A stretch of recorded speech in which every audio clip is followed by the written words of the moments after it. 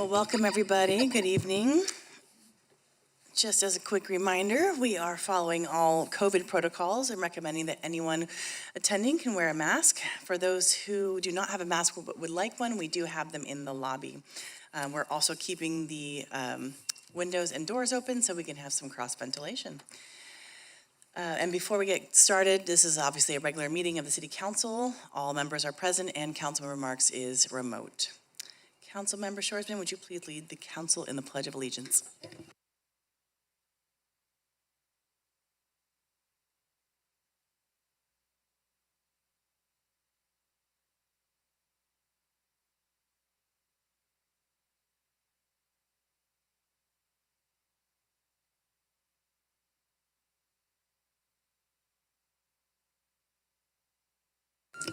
Thank you.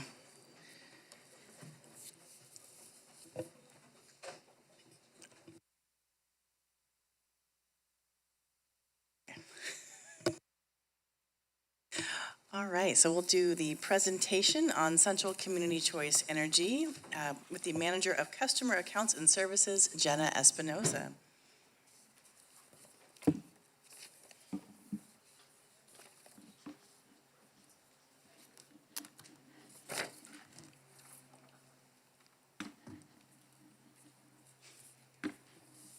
Sorry, I'm getting oriented with the mouse. No problem. Okay. Thank you. Good evening, everyone. Thank you for having me. Happy to be here tonight. I will be sharing our annual report on Central Coast Community Energy with you tonight. So I know that those of you on the council are very familiar with our agency, but we have a full house tonight. So forgive me while I share the backstory with everyone that's here. So Central Coast Community Energy is a community choice aggregator, which means that city and county agencies across the Central Coast have come together to aggregate their purchasing power of electricity and provide clean and renewable energy to the community. And this model started in 2010 in Marin and now serves over 11 million customers in the state of California. About 50% of Californians are served by local community choice agencies.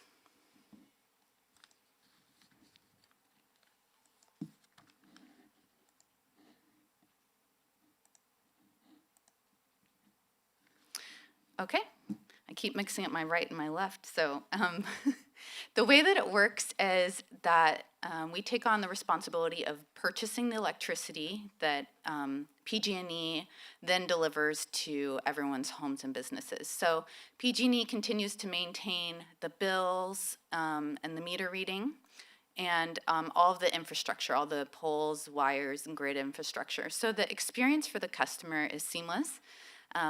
Sometimes customers don't even realize that they are being served by us because we're simply a line item on the PG&E bill, but we do a lot of partnership with them on the back end to create that experience for customers, and they're shared customers of ours. And so our role is procuring the electricity, and we don't just go out on the market and buy the exact same electricity that PG&E would buy. I'm going to talk about that. So our goal is to bring new clean and renewable energy projects onto the grid. This is the communities that we serve, 33 cities and counties, county agencies. And I'm happy to share that the city of Atascadero will be joining us in about a year and a half.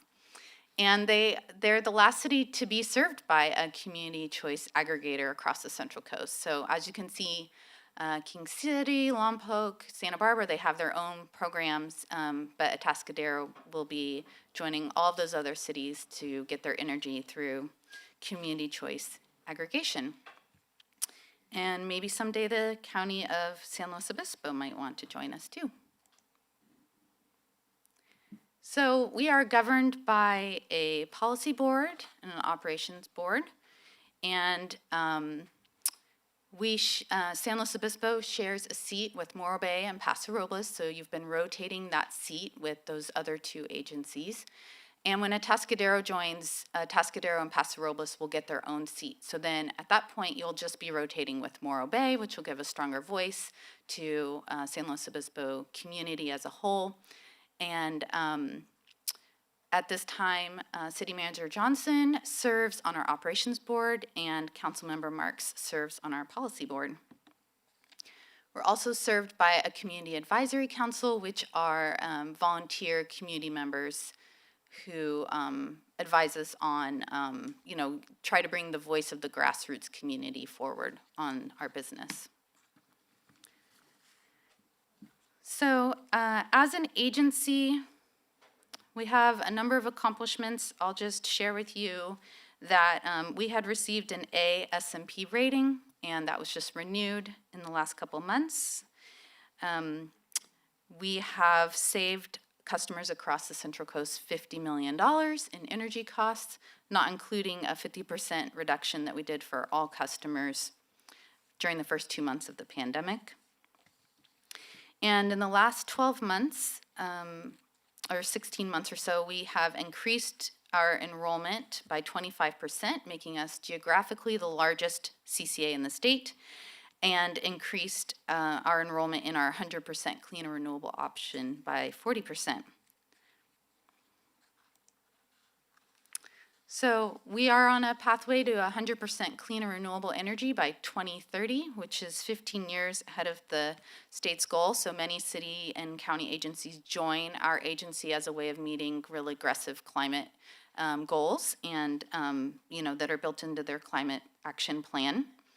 And so to secure that energy, we have entered into purchase agreements for over $1 billion in solar plus storage contracts since 2018, including executing 14 contracts that will get us to 60% clean renewable energy in the next 3 years.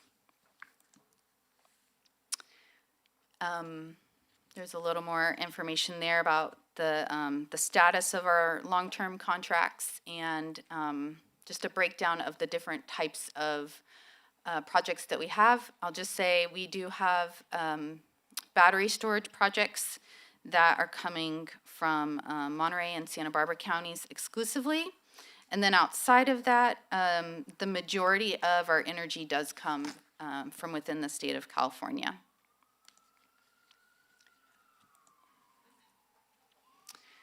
One big change that we went through as an agency is we changed the way that our rates are structured in March of this year.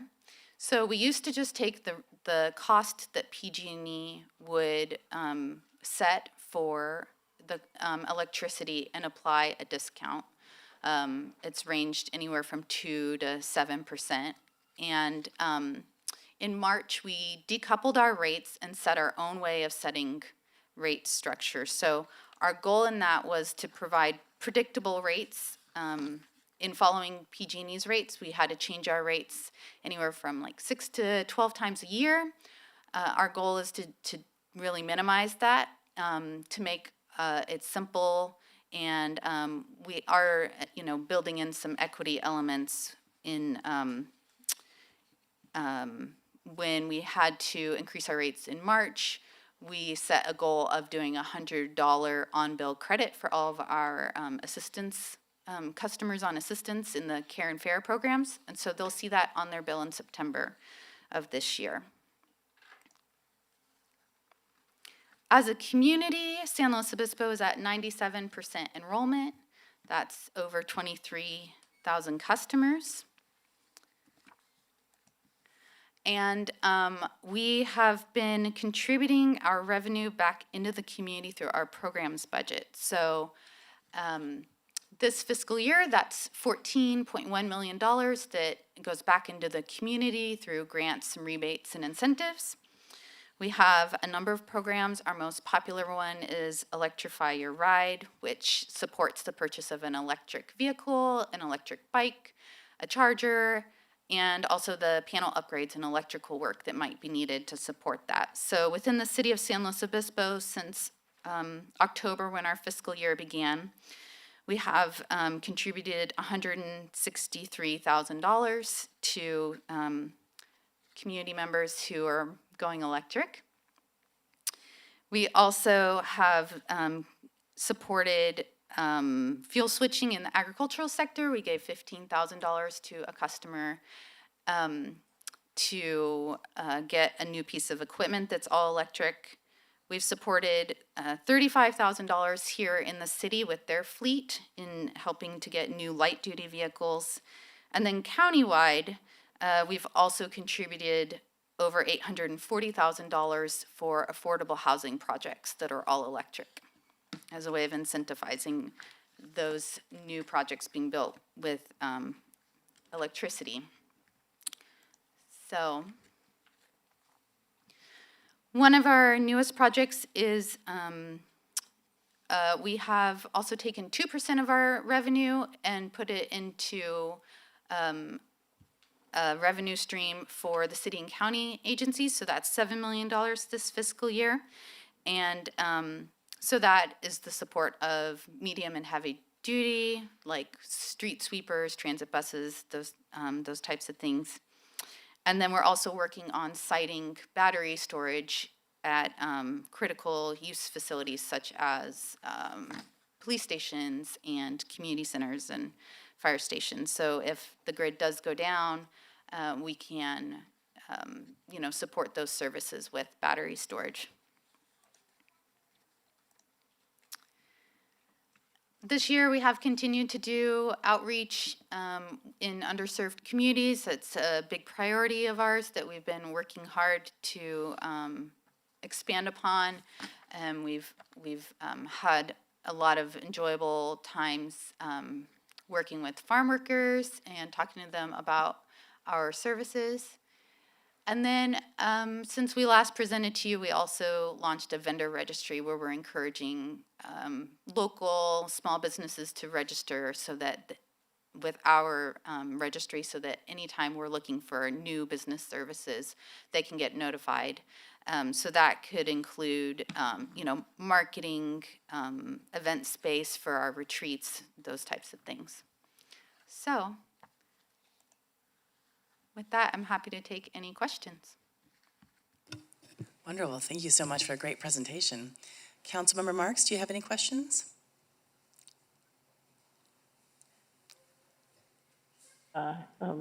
Pleased with your presentation, Jenna Espinoza, and I don't have any questions at this time. It's a very challenging area, and the policy board is actively involved. So thank you. Thank you, Councilmember Marks. Any of my colleagues have any questions? Okay, well, wonderful, and thank you for the outreach for different groups that don't usually get that outreach, so thank you for making an extra effort on that.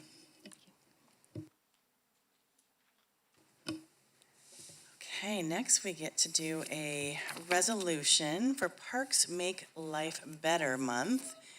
And I'll go ahead and read this, and then we'll bring up our attendees. I think Greg, I saw him earlier. Oh, there you are.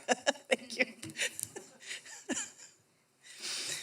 Okay, so whereas Parks and Recreation creates memorable experiences through sports, essential childcare, senior activities, adult programs, enrichment activities, community building events, and beyond.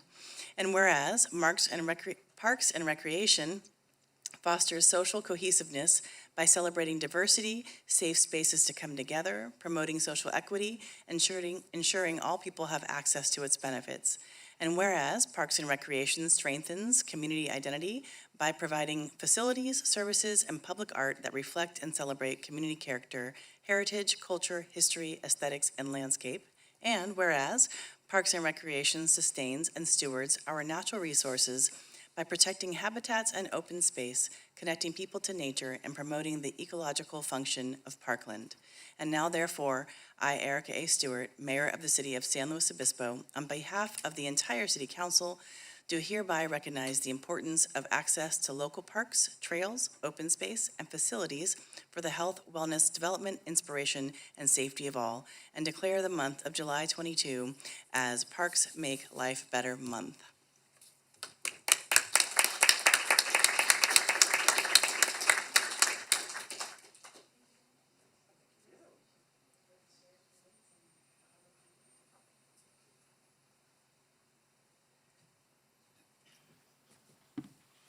Great. Thank you very much, Mayor, council members. It's an honor to be up here representing our department. Again, July is a national recognized Parks and Recreation Month. Our staff have worked tirelessly over the last 2.5 years during the pandemic and are very excited this summer to be at full programming, and we've actually been able to expand and offer new programs. So without the support of our community members participating in all of our programs and our facilities, as well as the city leadership, it's an honor to be up here to recognize our team and get a recognition from the council. And I just want to kind of point out some of our staff who might be in the audience. If you just stand up, I'll have to embarrass them. They're Parks and Rec people, but most of them have been working tirelessly. We have a few in the back there and our rec managers as well. So thank you very much. We appreciate it.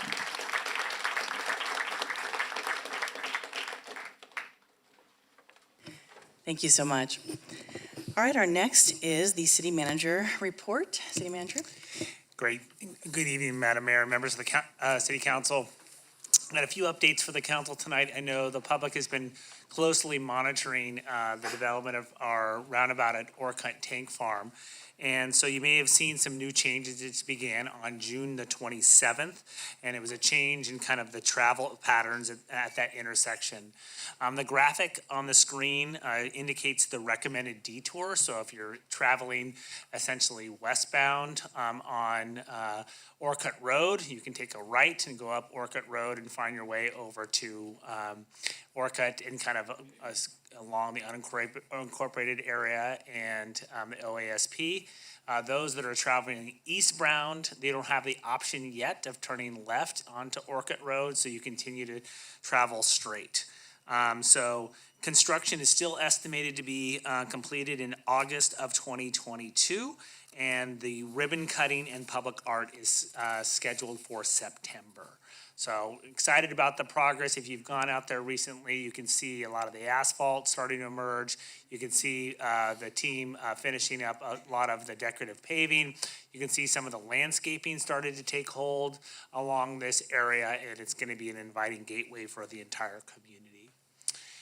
Next slide. So speaking of some work that's happening, so the city's urban forestry program, which manages 14,000 trees, that make up the entire urban forest. We're doing a lot of work to keep it healthy and vibrant as part of our climate action plan. And so that doesn't only mean planting new trees, but it also means maintaining and watering the trees that we have. And watering is particularly important during times of drought. So we do have some scheduled work that's happening in our downtown. We've been trying to increase the frequency of work in the downtown. The ficus trees grow rather rapidly. If not maintained, they can become a hazard, and we're trying to bring some light into the downtown. And so you'll see some work zones and some communications will be coming out from our Public Works Department. We'll see some intermittent lane closures. So you've already seen some on Higuera Street, where there's been a fair amount of trimming happening in the early mornings from 7 a.m. to 11 a.m. Higuera closures will happen through on July 18th. Then we'll move over to Marsh Street from July 18th to the 22nd, and then Monterey Street from July 25th to the 27th, and then Choro Street from August 1st to the 3rd. And so there won't be a quiz. You don't need to memorize those dates. We'll be putting those out for everyone, and so that everyone has full awareness of what's happening in our community. Switching, and I wanted just to, and this is something that I thought we were done with if we go to our next slide, but I want to just talk a little bit about the COVID numbers because I think it's on people's minds. I think that you may have saw some recent reports from the County Public Health Department to continue to do what you can to limit the spread. So the county reports out data once a week on Wednesdays. Last week, the county continued to see a downtick in cases. Countywide, there was 445 new cases in the previous week, with 67 of those in the city of San Luis Obispo. This does not include, of course, the positive at-home test results, only results from the PCR test in SLO County. Unfortunately, there were 2 more deaths. The 14-day average daily case count was at 73, down from 109.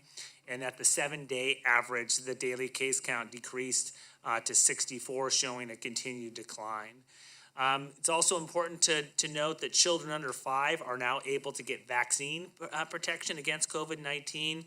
And while supplies are currently limited, this new smaller doses are available at some pharmacies and pediatricians' offices, and so you'll want to call ahead to make an appointment.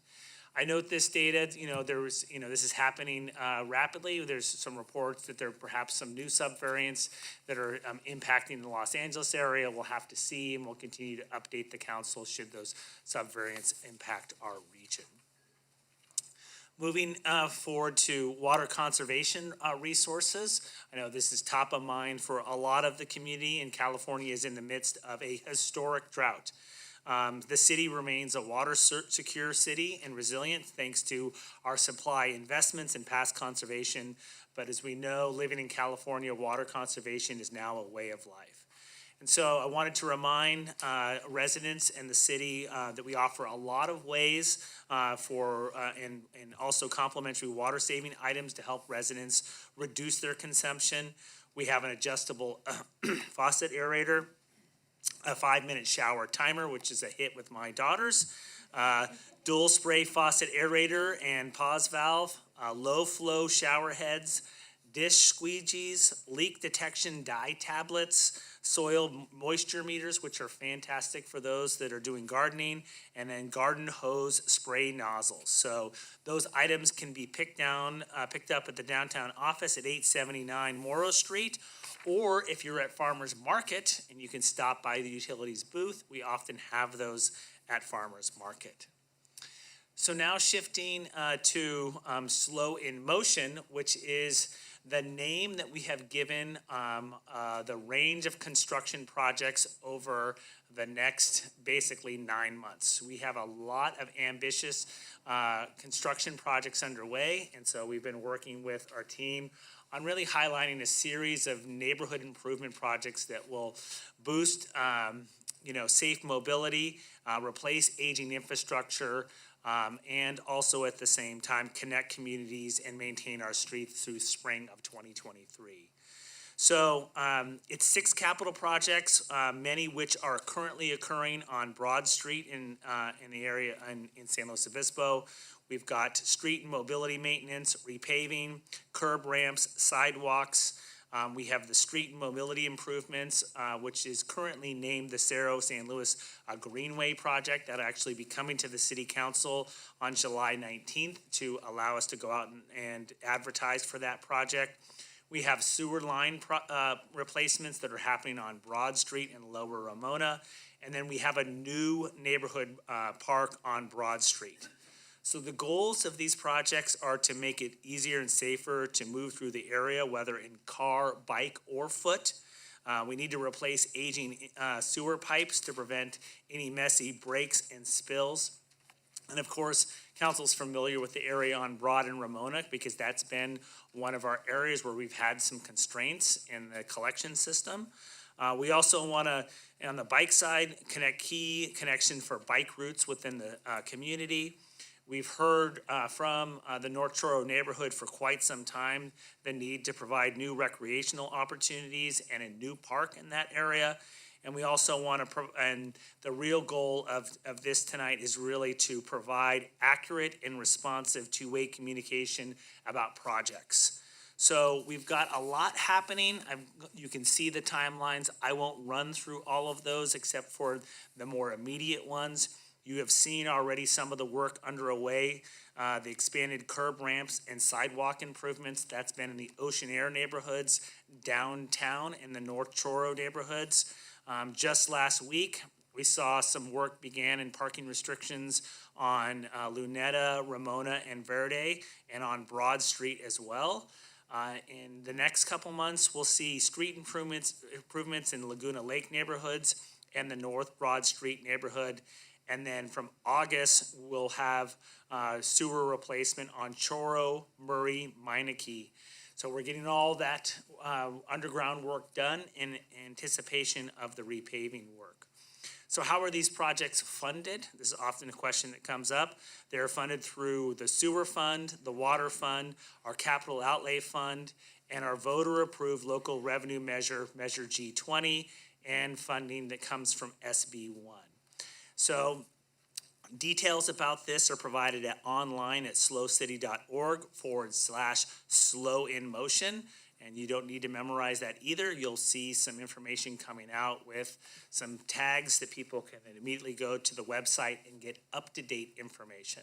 So this is a high-level communication tonight. We're not intending for the council to absorb all of this. There'll be postcards and other information that will be going out to the community.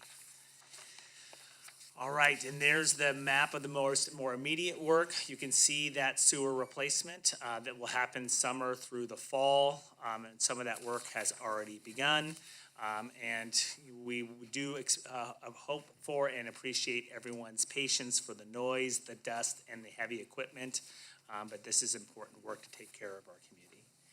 And so with that, I'm going to invite Bea Makakau, our DEI manager, to come forward and talk a little bit about our speaker series, and then to update the council on our diversity, equity, inclusion, high-impact grants.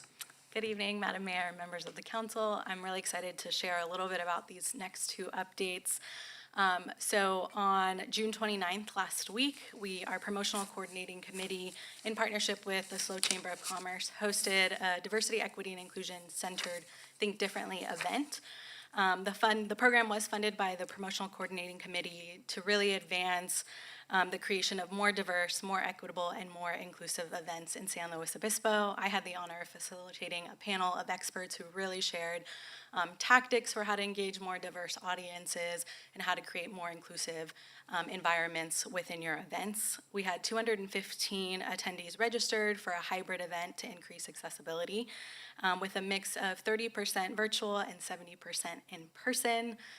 I was on a walk just today in downtown for a meeting and had a member of the public pull me aside and let me know how impactful and engaging the event was.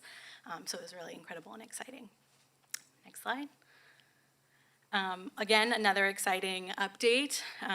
We are announcing our availability for funding for our high-impact diversity, equity, and inclusion grants. We're accepting applications starting today through August 31st.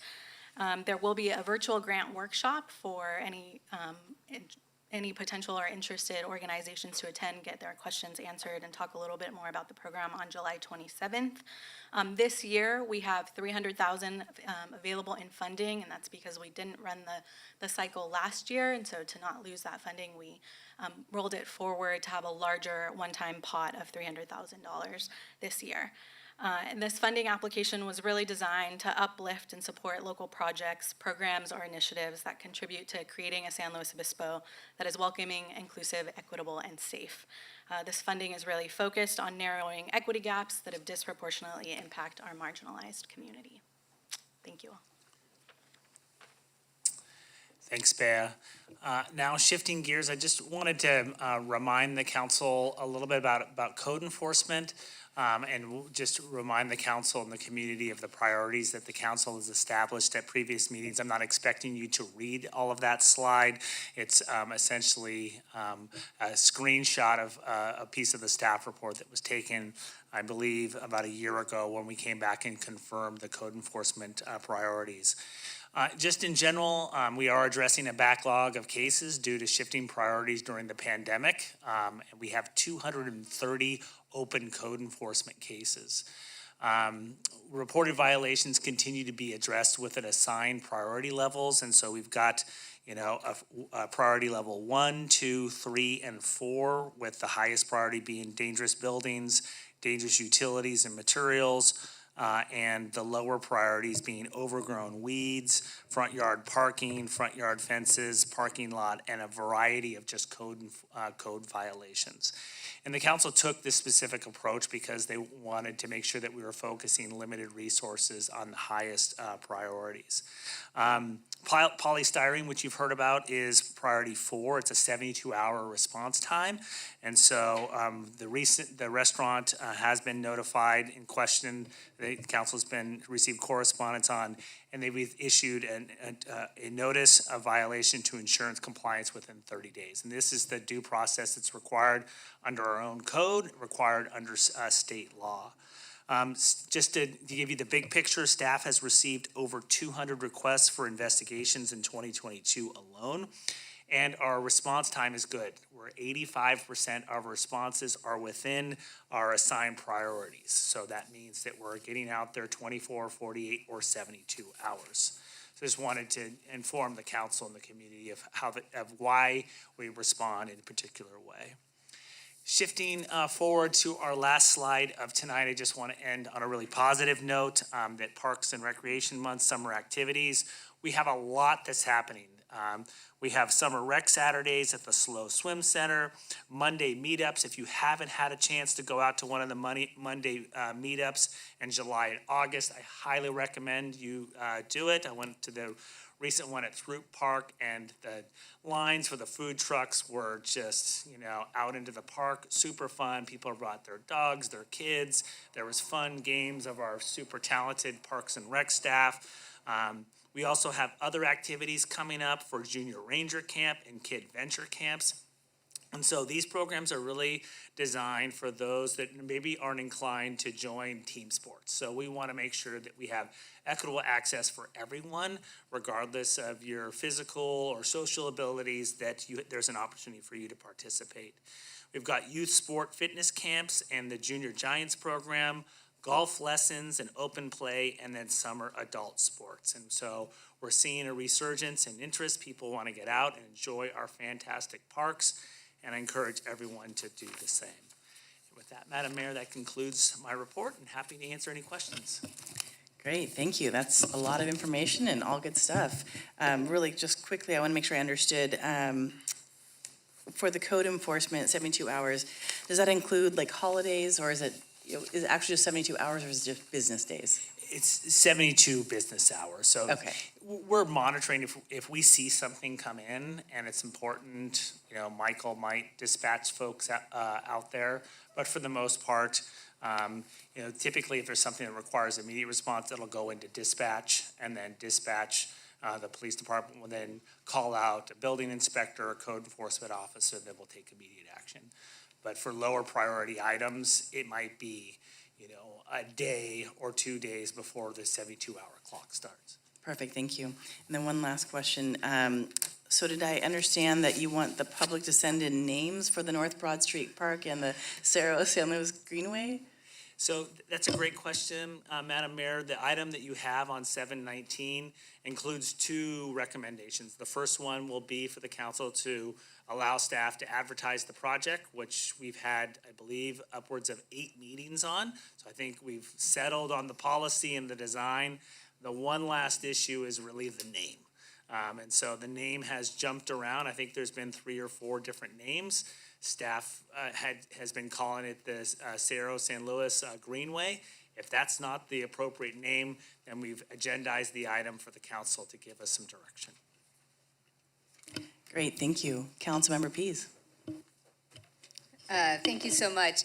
And City Manager, could you also clarify on the styrofoam issue? I know that when folks wrote in and with concerns about that, that a new restaurant opened with styrofoam, there was a response that we're going to try to improve the education so that a new business would know, and maybe existing businesses would be reminded, or what's the process for getting the word out about our current ordinance? Great question. I had a good conversation with the mayor earlier today about this, about, what is the appropriate level of information to share with new businesses that come in? Because there's a myriad of, we don't want to give them the municipal code and say, here you go, here's all the things you have to comply with. So what we are kicking around is the idea that when they sign up for the trash service, are we then providing them information on recycling, organics, and at the same time reminding people of any local prohibitions, because some of these corporations that operate in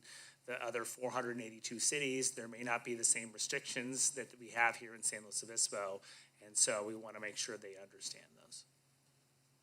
Thank you. Okay, seeing no other questions, we will move forward. Thank you so much. Oh, sorry. Councilmember Marks, do you have any questions for the city manager?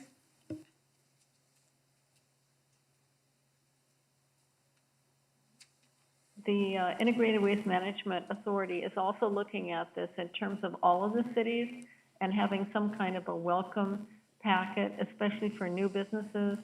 But in the enforcement actually is the responsibility of the jurisdictions, but the main mission of the Integrated Waste Management Authority is education. And so I think it's going to be a great partnership, and we really need to make sure that these, especially the restaurants, aren't in any way surprised when they open up business in our county and in our city. So thank you. Thank you so much, Councilmember Marks. Okay, next is public comment for items not on the agenda. I have 4 people right now, and if you still wish to put in some public comment, you still have time, so you can send in your yellow slip of paper to the city clerk. First, I have Fred Starbuck, and then after that will be Fitzgerald Kelly.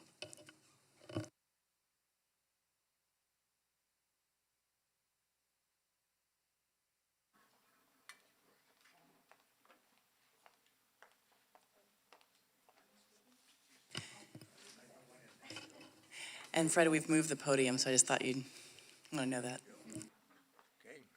Greetings, my name is Fred Starbuck, and I've seen you folks before, and once again, I'd like to commend you for taking on the difficult job of managing a city. Oh my gosh, I don't know why anyone would want to do that, but thank you for that.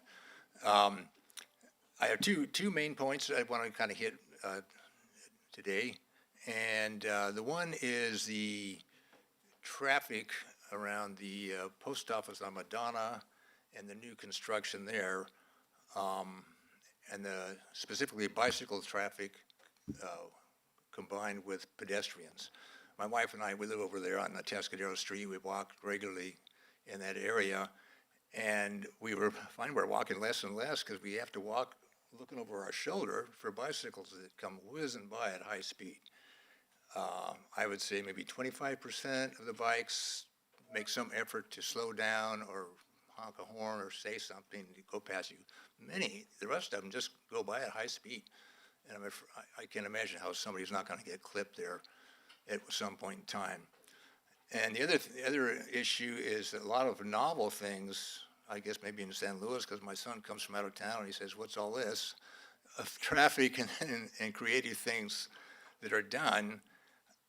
I see people are confused as to how to operate. They see new things to do, and it's good to move forward, of course, and make improvements. But the good old KISS principle, keep it simple, silly, is not bad. Simple and consistent, so there's no surprises. People know how to operate. I see them doing a lot of strange things that don't really work well with a lot of these new things. Anyway, so any future design might keep that in mind.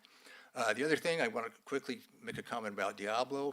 My background is in aircraft maintenance. I was 3 years in the Navy in uniform and in aviation, 9 years as a certified FAA mechanic on my own, 27 years with the Air Force as a civilian doing aircraft maintenance. Very controlled situations and high standards.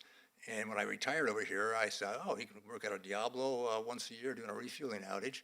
So I went out there, and I was really kind of blown away at what a high standard and how professional they are. So I'd just like you all to know, from my experience, I'm not paid to do this, although I do work out there occasionally. But at some time, I'm going to quit working anywhere. But it's really high standards and well done. So I should be comforted that they do things well. They have lots of redundancy. The individuals, they go out in the field and work, coach each other.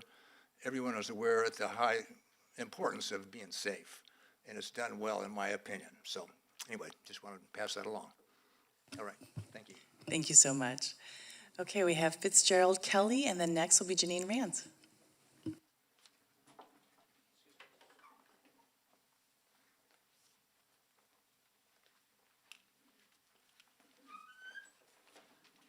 Hi, my name is Fitzgerald Kelly, and I live on Bouchon Street. And one of the things that has really concerned a lot of people now is the growth of the city. And it seems as if it's unrestrained growth. So at this point, the traffic is quite a bit more congested.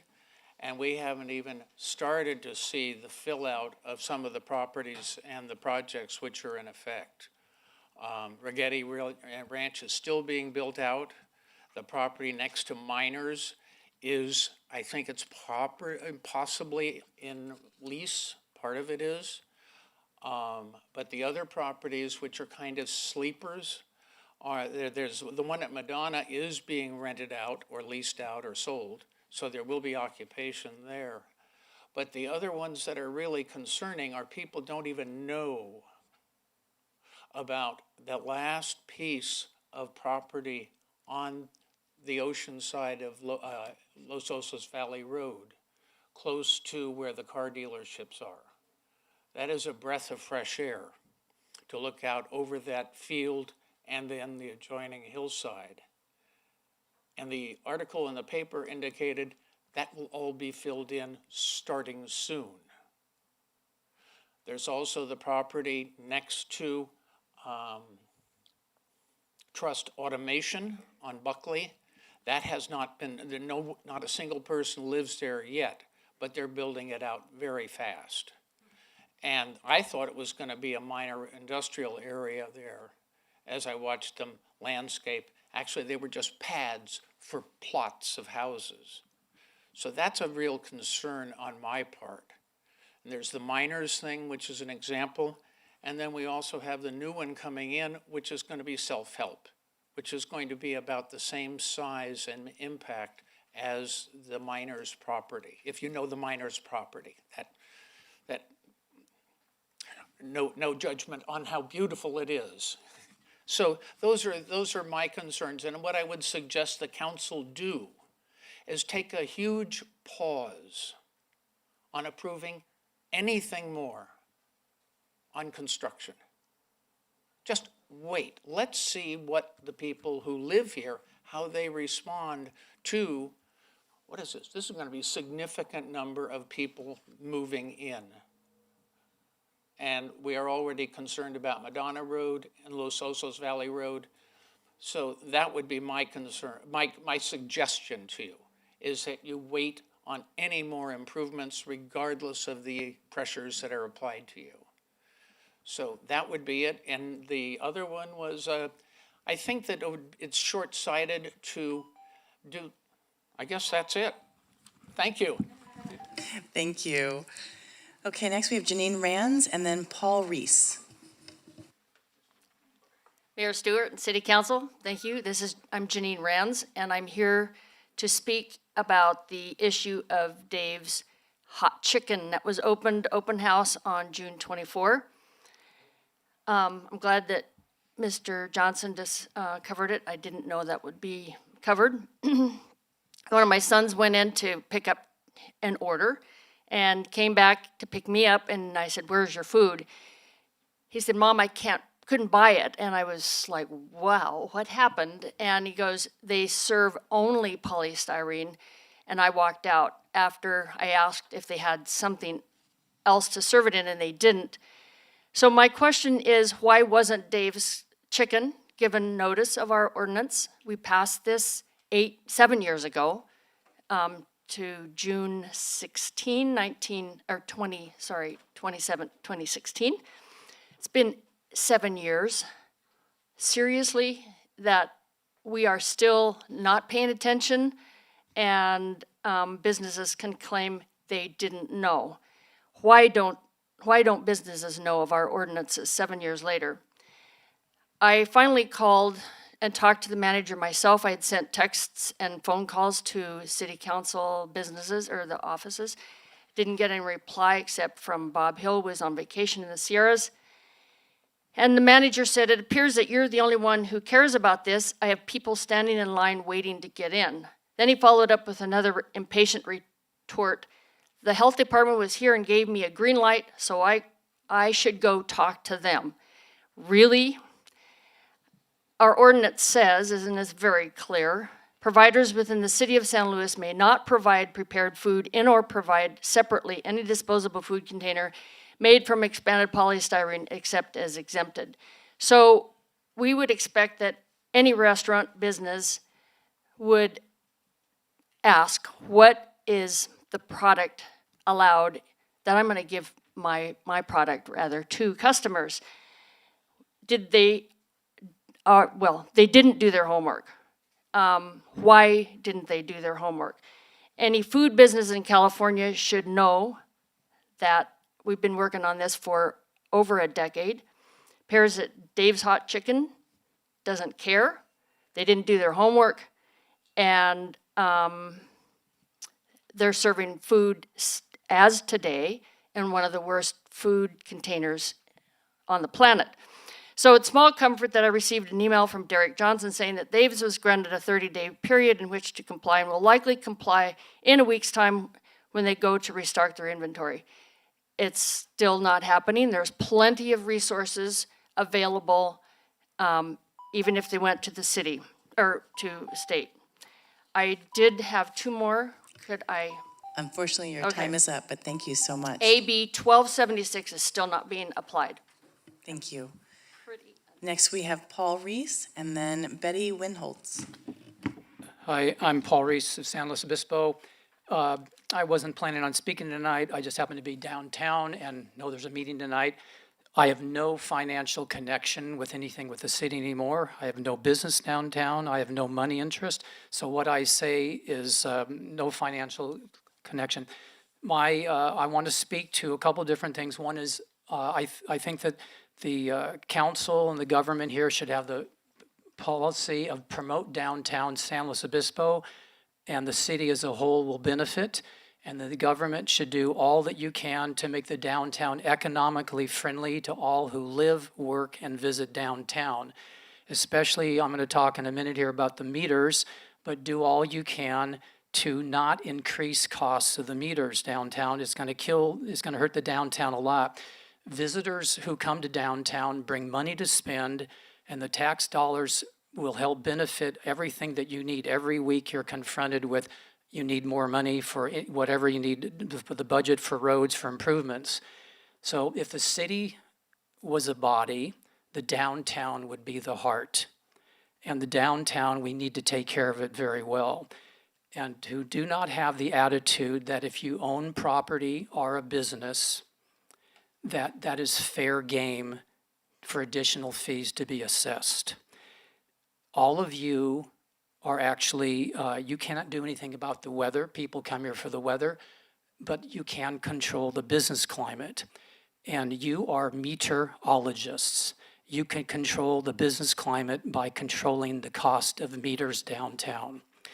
And if you control the meter rates, you'll help make it. I was at a store downtown today, and the employees were talking about how expensive it is for them as employees to be paying for parking meters, something I hadn't considered. More the visitors told me, so, and a minute ago, Derek Johnson talked about all the costs of all these improvements, and again, all of you are confronted here with that too, is that it's been shown economically that if you can bring money in from the visitors to come here, then they make purchases, they go to restaurants, and all the transient occupancy tax, it goes to do all the things that we need the city to do, whether it's to buy open space more, to pay for staff, to make things better. Do whatever you can. And again, like I said, I have no financial interest in this. I've been here more than 40 years, and I want to make sure that we just don't automatically have a knee-jerk reaction. We're just going to jack up the costs of meters all the time.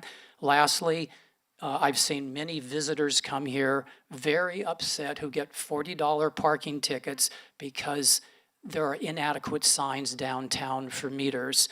If you took away all the meters, it has the appearance that it's free. The kiosks are not adequate enough, especially at nighttime. Thank you. Thank you so much. Okay, next we have Betty Winholtz. And if anyone else has a public comment for something not on the agenda, this is the time to get in your yellow card. Hi, my name's Betty Winholtz. I'm actually from Morro Bay. So it's entertaining for me to see how another city runs their city council meetings. It's refreshing, if I might be so bold. Your previous speakers actually touched on some things I wanted to speak to you about as well. As a resident of Morro Bay, 36 years, I've been coming to San Luis to shop, to eat, to see doctors and all those kinds of things. It's becoming, and I will say since reopening after the pandemic, it's been very difficult. I don't like coming here. My friends don't like coming here. We go to Atascadero. Because of your parking meters, because of your removal of signs, we don't know where to go, what to do. The gentleman that talked about the increase in traffic on LOVR and Madonna and Broad and everywhere, I think that other gentleman had a really good idea. You just need a pause. Things are so growing, so fast, you're changing things so rapidly, we don't feel comfortable coming here. Now, if your focus is tourists and that's all, that's great, but it used to be that you would like people from other towns to come here. And I'm hoping you would still want us to come here. But when I saw, going to the Palm Theater, that there's no person in the parking structure, I have to have a credit card or I can't go see a movie because I can't go into the parking structure because they don't accept cash. So since pandemic, you've changed some things, and those of us who don't live on credit, we still want to come here and shop and spend our money, but you've made it almost impossible. So I don't know that you need to hear this, but I don't think I'm unique. I think I've talked to a lot of people from other cities, and I think you need some feedback on how the rest of your sister cities' residents are feeling about not coming here anymore. Thanks. Thank you so much. City Clerk, any other comments? No, there are not. Okay, great. There are so many things that were in these public comments I thought you might want to respond to, or maybe Mr. Horn? Sure. Thank you, Madam Mayor. Let's start off, I just encourage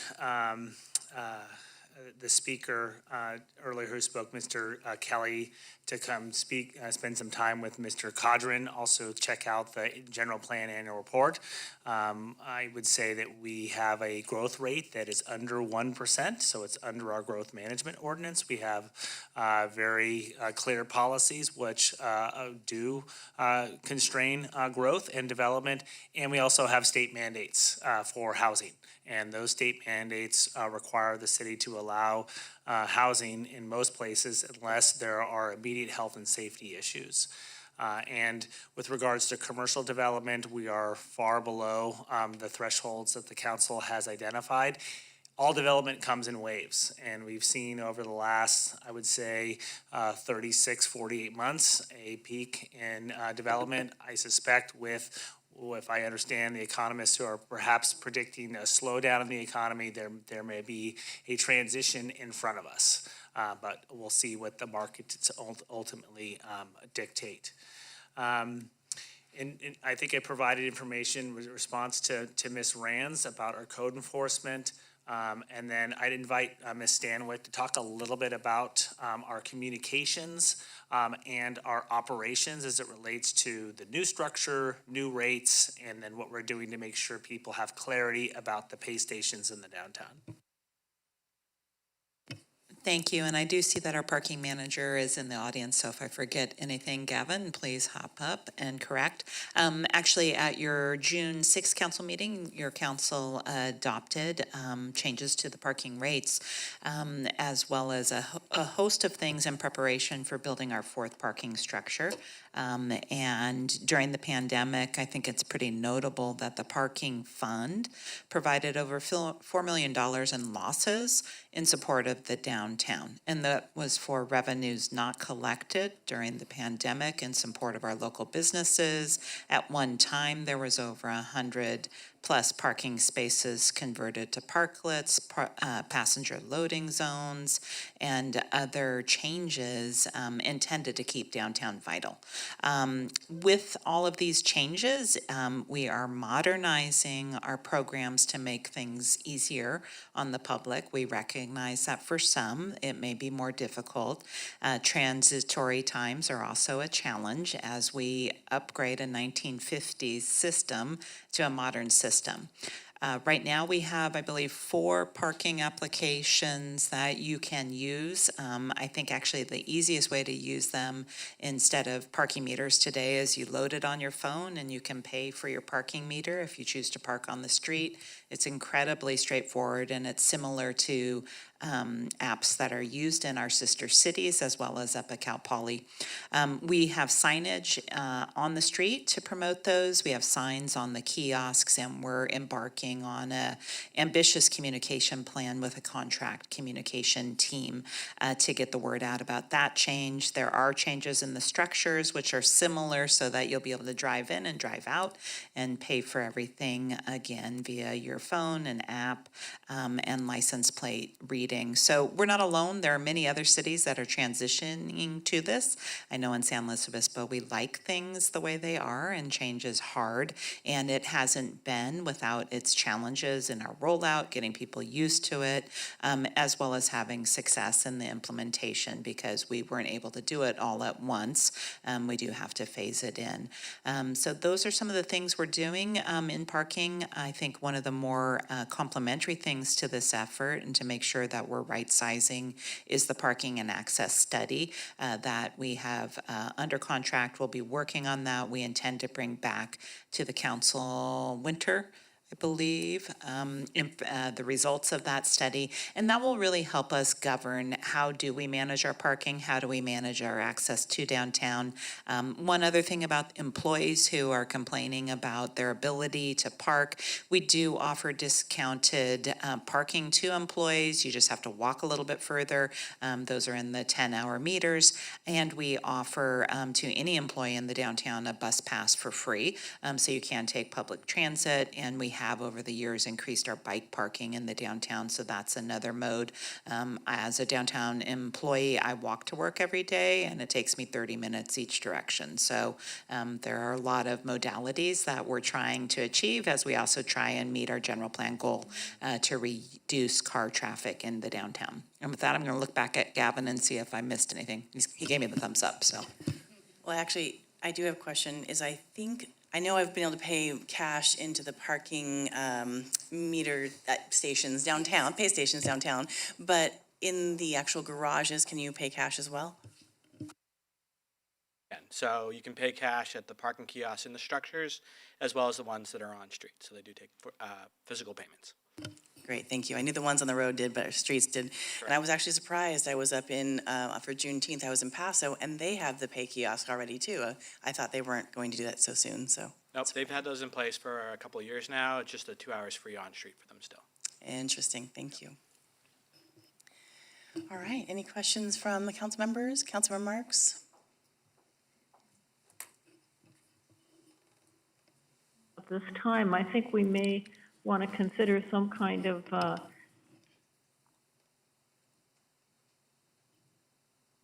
the kiosks are maybe arrows pointing toward them or something like that, for especially people who are from out of the area or from other cities who just don't really understand what they're supposed to do. So I'm glad we're working on that. Thank you.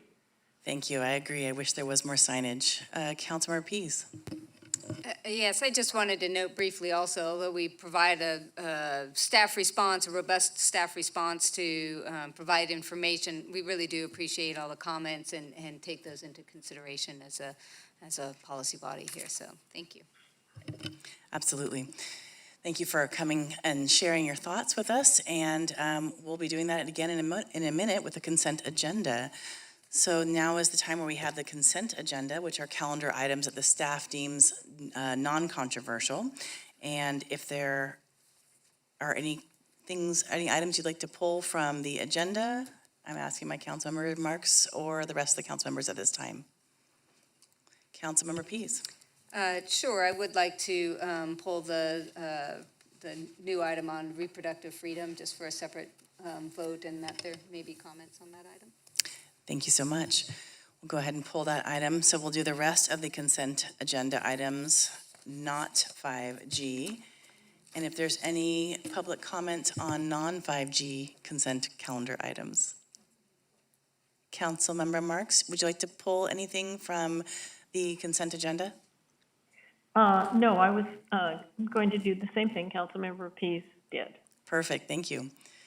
Okay. I'd like to move the rest of the consent agenda when the time is right. Thank you. Perfect. We can take that time right now. I'll take that. Is there a second? I'll second. Wonderful. There are no public comments, so City Clerk, will you please call the roll? Councilmember Marks?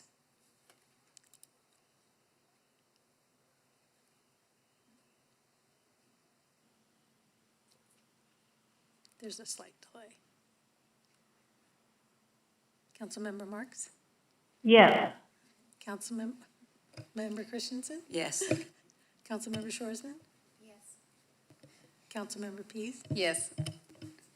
Mayor Stewart? Yes. And the consent agenda, short of 5G, passes 5-0. All right, so next we'll have discussion on consent item 5G. If you are here and you have public comment for the reproductive rights resolution, now is the time to get your public comment into City Clerk. And at this time, we have 3 people who will comment on it. Just 1 second.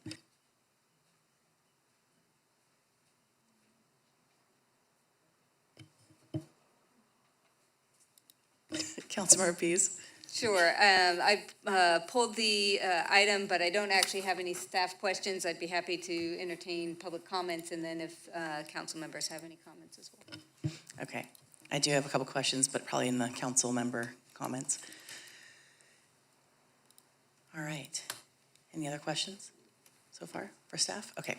We'll move forward to public comment. I have Emily Francis and then Miriam Shaw.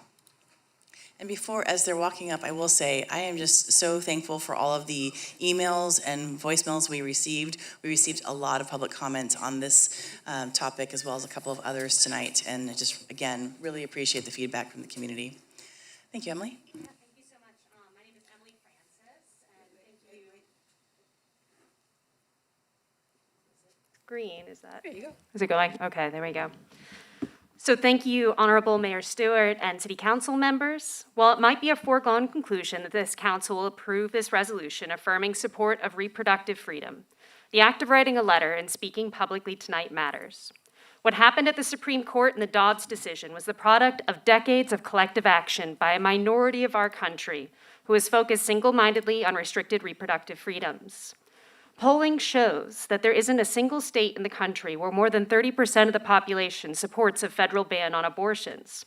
Regardless, there are those who are denying the popular will of the people. And as we all know, this decision will fall hardest on the poorest in our country.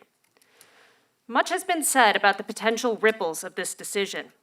Justice Thomas's consenting opinion in the Dobbs case makes reference to Obergefell and Griswold, and makes clear that the elimination of federal protection of abortion rights is not the end of this story. As a student and teacher of history, we have seen this play out before with the slow chiseling of rights leading to a sense of hopelessness and self-censorship from a people who become exhausted by the constant threats to their ability to safely exist and make decisions that are best for themselves and their families. Because these decisions disproportionately target those who are already vulnerable and existing on the margins, it's imperative that those who can speak up and those who have power wield it in service of our neighbors who cannot. So showing up matters, but so does maintaining our commitment as members of this community. By passing this resolution, we demonstrate to our neighbors that we believe in their rights and will actively work to protect and codify those rights in whatever capacity we can. Thank you for prioritizing reproductive freedom this evening and using your power to stand up for human rights. Thank you so much. Thank you so much. Next was Miriam Shaw and then Rita Casaverde.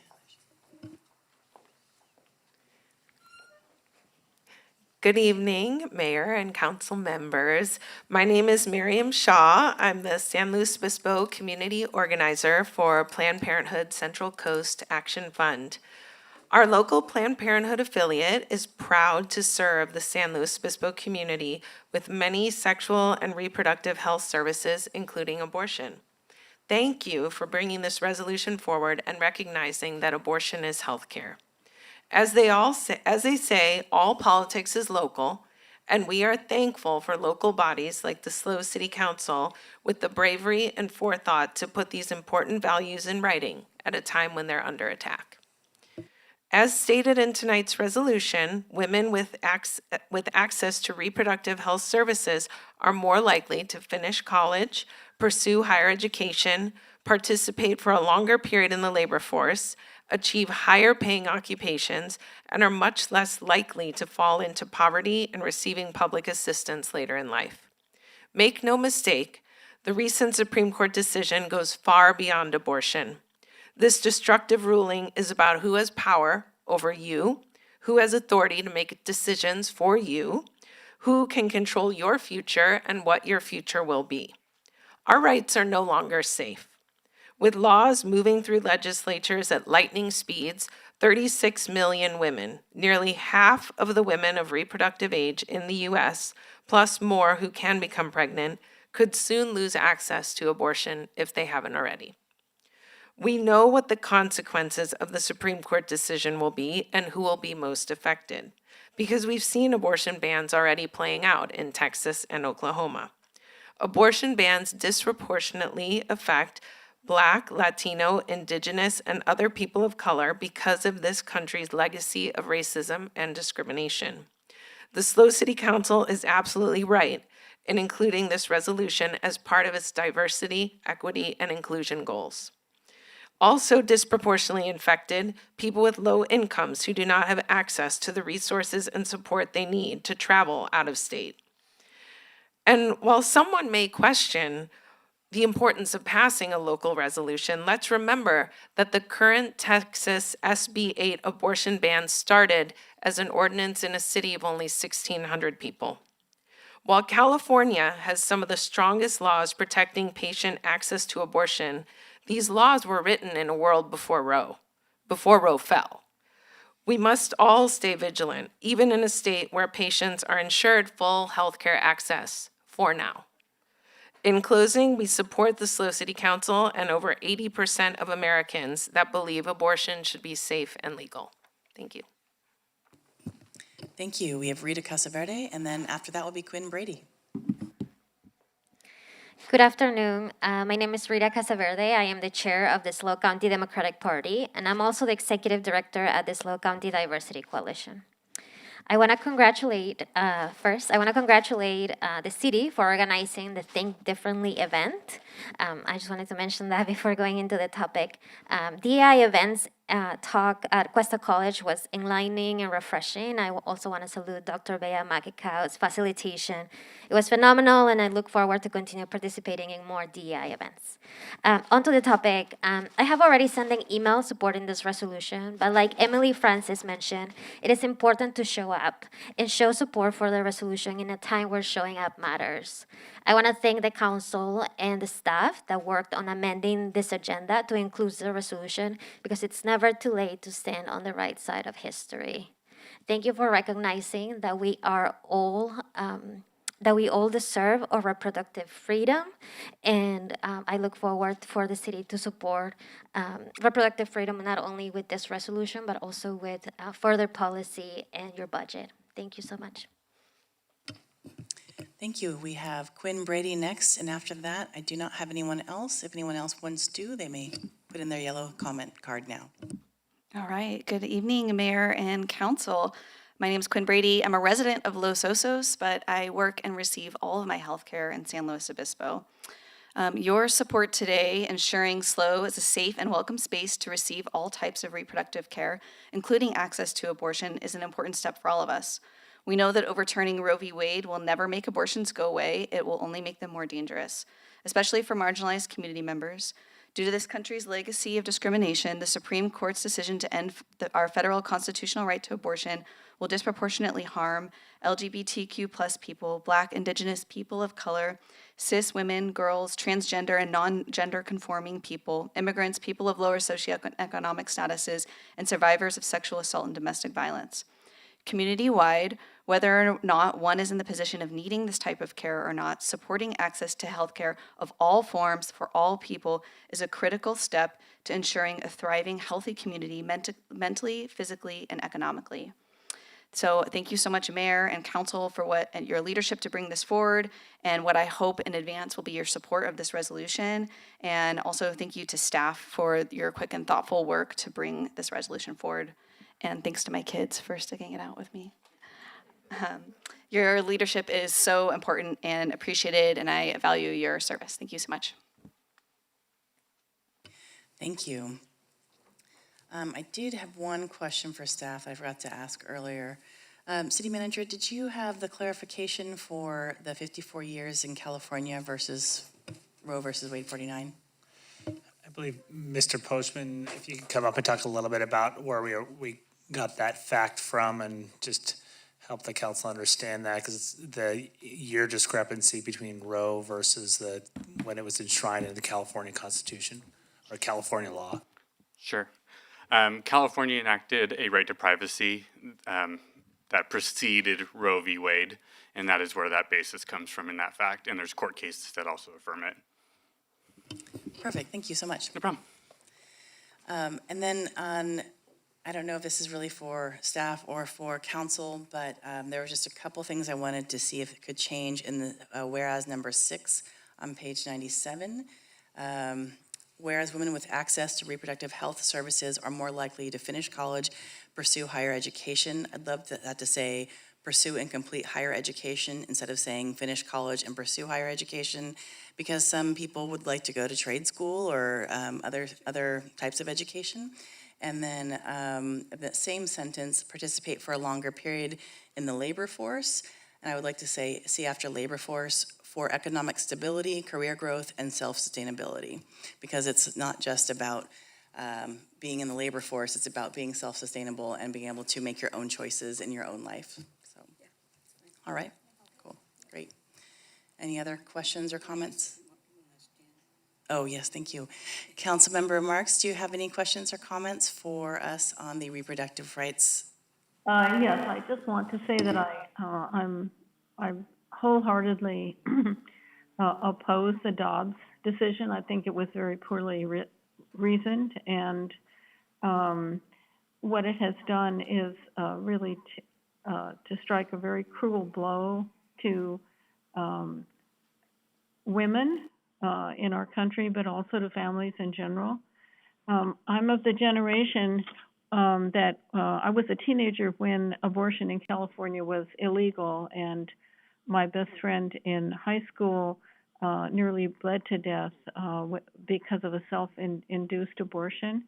And luckily she survived, but it affected her whole life. The fact that she wasn't able to get decent medical care in that very difficult life situation. You know, I do think it is significant for us to take a stand, even though it may not be legally significant, but in terms of our regard for our community and our wish to stand solid with women of all ages. So thank you. Thank you, Councilmember Marks. I agree. I mean, I think the whole point of this is supporting and being, supporting the laws we have and being accessible. And personally, I will say that I also wholeheartedly agree on opposing Dobbs and the decision as to how it came about.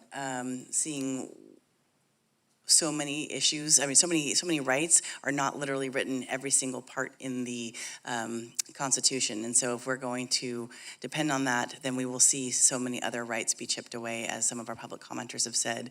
And as personally being someone who is a person of color, and my children are people of color, and I'm married to someone who is white, I continue to see rights being something that can be taken away when we're talking about the reasoning behind this one specific issue. So anyway, I just wanted to add that to that. And okay, I'd like to go ahead and make the motion with the few changes that I added to it. Is there a second? I'll second. Oh, beat me to it. Thank you, Councilmember Pease. Mayor Stewart, Yes. Councilmember Pease, Yes. Vice Mayor Christensen, Yes.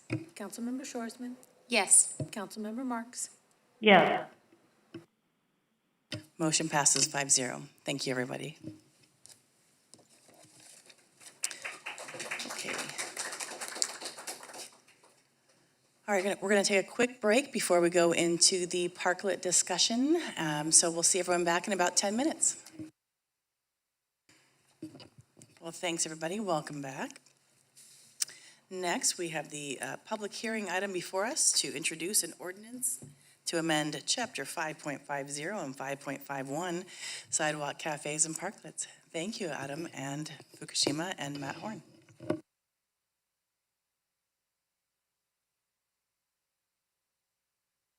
There you go.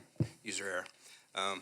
Hello, Madam Mayor, members of council, Matt Horn, Public Works Director, and greeted or met up here tonight with Adam Fukushima, our Active Transportation Manager, who have given the lion's share of the report tonight. If lion's share is the entire report, then yeah, that's what he'll be doing tonight.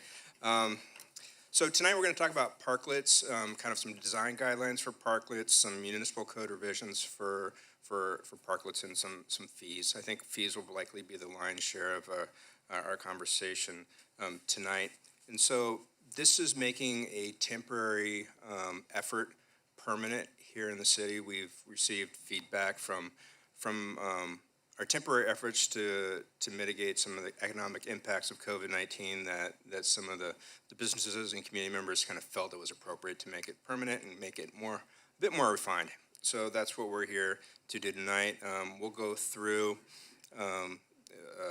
our public engagement process, talking points about the guide, eligibility, the design and operations of parklets, parklet fees, permitting, and what our plan currently is to transition from temporary to permanent parklets.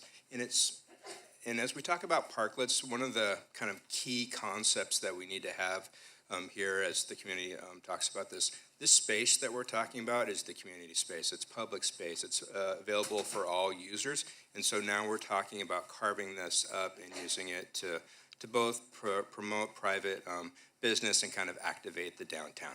So with that, I'll hand it off to Adam. Thank you so much, Matt. Good evening, Mayor, members of council. I'm really excited to bring this to you tonight. This has been the result of about a year's worth of work and working with the community, and so I'm really excited to bring this to you and get your input.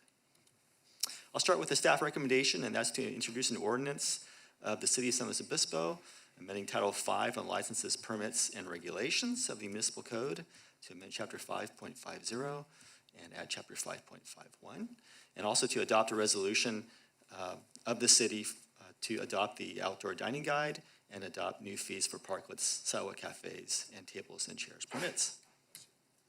Just a little bit of background to get us started. In May of 2020, council approved the initiation of the Open Slow program, and that was an umbrella program to provide a temporary program for economic response to COVID-19, and a big part of that was for parklets. And if you recall, some aspects of that program was there were no fees involved. The city also provided some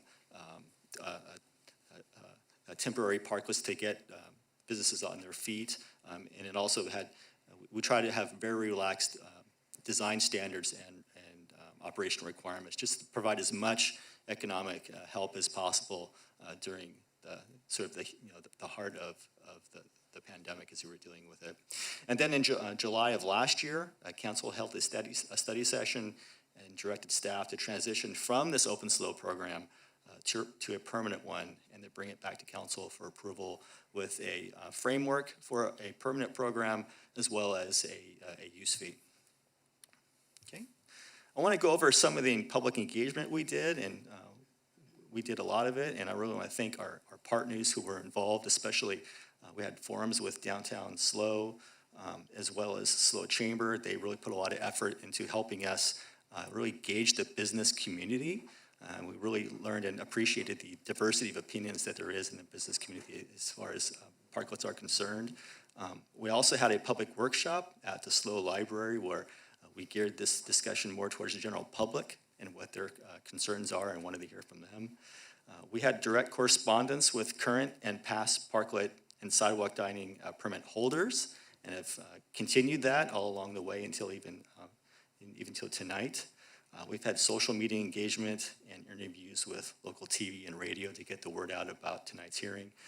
We had a meeting with the Active Transportation Committee to get their input on the outdoor dining guide within the purview of active transportation, and they provided some good feedback, which we've incorporated into the plan. into the guide, excuse me. We also had a open city hall page, which was a big part of the public engagement. We had over 200 visitors to that, and also 100 public statements. And I just wanted to briefly go over some of the feedback we got. About half were supportive of parklets for the public health benefits, as well as just the quality of life improvements and the promotion of goals in the active transportation plan, as well as the downtown concept plan. For the other half, the concerns that were expressed included, one, low activation. They expressed that if somebody's going to have a parklet that's on public right-of-way, that it really needs to be used on a regular basis and shouldn't be sitting idly.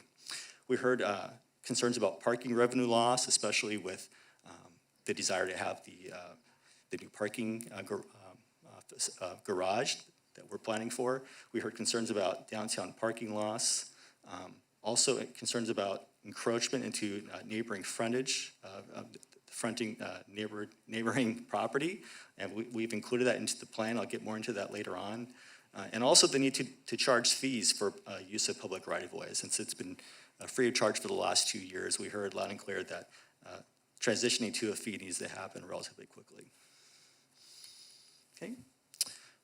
For the outdoor dining program, we put together just a set of goals, and we based these off of already adopted council policies to help guide the plan, as well as the design guidelines and operational requirements. And these include supporting local businesses, promoting vibrant and welcoming places, encouraging active transportation, showcasing the creativity of our city, supporting infrastructure improvements, and safety and equity. In putting together this program, we thought it would be helpful to have a one-stop guide for information on this program for all outdoor dining opportunities, including parklets, sidewalk cafes, and tables and chairs permits. We thought it'd be good to have the program goals, eligibility, the design, everything you need to know, soup to nuts, about applying for a parklet. We got a lot of input from other cities and other California cities that have done this already.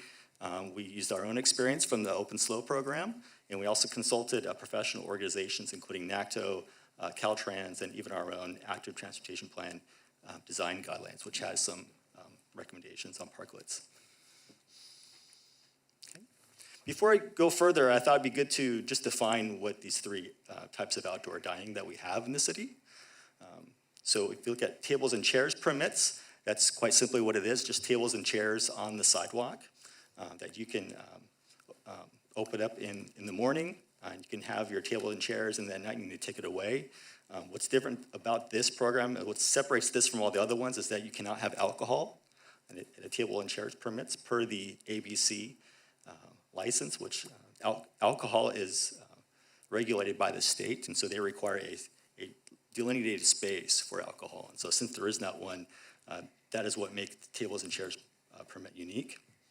Then there's the sidewalk cafe permit, and that is very similar to tables and chairs, but the only exception is that you have to have a permanent barrier around your sidewalk cafe area, and that allows you to apply for an ABC license, and also allows you to have certain things in the sidewalk area. You can store things overnight, such as your tables and chairs, and your any other accessories you have there, as long as they are fastened securely at night. And then we have parklets, which is what we're talking mostly about tonight. And this is the repurposing of a parking spot for temporary uses for outdoor dining. Okay. Who is eligible for parklets or sidewalk dining permits?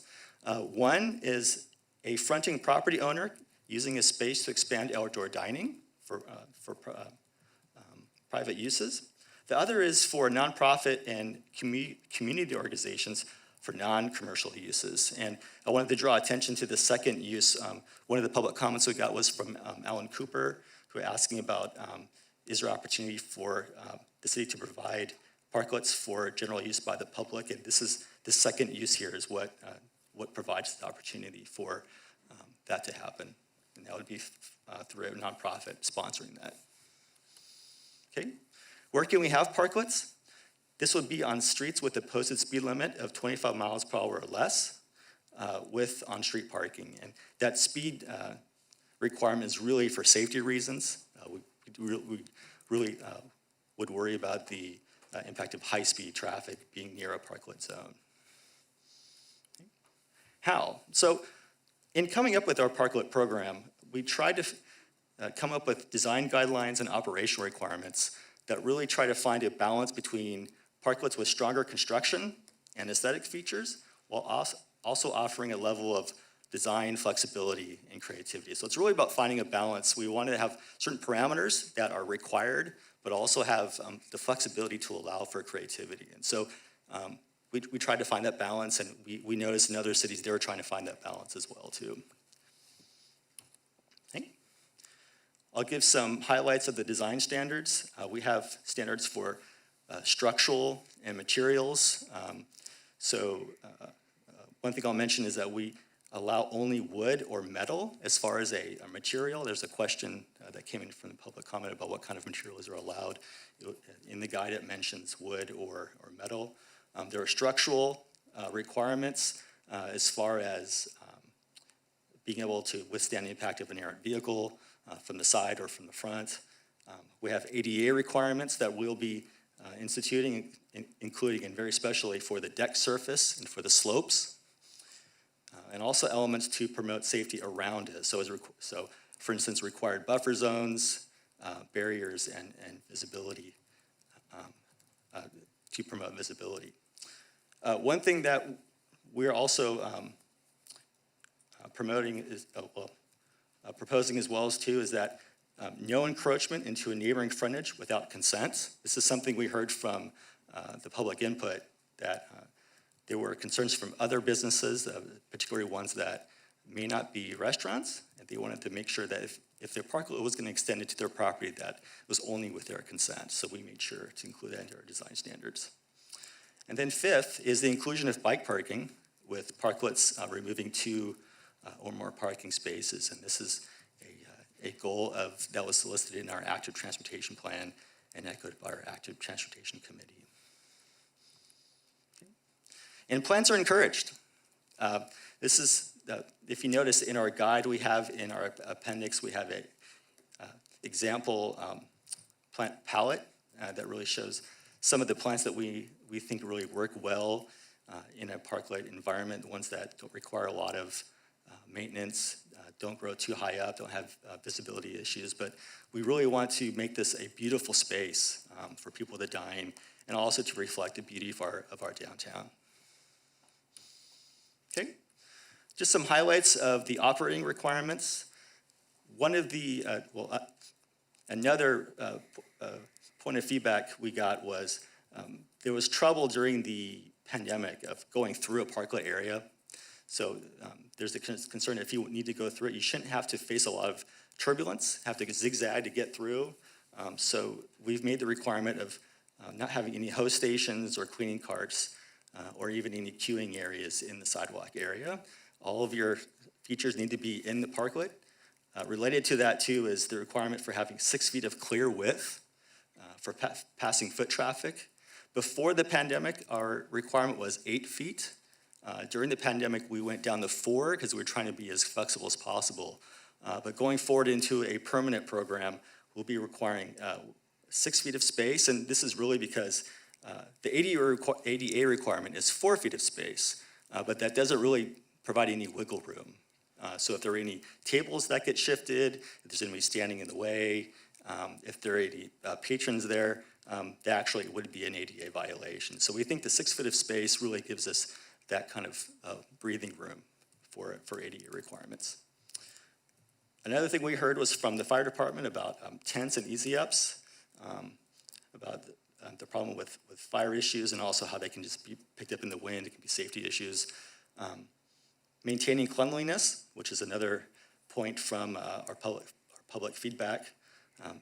Parklet areas need to be kept clean and also be incorporated into the design. So we have recommended that any parklet use a type of surface that you can pick up some of the some of the slats and do some cleaning in there if you need to get in there and clean it out easily.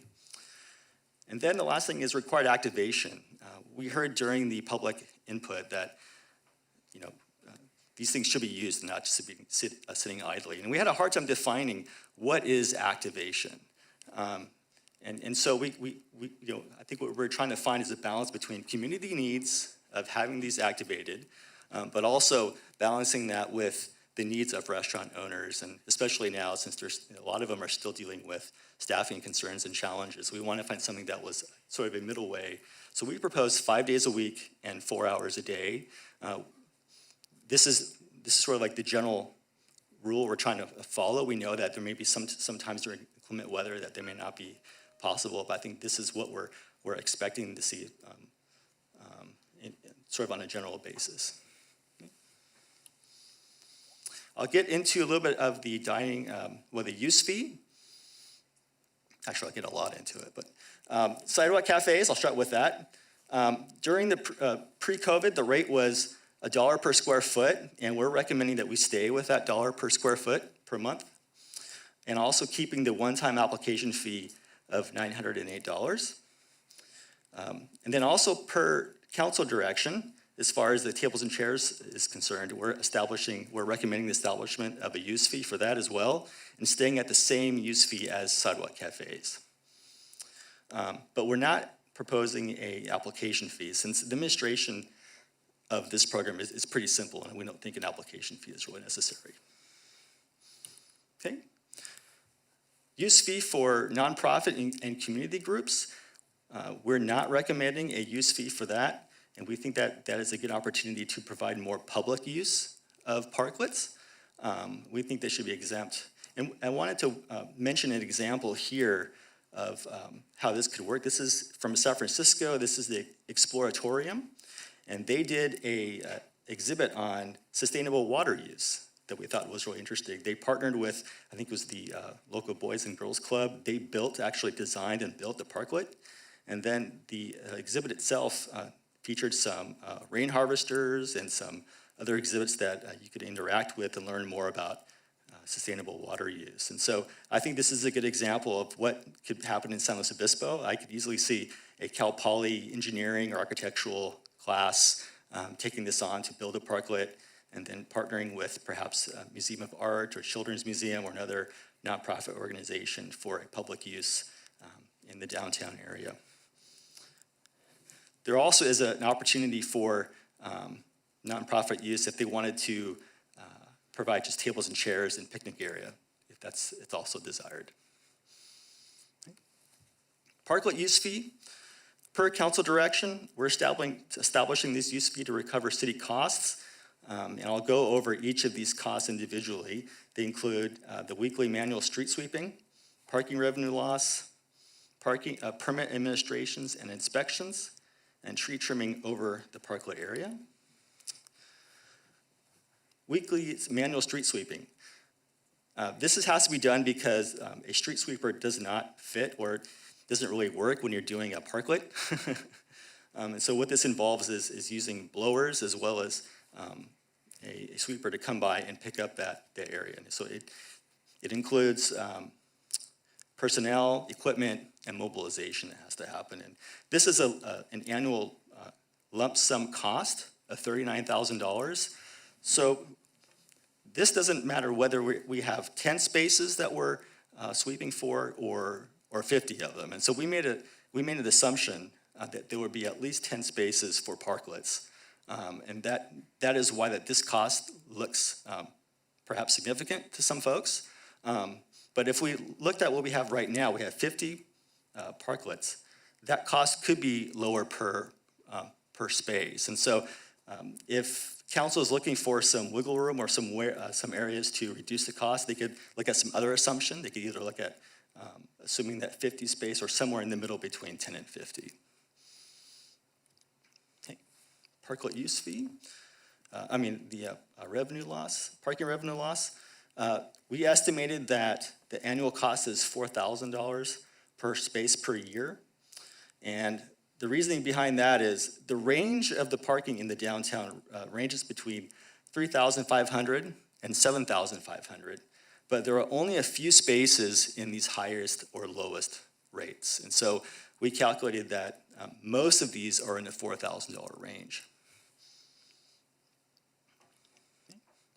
Permit administration and inspections, we estimated that at least 10 hours per year would be needed for ongoing permit administration, just doing inspections and just coordinating with various departments to make sure they're in compliance, at an annual cost of $500 per year. And then tree trimming over parklet areas. This fee includes the use of a boom truck with crane to trim the trees. So like, we have to use this special equipment just to make sure that we don't damage the parklet. So that when we trim these trees, which have, especially if they're larger trees, branches, they can fall and hurt the parklet. So we have to use this special broom truck in order to do this work. And so this cost is over and above the normal cost incurred to trim trees. And that cost is estimated at $310 annually. And we made an assumption of 1 tree per parklet. And so in the downtown, there are many trees, but we also know that there are some areas that may have no trees and some areas that may have multiple trees. And so we made the assumption that each parklet would have 1 tree per parklet for this cost. Okay.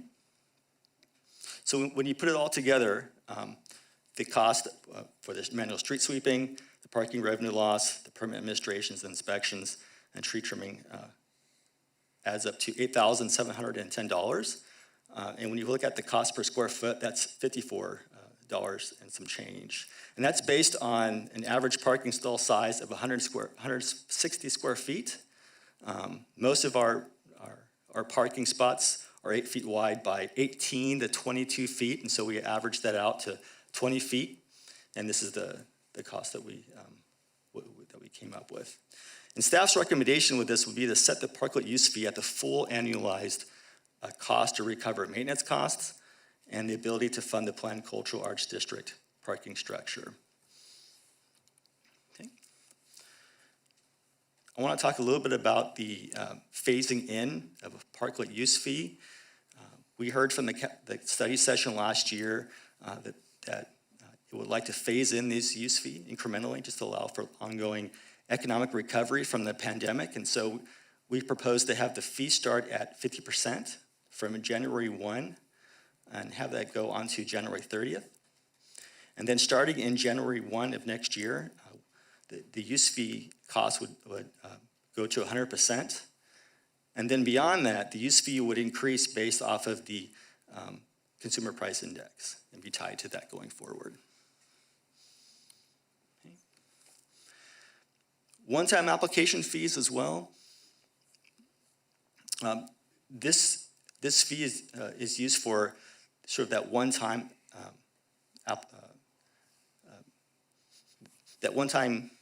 staff resources need to evaluate the applications and plan for and evaluate those plans. And we're recommending that fee be $908, which is the same as the existing Sidewalk Cafe program, just to bring that in line.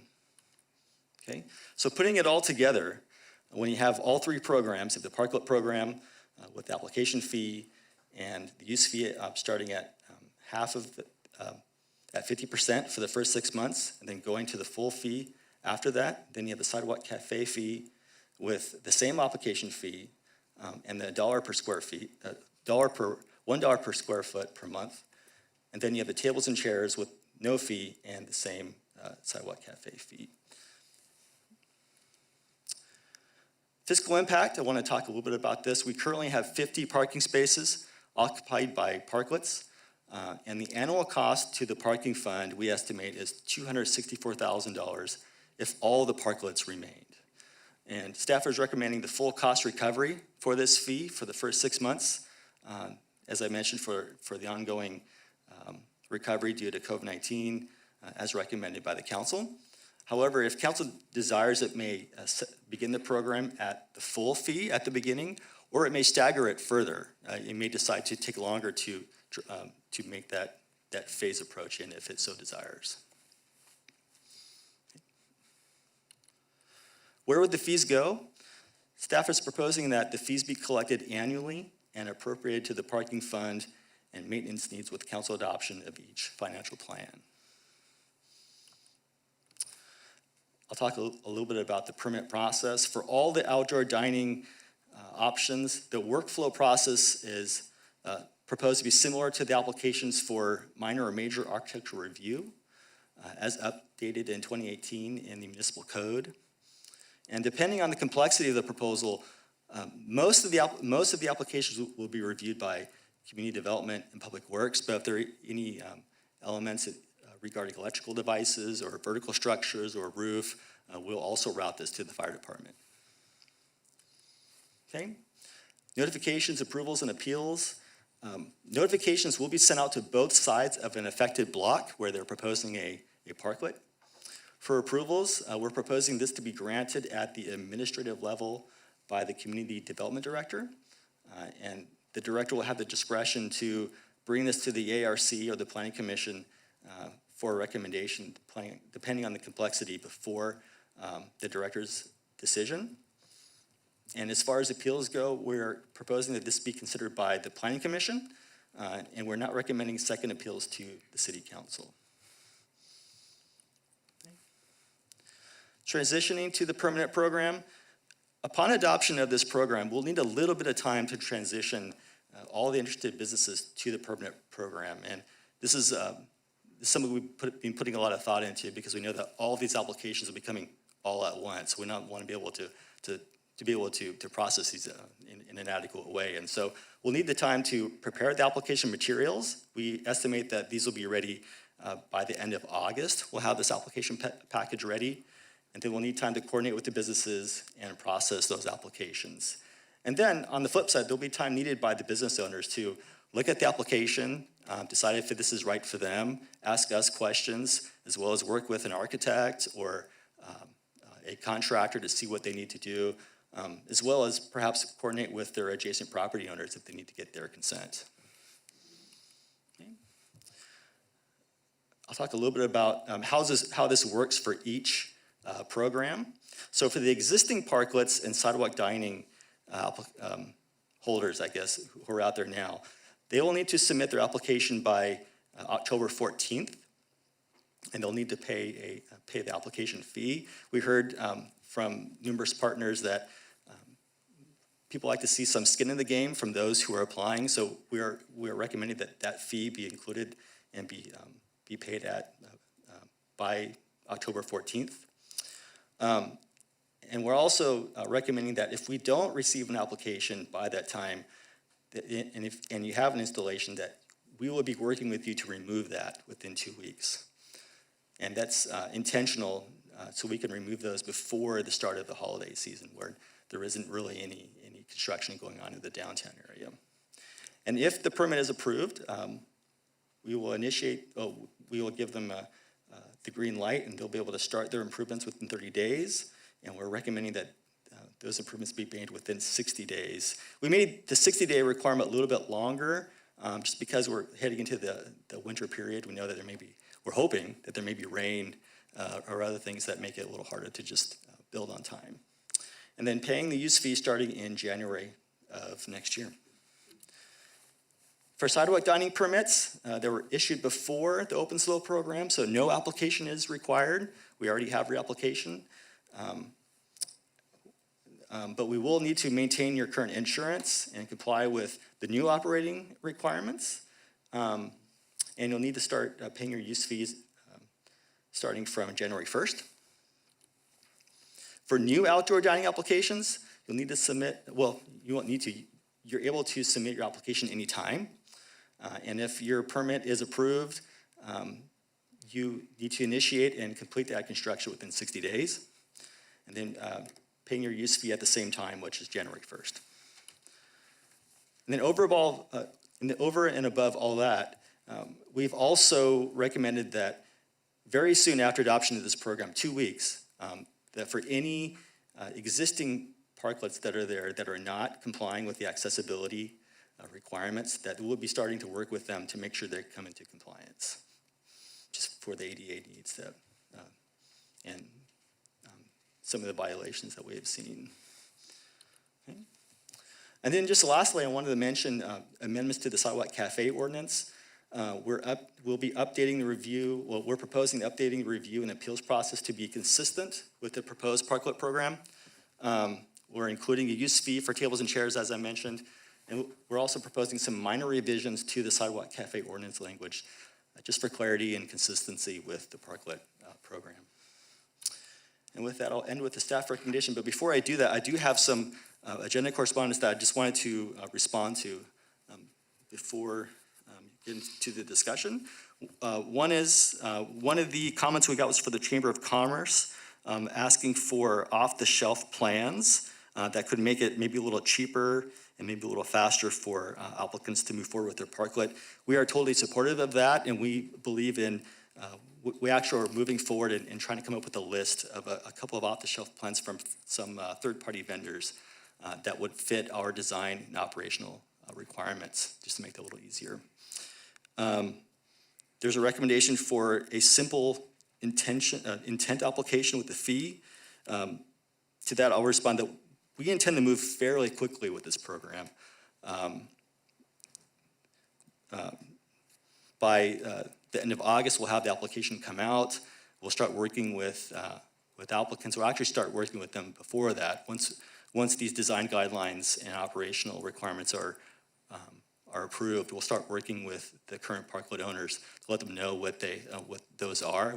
We'll start answering their questions and helping them move forward. And then once the application comes out, we'll help them along and guide them along the way to get them towards that October 14th deadline.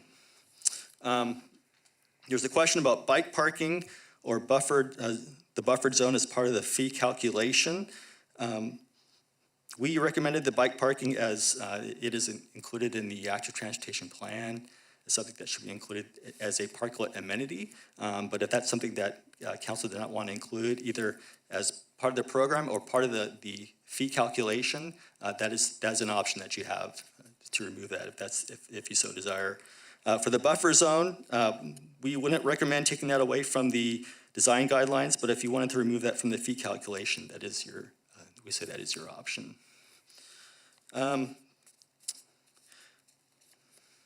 Does an applicant need to provide written permission in areas of the 3 to 4 foot buffer? We would recommend yes, just because it may impact the parking on their frontage. Impact to downtown parking, we had a lot of questions about the impact to downtown parking. We have about 1,000 current spots for on-street parking. 50 of those are currently occupied by parklets. That's about 2% of the spots. The reason why parklets are being proposed is the prioritization that the downtown concept plan and the active transportation plan recommended for a more balanced transportation network. And then there's a question about whether fees could instead be established based on gross receipts rather than on the parking revenue and maintenance impacts. I don't think we have a precedent for fees being established based off gross receipts, and so that may require a larger discussion with the finance department, as I think that may be something that's unprecedented for us. And with that, I'll end with the staff recommendation. Thank you. Thank you, Adam. I just want to add in a couple more tidbits. So can you go back to the sidewalk sweeping table? Yeah. Wait. Here we go. Thank you. That's perfect. Yeah. So we heard we heard a lot from the community about the annual ongoing fee, and we kind of had a fair amount of different questions trying to figure out a way to get that lower to make it fit into the system. As Adam mentioned, there's gross receipts methods. Could we look at how much additional revenue that brings to the city, and then discount that fee amount? But kind of looking at it with this in mind, we believe this is the easiest way to reduce the fee amount to the community, and that's just looking at the number of spaces that we anticipate to be used by parklets for the permanent program, and making that appropriate reduction in the sweeping cost. And so in the table, the number of spaces that we anticipate will be used, the annual cost for sweeping, but on the far right column is the annual total permit fee cost. And so that would drop it down. If we went to 50, it would drop it down from 3,900 to 780, which would drop that amount like $3,200 annually. So I think that if we want to focus in on fees, this might be the place to do that. And with that, we'll go back to our staff recommendation. Thank you. Thank you for that. Great report. Thank you so much for not just today's presentation, but this very thorough staff report. I know it's been quite a long time to kind of compile all this together, and really, really appreciate that. Vice Mayor Christensen. Thank you, and it was a great report and a lot of really good work and really good feedback from the community. And we've, as a council, have been talking about this a lot too. I only have a quick question, and I have I have a very strong opinion about this, but I'm going to try to make my question not talk about that. Is there any way to get unused parklets off and out before October? You can see where I'm coming from. We've actually already started removing some of them. We actually have removed 3 in the last month that were just, it was the most egregiously not active. And so we've actually started that process of doing that now. And we will continue to do that.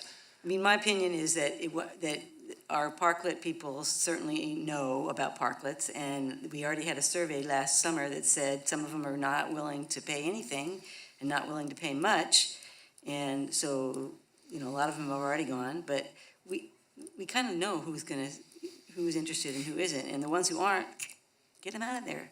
But, I mean, is there a staff, you're doing a lot, and you're doing a lot of other stuff too, and is it better just to not mess with that and just leave it as October? So what we've heard from some parklet owners is that they're waiting for the design guidelines and operational standards and the fee to get sort of finalized for them to make a final decision. Before they make a decision, okay. So it's just easier just to kind of make it all one thing instead of trying to nitpick. Okay, all right, that's my only question. Thank you. Only one question. I have so many. Councilmember Shorsman.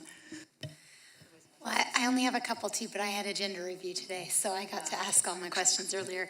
But just some clarifications on some of the things that we did talk about earlier today. I don't know which slide it is, I should have been paying attention, but the one that talks about the deadlines and timeframes for when the fees would be due. It was my understanding, the phasing. It was my understanding earlier today, so just to think through the process, if I was a business owner and I had a parklet, right, so I'll get there. If I was a business owner and I had a parklet right now, or I was thinking about putting one in, either way, I would need to put in my application before October, presumably, and pay my application fee for the parklet, which is $900, right? And then I have until the time the application is approved, presumably, and 60 days, sounded like, to build my parklet, and then my fees would go into effect on January 1st, 2023, and the first bunch, that's 50%, would really only be for that first half a year, right, from January to June. And then from July, this is where the dates are wrong, I think, July 1, 2023 to June 30th, 2024, it would be 100% of the fee, right? Rats. So You're right, 2024. So the first, the item number 2 there, it says 50% cost recovery because it's really only for 50% of the year. It's not a lower phased in rate, really. It is because it's monthly, right? Right, it's a monthly fee.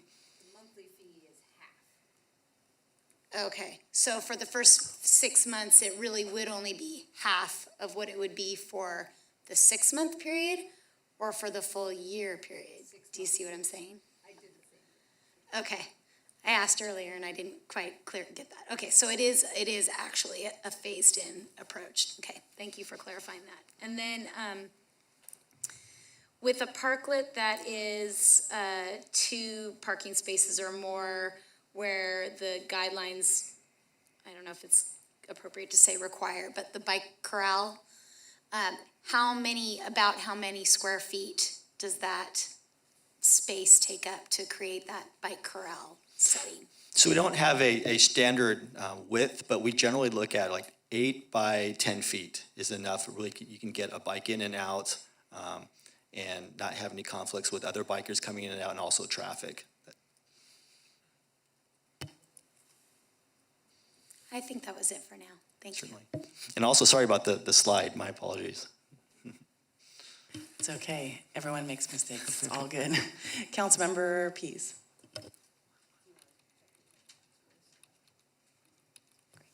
Thank you. Thank you so much. In terms, I did want to follow up on the chamber comments and what Councilmember Christensen was alluding to in terms of the schedule. The idea of not having to wait until October for an actual application. Could there be an interim filing of an intent so that they understand what it is? They don't have all their stuff together yet, but they're making a go, no-go decision. Is that the kind of thing that could work? Maybe it's an interim, end of, maybe it doesn't make a huge difference, but a September 1 kind of deadline. Like, okay, we know what it is. We've had this glide path, and now time to make a decision, or maybe even it's earlier.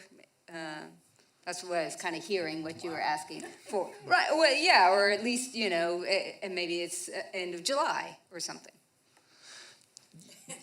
Yes, so completely understood. I think my response would be, we can have the application done by the end of August, which is, But it would just be a letter. We intend to do the application to, submit us something. What's that?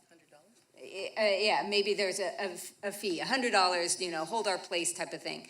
And if they don't, then that's that indicator. I mean, maybe you're just getting into the same thing, like we're in enough conversation that we know one way or the other. I guess my response to that would be, if there's an applicant that really doesn't want to move forward and they've told us that, we will already start to move to just remove that So parkway. maybe it's redundant. Okay, thank you. Sorry to keep. I think the concern would be just creating an extra step that may actually delay us in just getting the Yeah, application. okay, So okay. it's a balance. Yeah. But we fully understand the need of the community to want to remove the ones that aren't active. Absolutely. Okay, great, thank you. In terms of design, I appreciate hearing that there's the intent. It sounds like the intent is to have these made of metal or wood unless there's some other design approval. So I think, and this is probably administrative and can be fixed later, but it's a little confusing in here because it talks about the barrier, 36 to 42 inches, and may be constructed using metal or wooden structures versus, but what you're saying is it shall be. We can change that language to be shall. Okay, Certainly. and metal or wooden structures, or just metal or wood? It'll be for the structure itself. So I think we made a difference between that and the planter that could be used on the perimeter of it. A lot of those have water tanks in them, and they're made Right, of some so kind of they- plastic composite. So we don't want to Okay. say no plastic anywhere. Okay, so when we say structure, in this case, you mean the little wall barrier Exactly. also, which in my little brain isn't the structure. Yes. It's the infill panel, but we're on the same page there. Okay, and then what is the process for actually, how subjective is this gonna be? I'm just, in looking, it's like, okay, I see a metal rail and then it's got a wood lattice. Architecturally not a wonder. Would that be allowed, and who's gonna make that call? So it would have to, Sorry. no, great question. It would have to meet certain structural rigidity requirements. So it would have to be able to withstand, Well, the metal rail will. certainly, but I would say that a lattice work that's, made out of particle wood probably wouldn't fit that. So the whole thing whole needs to thing. be of enough rigidity. Exactly. Okay. There may be a possibility to put lattice work on the inside of it or line it. Yeah, sure, for ornamental, whatever. Okay. Certainly. Okay, good. It sounds like then there's enough, other than the shall, there's probably enough. We really were trying to find this balance between having Yeah, these you want hard the and fast creativity, rules, yeah. but not being too rigid where there's no creativity. And we heard from a lot of other cities, especially Santa Barbara and San Francisco, that there were issues like that came up, that it was so strict and rigid that there was not a lot of room for creativity. So we tried to avoid that as much as we could. Right. I feel, I mean, there's also, I've seen them that it's just like CDX plywood that's with a matte paint on it, and that doesn't look great either. But it seems like the process is going to have enough review. Okay. Let's see here. In terms of the hours of use, and we can, talk about the specifics, but is there some thought that, and maybe that's during the review, so 4 hours, 5 days a week, or it could be, 7 or 8 hours, 3 days a week, and do you think that there's enough flexibility, or would you like feedback from us that says either it has to be this or has to have some flexibility? I think this is, I think council has complete options about what it wants to do. Okay. I think for us, the challenge was we didn't find any city that had any required hours that they required. And so we knew that the community wanted that, and so we proposed it, and we kind of see if this stuck or not. And when we did the public outreach, we didn't get a lot of opposition to that, other than perhaps there may be times of inclement weather, for several weeks. Hopefully, next year we'll have that problem. Okay, great. Are there, we have talked completely about downtown. There's at least one parklet that I know of that is outside of downtown. What's the process for review and fee for that? We're proposing it to be the same. We know that it can be a little difficult just because they're outside of the in lieu fee area. But I think what we're trying to do is come up with a uniform fee structure. And we know that doesn't work for everyone, but we're trying to find something that worked for most people that we could use going forward with all our parklets. And we also, I think there is that requirement that it has to be in a street of 25 miles per hour or less. So I think that's going to limit the number of How many do parklet we areas. have other than Sally Lou's? I know has one. Are there others outside? Sally Lou's is all I know about. That's the only one. Okay.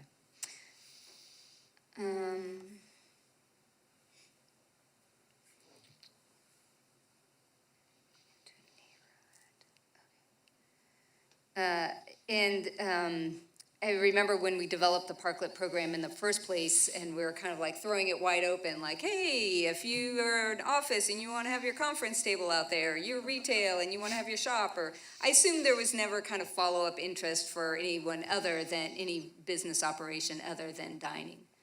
Is that? We've heard from some non-dining businesses that they would like to have that option, but we haven't seen any real serious ones saying they'd like to move forward with that. And we asked other cities about it too, and their feedback was they heard the same thing as well, that, oh, it would be great to have that option, but no one really sort of, bought onto that and said they wanted to do it. I think there are challenges of, when you have, like if you have inventory out there, it's hard to watch it and have staff out there to keep an eye on it or make sure it's not flying away in the wind. Right. Yeah, okay. That's some of the feedback that we heard. Confirm that.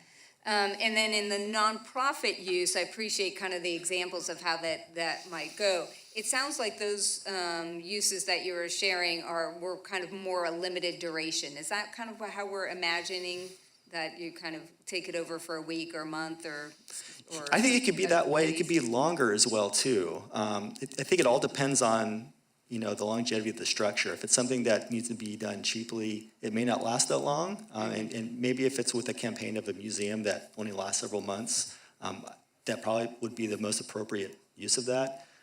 But we wanted to leave it open for anyone who wanted to, maybe even open it up for the public to use on a longer term basis as far as tables and chairs and picnic areas just for the public. Nice. Okay. And then I think this is my last one. About the bikes, and do we envision, I'm concerned about bike corrals taking up parking spaces versus how I see it currently where it kind of is tucked in. But if somebody needs a full 2 spaces, and then they would end up encroaching into a third space in order to do the bike corral, or would they then have to limit, you know what I mean? So I guess I'm just wondering philosophically, right now we can park our bikes on the sidewalk, obviously freeing up parking spaces, or in kind of city designed corrals I'm thinking of the one in front of Humankind there, so it kind of, there was an odd space left. So does it make sense to tie in the responsibility of a bike corral with an actual parklet versus having a little bit more of a intentionality with the engineering staff? Where do we need these? Could we shift this? I think the issue comes down to if you're removing a parking space to provide that extra space for the corral. A car needs a full standard space, and so if you're using that extra space just for the bike corral, that could be a concern. I think with the design recommendation of having with 2 or more, that it would be incorporated into that second spot, just so we're not impacting that third spot. I will say that, with our experience with Open Slow, I think a good example of that is a Black Sheep in area where there already is a bike corral. So we try to just incorporate it into it without taking up more space for the corral. And if we have areas like that, do we already have an existing bike corral, or we create more of them, we'll try to incorporate as much as possible and have as least as possible impact on parking. Yeah, great. Thank you so much. Okay, before my questions, Councilmember Marks, do you have questions for staff?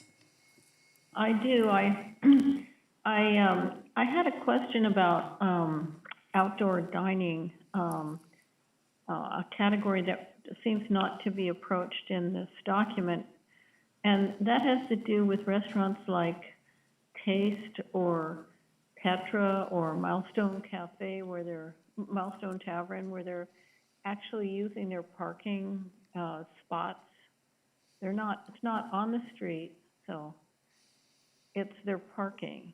And so I'm curious, they were allowed to have these outdoor venues because of COVID. Are we now saying that outdoor dining does not include those, or why have this kind of arrangement? Why has that been left out? That's a great question. We've designed the outdoor dining guide for just public right-of-way. And so that is under sort of a different category. And I might ask Michael Codring to come up and speak to that.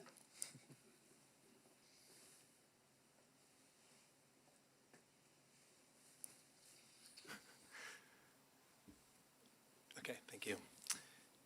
Mayor Stewart, thank you, and members of the council. So with the private parking lots, Taste was mentioned, Petra, those are allowed right now under the proclamation for COVID, where we're not enforcing parking requirements.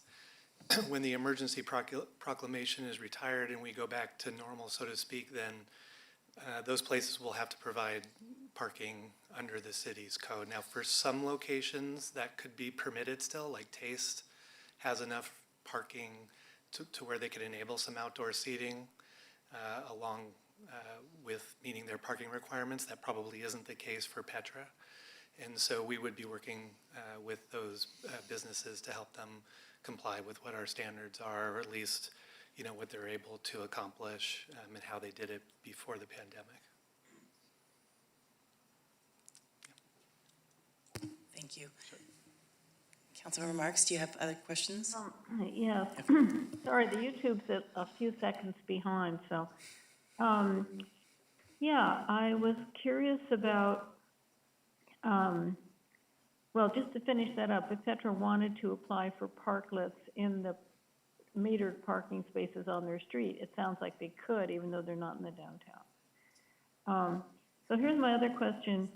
On page 13 of the report, we're talking about about gas heaters being allowed. And I'm curious if electric heaters would also be allowed. We're trying to get rid of, gas heat. So what's the story on that? Are we just omitting them, or are we disallowing electric heaters?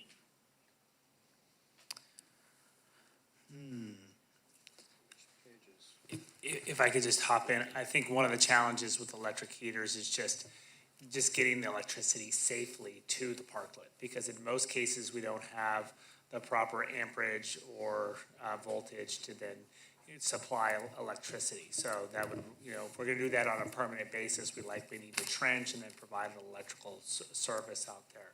We've allowed it kind of on an ad hoc basis. It's worked. I don't know, Mr. Lowe, if you want to come up and address this, if you want to talk a little bit about how we might want to approach if the council wanted to go in that direction. Just one second, it's page 106 in the packet. Oh, yeah, I somehow couldn't access the packet, but it's on page 13 of the,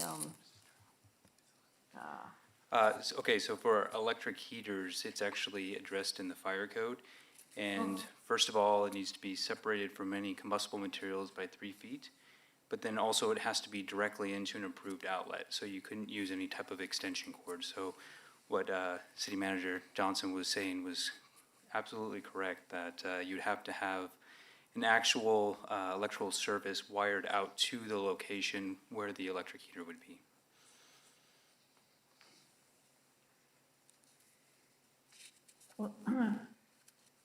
okay, so if someone had sort of a battery, I don't even know if these things exist, but like a battery-powered heater that didn't have to be plugged in, that would also be allowed. We're not mandating gas heaters, is that correct? No, I don't think we are. I think that would be governed by the fire code, I would imagine. Okay. All righty, and my other question is that, is it possible to have some flexibility about this tree trimming if you had a parklet where there was no tree maintenance required? Would it be possible to just charge the parklets that do need tree maintenance for that service, rather than spreading it over, the whole the whole range of parklets? Absolutely, we could do that. One might want to try to administer perhaps a less complicated fee program for parklets. So in general, if we were trying to drive down the permitting cost, the annual permitting cost for parklets, we'd do it on a more kind of global basis. Each parklet, depending on where it's located, will have different constraints. And really the thought process was to try to spread, the program cost across the entire program of parklets to try to mitigate any specific site issues. To modify and develop singular fees per site for the different parklets might be an administrative burden that is not recommended.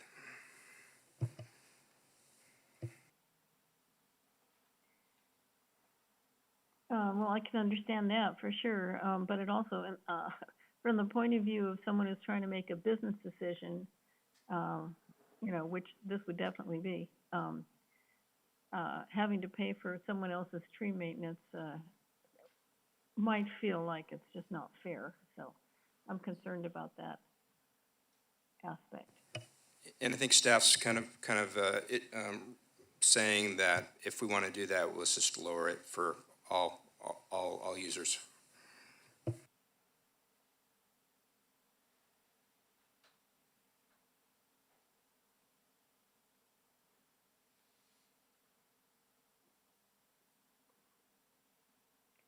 Okay, thank you. I have no further questions. Thank you, Councilmember Marks.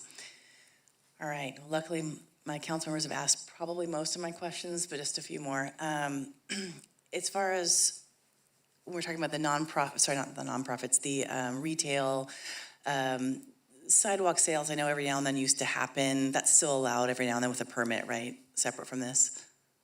I believe so, but I think it's quite restrictive to just Saturdays. Yeah, I believe. okay. Which is why we didn't talk about it a lot in this guide, because it's, a parklet's supposed to be something that's there all week long, and then there's the activation requirement, and so it could be difficult to make that work. Yeah, absolutely. Just thinking if they really wanted to, they could do that every once in a blue moon and still enjoy a little bit of something like the parklets, but not. Going back to the wood or metal question, is that for the floors as well? Like they can't have pavers or other reusable kind of planks of wood that aren't wood? I think the main thing would have to be the maintenance and the ADA accessibility of that. There are some pretty specific requirements for ADA. It's not out of the question, but I think that might be pretty difficult to maintain, to get underneath it and clean it, and then there's drainage issues and clean that all out and keep it free and clear. Not impossible, but maybe difficult. Okay, it just seems like there's just so many other materials that are available, especially when we're talking about like reusable materials or sustainable materials, I should say, that I could see being used for the flooring, so just. And one other point about the decking and the flooring and leveling that out for ADA purposes, we do need to be able to disassemble it and move it in case we're blessed with floods and other events that we, need to be prepared for. Thank you, that makes sense.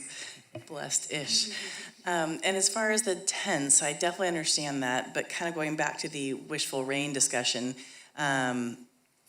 depending on the level of rain and during the winter, I would think the activation of this space could be difficult if there is light rain off and on. They could be able to pop up a tent. Yes, they would not be able to use their portable heater, as we discussed, but just an umbrella is not going to work in the time of light rain, but yet still willing to sit outside. That's a good question. We put that in as a requirement from the fire department, so maybe if it meets their requirements, I don't know if they're here today, if they want to speak to that.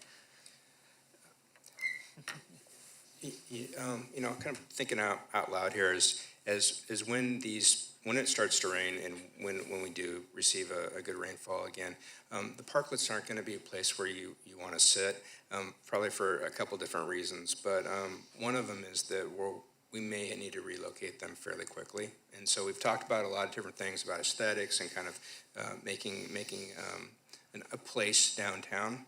But flood is also a real issue that we're going to need to deal with, and parklet owners, parklet permittees should know that kind of coming in is when we do receive a good, decent, normal year's worth of rainfall, we will be disassembling quite a few of them, would be my guess. Thank you, I appreciate that. And going back to the activation times that Councilmember Pease mentioned, if Thursday, Friday, Saturdays are your busy days and you're going to be busy day and night, and that's great, but the rest of the week you're not so busy, I could see some desire to have those be your busy activation times versus 4 hours. So just thinking if there's some flexibility might be nice.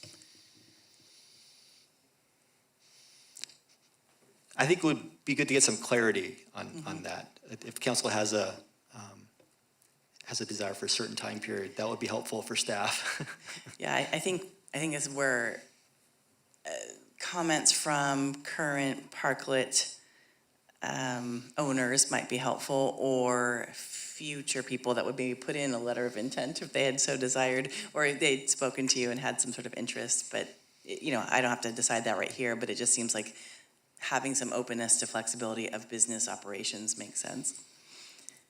And then going back to the $908 for the one-time fee. So if a business currently has a parklet, they're already going to have to make changes, most likely, to their parklet to be according to the new code. Why would they need to pay the fee along with a new person? Because it's almost as though they're going to have double the cost. That's a good question. I think some parklets won't need as much modification as others. That's a good question. I think it's really up to you whether you wanted to include that fee or not for the already existing parklet owners. It will take some coordination, though, to work with them. Yeah, so thank you. And then going back to Councilmember Marks's concept with the trees, I kind of come back to that with the sweeping, kind of the proactive versus incentive. If someone wanted to sweep their own area around their parklet, could they not have to pay the extra costs of the sweeping that it costs the city to pay? take that one. So we thought about sweeping kind of, again, that's more of a holistic thing because where does the leaf fall from and where does it go? You really have to kind of look at it in the entire context of all the leaves in the downtown and mitigating them at the same time. We actually have put a fair amount of effort and thought into this, and it's a global solution is the most appropriate for sweeping. And the fundamental issue here is that if it's just around and not underneath, the first storm that comes, we're gonna have ponding in the roadway. And if we have ponding in the roadway, that's gonna be problematic for a variety of reasons. Or if we have a slug of leaves that are lodged underneath the parklet that then causes a drain. So we said, what's the best way? It's a fee for service. We'll have people out there with the right equipment. And it's not just sweeping, it's blowing and then having the street sweepers come through and then vacuum up sometimes the hundreds of pounds of leaves that accumulate underneath. I get it, thank you. I was just picturing like most people will keep their stoops clean, their front area of their business clean, so that makes sense, thank you. Excuse me. And just going back to that $908, just maybe, again, the initial people who already have a park, maybe just paying a little bit less. So just different thoughts of your skin in the game concept. I appreciate that, just thinking that there's a lot of extra work. And as far as paying additional fees in January or before, so if someone puts in their application in October, they're paying fees then, and they're paying fees in January, right? Because like they're paying that $908 fee. I know, but I'm just saying. So you're paying, I'm just saying, so you're paying, you know, again, fees, and I picture if we're talking about mainly restaurants, January is restaurant month because people are trying to get people to go to restaurants. It's one of their lowest times. And so January, February, March just seems like to kick off the fees seems like a tough time. Certainly, I think that's a good question. I think one reason why we included the fee to happen in October is we heard in the public comment that they wanted parklet owners to show some skin in the game early, that they're dedicated to this and want to move forward with it, both from the Chamber of Commerce and others. And so that's one reason why we put that in there, just to show that commitment. Okay, thanks. And then on page, hold on a second here, page 117, under the alternatives of establishing a cap on the number of parklets allowed in the city, can you give me some examples of like factors of what you were thinking of as to the cap? We heard some public comment from some non-restaurant businesses who said, you know, on certain blocks, there's a lot of parklets or a lot of restaurants that could potentially have the full block be used by parklets. And so there was a concern by some of those that they wanted to see a cap. I think a lot of that will be dictated by some of the site-specific I guess, characteristics. You know, there may be a driveway, there may be a loading zone, there may be something else that gets in the way that dictates whether or not they can have a parklet. I think that was the feedback that we received on that. Great, thank you so much. Well, that's my 20 questions. We'll move forward to public comment. If you have not put in a yellow slip to the city clerk, feel free. Otherwise, I do have 4 people right now. Heidi Bea and then Greg Holt.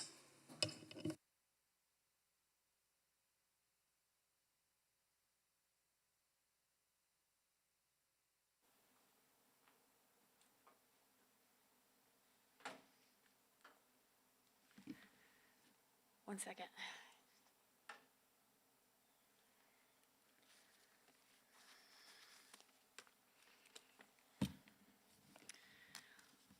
Good evening, Madam Mayor and members of the City Council. Thank you for giving me the opportunity to speak. I believe that permanent placement in the parklets is unfair for businesses other than restaurants and bars due to the loss of convenient street parking and unfair to the citizens and patrons of downtown San Luis Obispo. With the lifting of COVID restrictions and an increase of the vehicle and foot traffic, the parklets hinder a smooth flow on the streets and sidewalks. Taxpayers funded the building and maintenance of downtown streets and sidewalks to be used for transportation and parking, and not additional seating for restaurants and bars.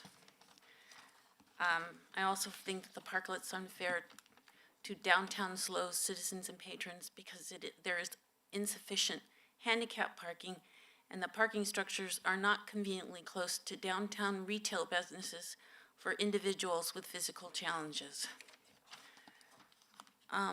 One of the outdoor dining program's goals is to promote vibrant and welcoming places.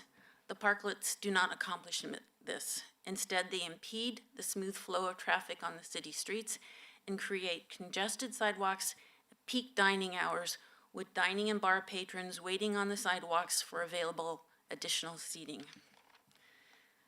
After reviewing the Open City Hall feedback and reading the 80 registered comments about the outdoor dining guide, approximately 43.75% of the comments did not support parklets. They asked for the removal. Approximately 41.25% supported the parklets, and approximately 15% of the comments had input directed at the outdoor dining guide and policy and how the fees were to be determined.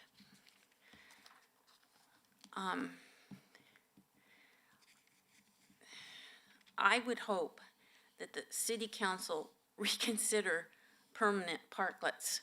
The OpenGov 2021 survey regarding the parklets, the question was how and where should the temporary streets and parking for the outdoor dining and physical distancing be implemented to promote downtown vitality and community safety. And I think that a lot of people who commented at that time thought the parklets were going to be temporary and not permanent. Thank you. Thank you. Greg Holt and then Russell Mills.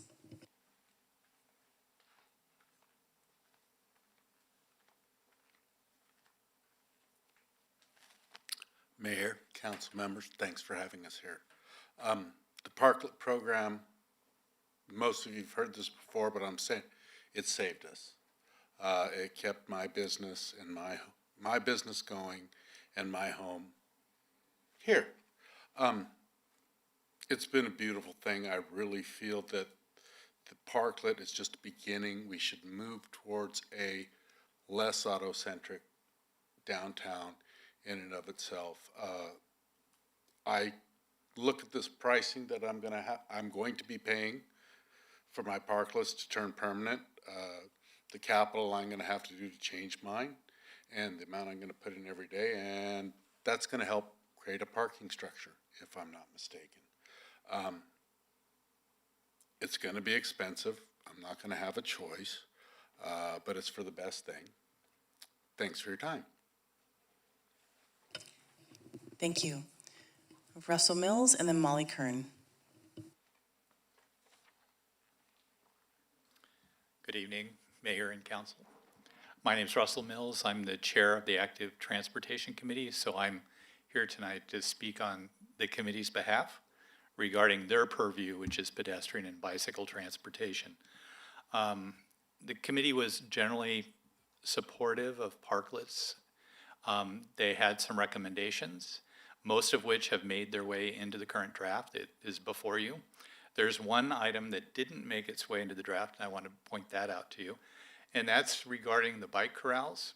So it was important to the committee that the bike corrals be placed on the down traffic side of the parklet, so not on the side that's facing oncoming vehicles in the vehicle lane, and that's for safety reasons.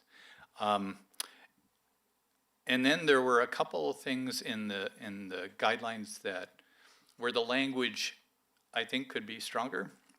And this has to do, first of all, with pedestrians. A parklet might be 40 feet long, so that's a substantial length of sidewalk. That could be see interference from activity with that parklet. And I think Adam referred to turbulence when he was talking about pedestrians trying to make their way through that passageway. A 6-foot width is mentioned, is required, but there is nothing in the guidelines that require that 6-foot width be continuous. The concern is that it could be, kind of a maze for a pedestrian trying to make their way down the sidewalk. And it could also be a visual barrier, so it makes it seem less accommodating to a pedestrian if there are things in the way. And there are already things in the way in the sidewalk. There's trees, there's signs. So we want to try and avoid adding to that clutter. So there's a very important sentence in the guidelines on page 14. It says, such clear pathways shall link with pathways on each side of the property. So that could be interpreted to mean that that clear pathway needs to be continuous from one end of the parklet to the other. But what's lacking there is the word continuous. So I would suggest making a small change there to try and strengthen that sentence. And then the other thing has to do with the distance from intersections and crossings. The guidelines refer to that distance being necessary for sight distance, which is very important, especially for pedestrians. But it has another secondary feature, and that's generally where cyclists are going to be mounting or dismounting their bicycles, where they transition from being a bicyclist to being a pedestrian and back again. So they need a safe place to do that. And so that's another reason, and it could be mentioned in the guidelines, that that is also to support that kind of activity. And that's all I have. Thank you. Thank you so much. Next, we have Molly Kern and then Eric Daniels. Hello, Mayor Stewart and council members. I'm Molly Kern, speaking to you on behalf of the San Luis Chamber of Commerce.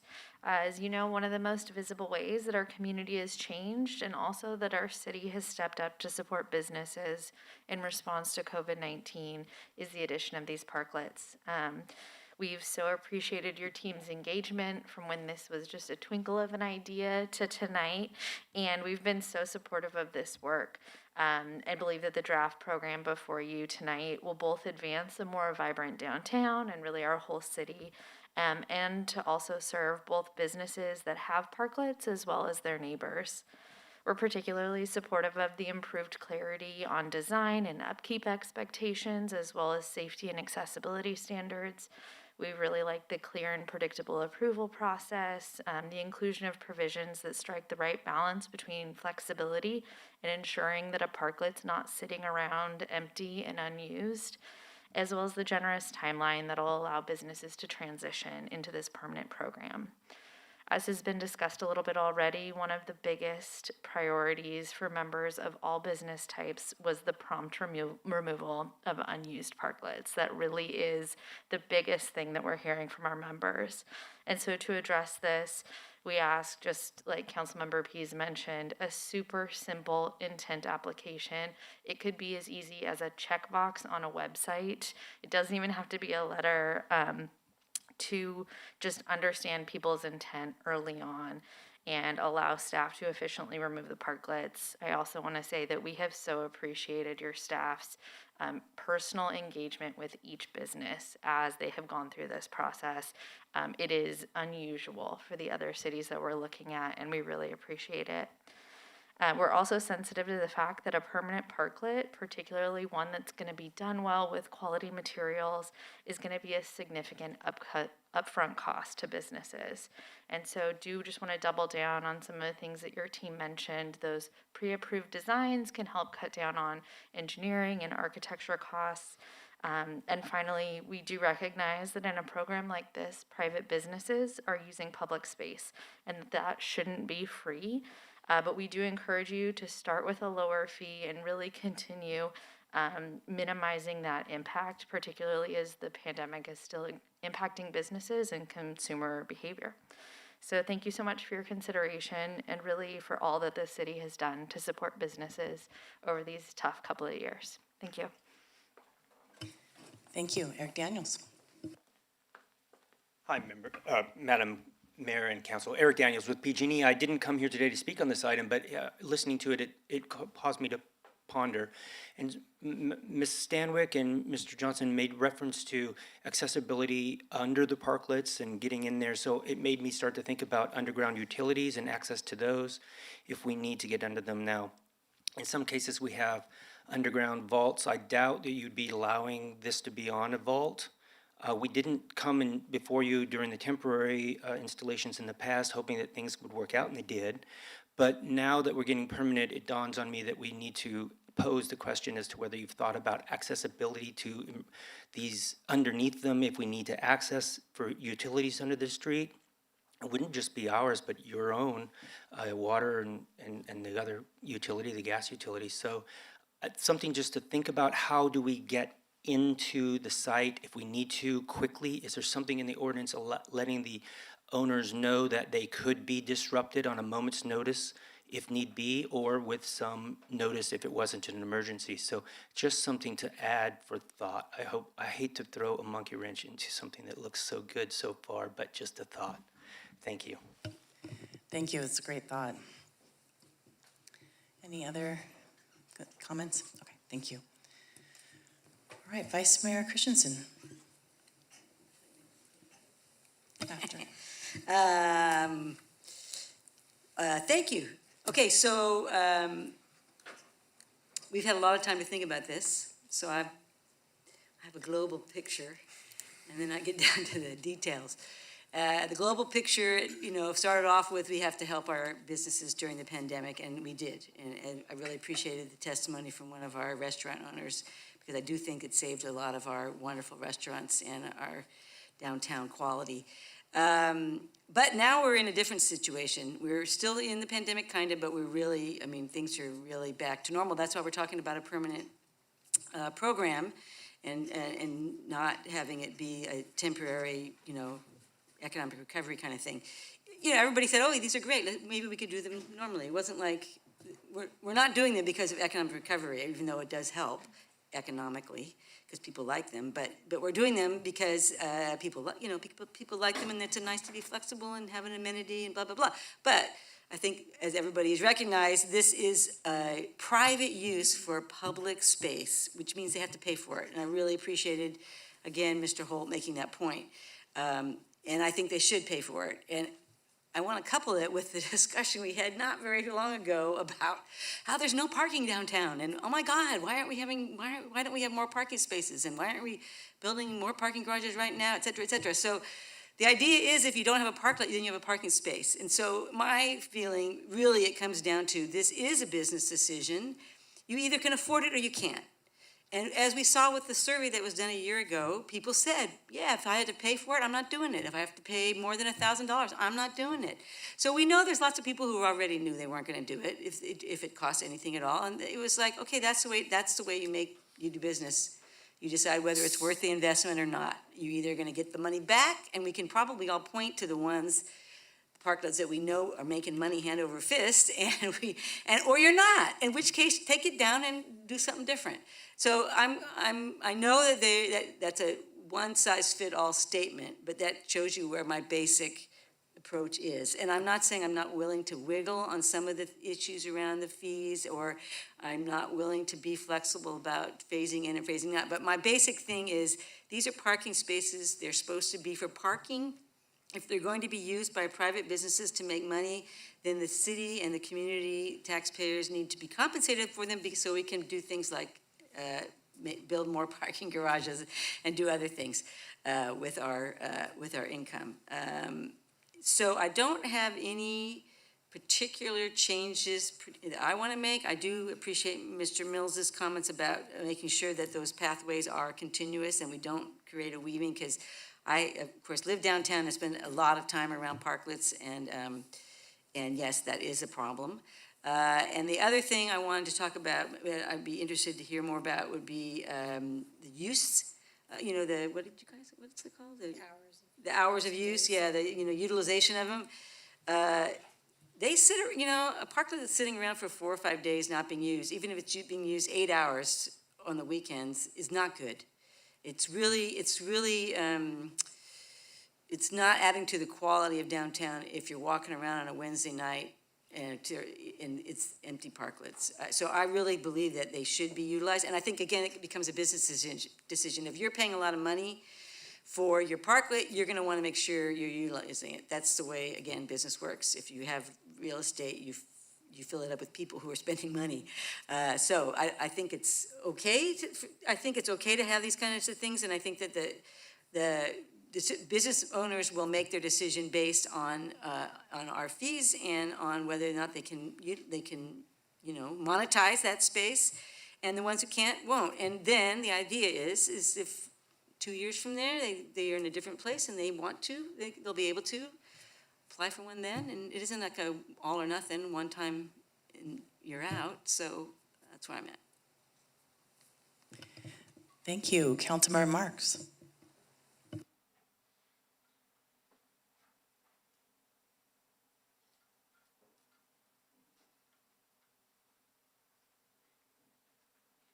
It's possible that the city might want to have a parklet and make it available to other nonprofits, basically through our Parks and Recreation Department, so that if people wanted to, say have a, say a nonprofit wanted to have a pop-up more or less on the city park, that we could possibly do that as well. So I think we should look into that. I'm not quite sure where it would be located. But I do hope that, I know it would be more work for staff, but I do hope that we can, in some way, adjust the tree trimming expense for places that just don't have trees that are going to need special work. And I guess the other question that I had is, if they do apply and then decide they don't want to go ahead with it, do they get a refund of that $908, or are we saying no, that's just the cost of even considering the application?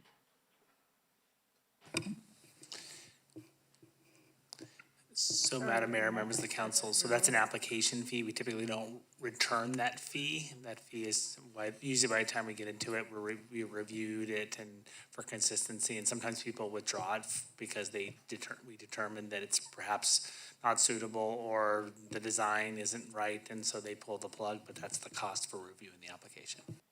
Okay, thank you. So that's all I have.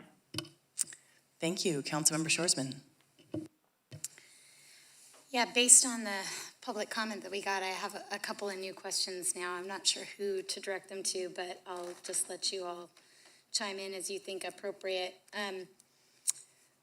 I thought the chair of the Active Transportation Committee had some good suggestions about safety issues, including the pathway, the walking path on the sidewalk, and the location of the bike corrals. I was just wondering if staff thought those were feasible additions to the guidelines. I think we can add that additional clarity to that. Okay, and then the other couple of things were related.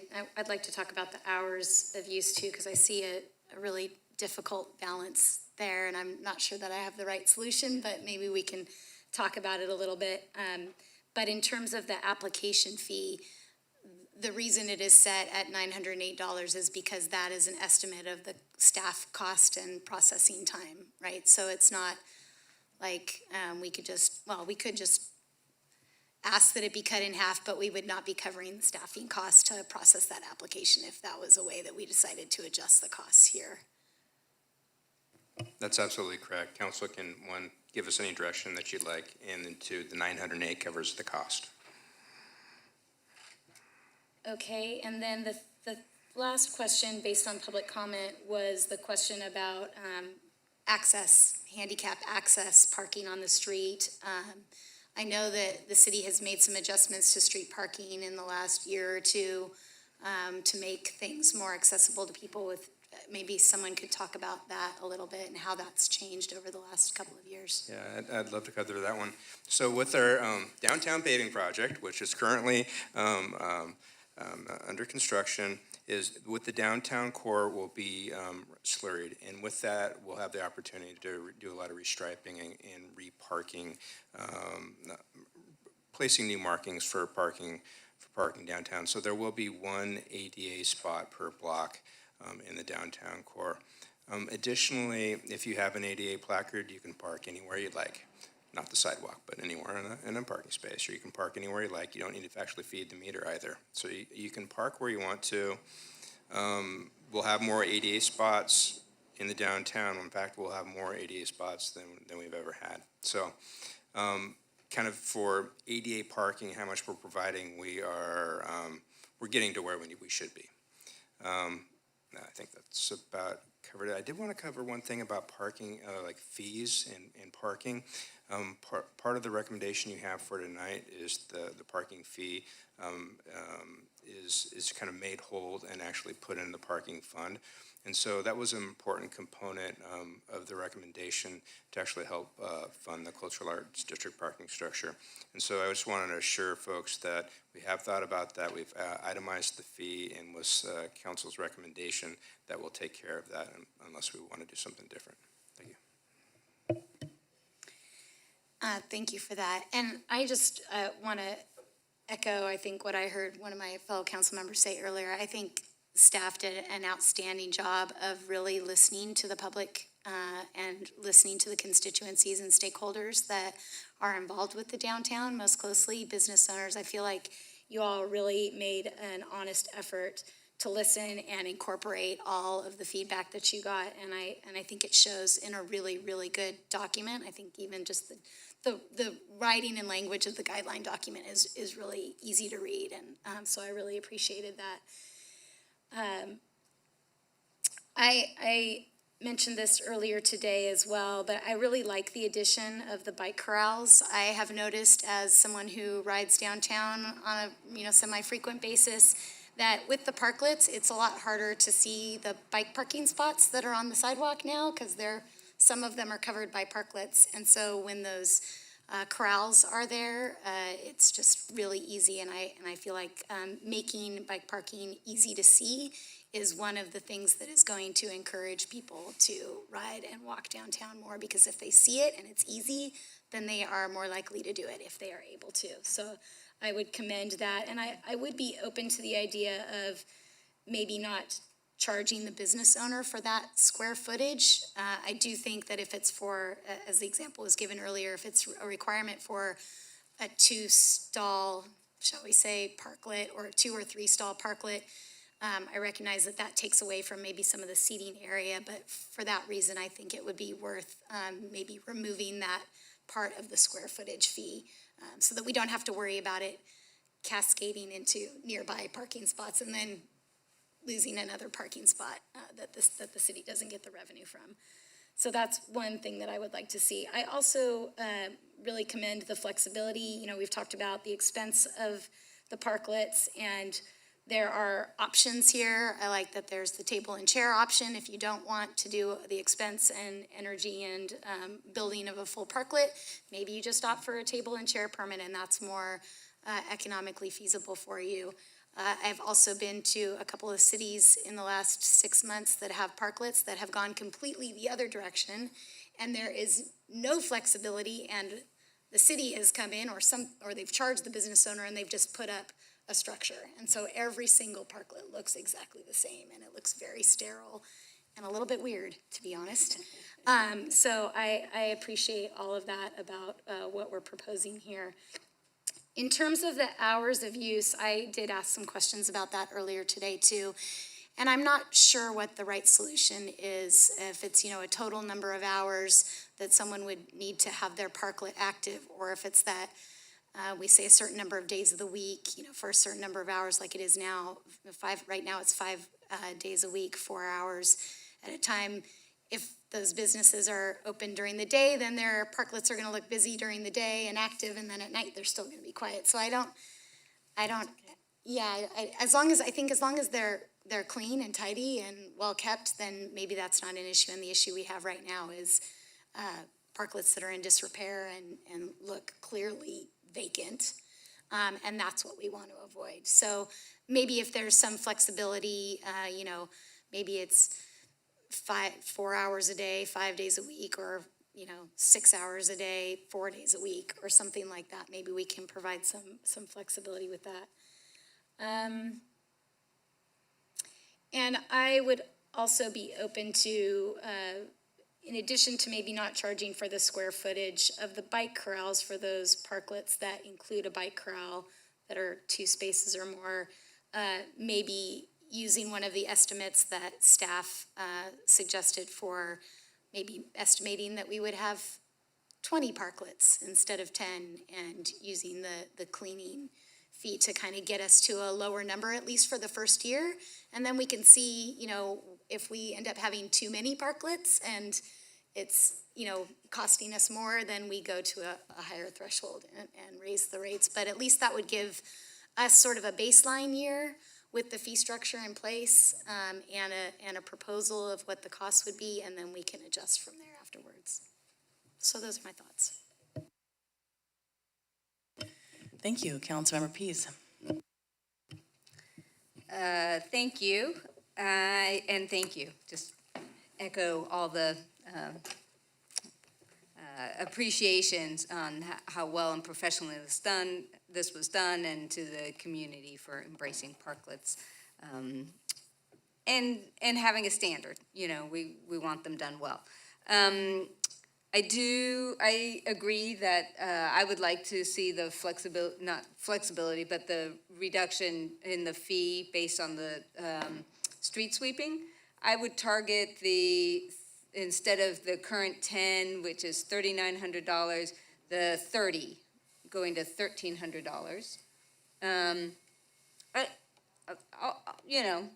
I say that because, one, I hope there are more, and two, maybe this is a 2-year fee so people know what to expect. We could do the 20, the in-between, that would be $1,950, so that's still a couple $1,000s. So maybe that's the reasonable in-between, 20. Street sweeping. Oh, yeah, there you go, thank you. So I'm at the 20 or 30, but I'm open to that conversation.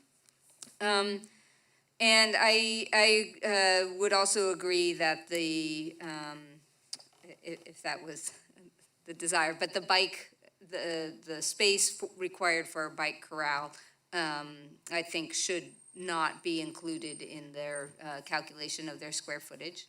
And in part because I do think that we need that kind of global design where, where is it going to be, where is it not going to be, and I feel like that I want to put that back in the city's purview and ownership, if that makes sense. And then the other ones are really just mostly about, here's the plan, and there's exceptions, with discretion. So the one about the hours, I think we can go in with the 5 days a week, 4 hours a day, or as approved by staff. Because I agree that the nice looking ones, you pass by, they look good, they've got flowers, and it just looks like kind of a wide sidewalk. It's really not as big a problem. So I think we want the activation. I think people will activate, but as long as we can set that as the target and then have staff flexibility depending on the circumstances. And I assume that would be hours of operation would only count like before 10 p.m. It's not like somebody can, use after 10 p.m. right, okay. There was a comment in the staff report about the off-street parking and the parklets, and would it make sense to have a little bit of flexibility there, some staff discretion to be able to work on off-street parking? I would agree with that. In general, it seems, I want to make sure we're not opening a can of worms, but because it was in the staff report and said, hey, if you're interested in giving the CDD a little bit of discretion, let us know. So to allow let's see, council believes there should be further discretion. They can provide direction to allow the community development director discretion regarding the balance of parking off-street with outdoor dining. So I would support that if my colleagues are in there. I didn't do the final agenda packet, so it's 105 in mine. Okay, so lower fee, CDD, buffer, encroachment. The other one that just strikes me, again, more of a flexibility rather than a change here is the buffer, is the buffer and that the encroachment question. Because I could see if you're a storefront and you've got a restaurant next door, you want to be able to have this clear sight line. I don't know that it's reasonable that you also get to dictate the little bit of buffer that is non-structural. That originally it was going to be like, oh, you need permission unless you're, within, you can encroach up to 5 feet without written permission. It's like, okay, we want to keep it all the way off of somebody else's storefront when it's a structure. But it seems to me reasonable to have a little bit of discretion that the buffer could encroach in front of another person's store, as long as it's, within their parking space, what they're taking, what they're paying for. You know what I'm saying? No? I know what you're saying, I don't agree. Oh, No, okay. I'm trying to picture that more, because I'm thinking buffer is a buffer, so. So the Help me. buffer is, each parklet needs 3 feet Right, of nothing right. on the end. And so that 3 feet is currently not allowed to be in front of the adjacent property. Right. And so unless that property gives permission. Right. And I just feel like that's airspace, that why do they claim ownership over, there's no visual disruption to them. I don't know why they, you know what I mean? Yeah, I don't. No? All right, well, anyway, it was a question mark, I won't, okay. I think those were my comments. Thank you so much.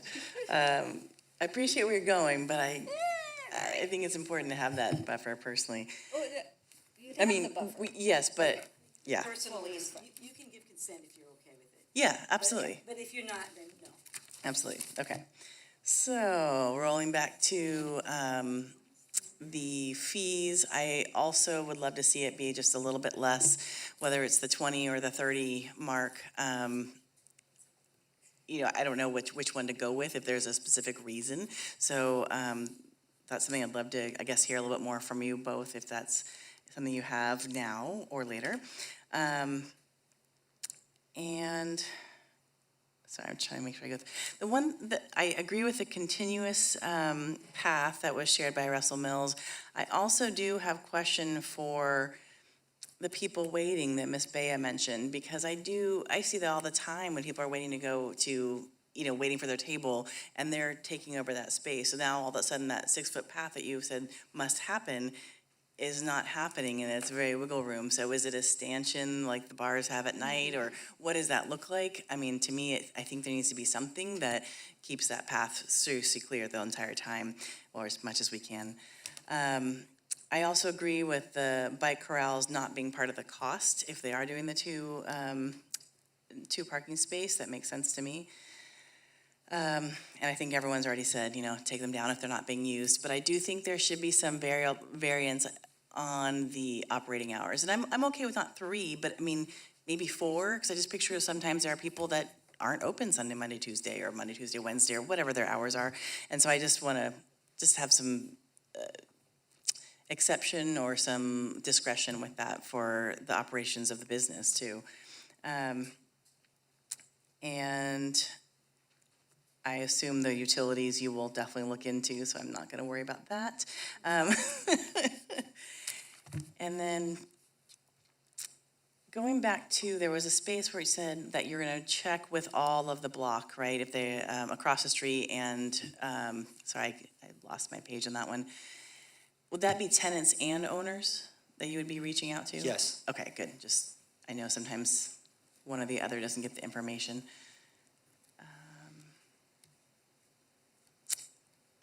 And I appreciate the clarification, Councilmember Shoresman, about the $908 being the actual cost, since we're going for cost recovery.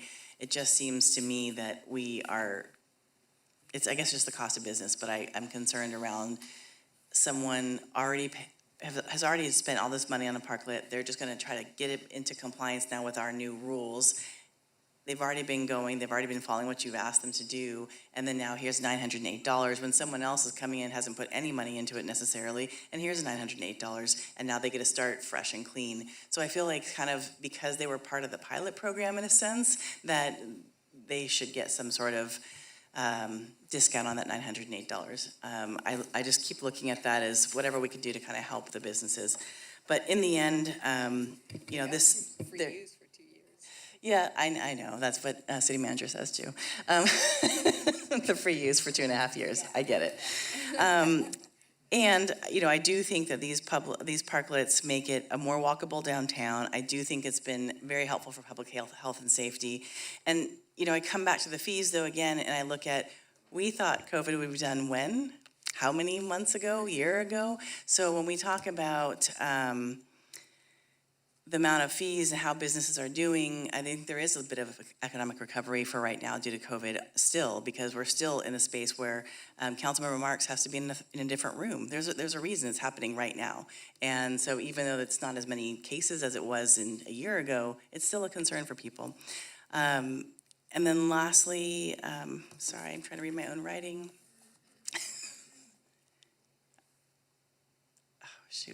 And then are we going to remove the parklets when the paving project happens? How does that part work?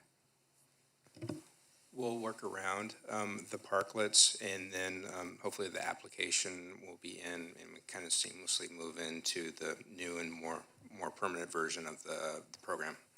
So if someone was to take down their parklet in 2 years, and you have this patch of undone paving, what happens, and how does that get paid for? It'd be horribly embarrassing, but we would go out there and put a type 2 slurry or a fog seal in that area to kind of match. That would help us for oxidation, and then we'd come back with a proper type 2 slurry, and in the next 12 to 24 months would be the dream. So. Okay, thanks, just had to make sure. Okay. And I also appreciate you sharing about the disability spaces as well, that we'll have actually more spaces, so.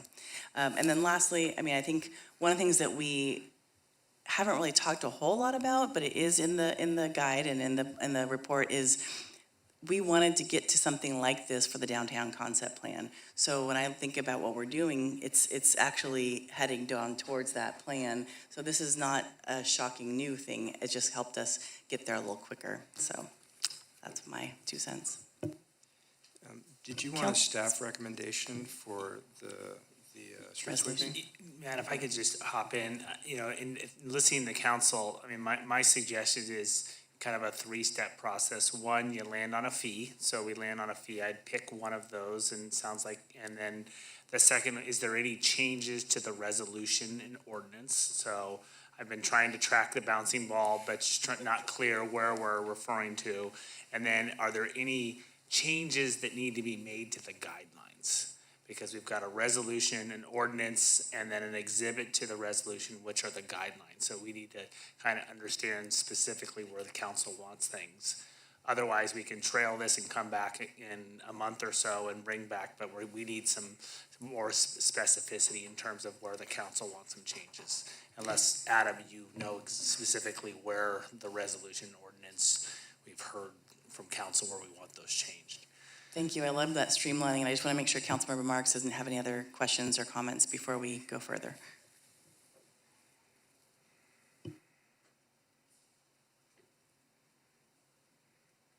If we could sort of itemize possible changes and then get a sense of which way we want to go on these various changes. We've voiced concerns and asked lots of good questions, but I don't think we've come up with the basis for a motion. I sure can't do it, so I'd like some help perhaps from staff or how we would want to go forward. The question of the fees, I think, is something we can tackle. Then the other concerns that people have, regarding time, I haven't actually made a list, but let's see if we can just go through it and arrive at some kind of either consensus or disagreement on these, just make like a checklist of what would consist of what a motion would consist of. Sounds good. Well, let's start with the fees. Do that. That'd be great. Thank you. Sorry about the delay. I think the fees obviously is the first place to start, hearing from Councilmember Marks and City Manager. So I know we've heard a couple. I think if we could just start with Councilmember Marks. What is your fee desire? Well, I think lowering or increasing the number to say 20 rather than 10 would be a place to start. Okay, from some head nodding, I'm seeing this as a possibility. Shorsman, Councilmember Shorsman. Yeah, I was going to propose changing the number of parking spaces that we base the street sweeping fee on to 20 also. And then the other piece that I mentioned myself, and I think I heard consensus about, was not charging for the bike parking Yes. corrals. I agree, there were at least 3 of us. And I just want to if that's the case, we'll just want to include in the motion that that's a public benefit to the community, that we're doing that. And the reason I'm saying is you have fee policies about fee recovery, and those policies are in your financial plan that speak to community-wide versus special benefit. Staff looked this was a special benefit to business owners, and so we want to say, in this instance, we're not charging because it's a community-wide benefit to have that bike parking facility. Right, because truly anyone could park in those with their bikes. It doesn't mean they actually are eating at that location. So that's definitely a community benefit. Thank you. Vice Mayor Christensen, did those 2 items sound appropriate? Yeah, those are fine, that's good. Councilmember And then I Pease? think we, on the hours, we said to stay with the 5 days a week, 4 hours a day, but allow some kind of discretion, staff discretion From CDD? from CD. I think that's appropriate, as long as there's appropriate levels of activation accompanied with maintenance and Yes. cleanliness. Yes. That was, we all agree on that. And then we had a couple of additions or changes or clarifications for the language in I think it was probably the guidelines about the continuous walkway, about the, The location of the bike corrals. Yeah. And I can't remember what the other item was. To be clear, Councilmember Shorsman, the preference then is to have the bike corrals on the downside of the flow of traffic. Correct. Yes, thank you. We also added that shall at the construction materials.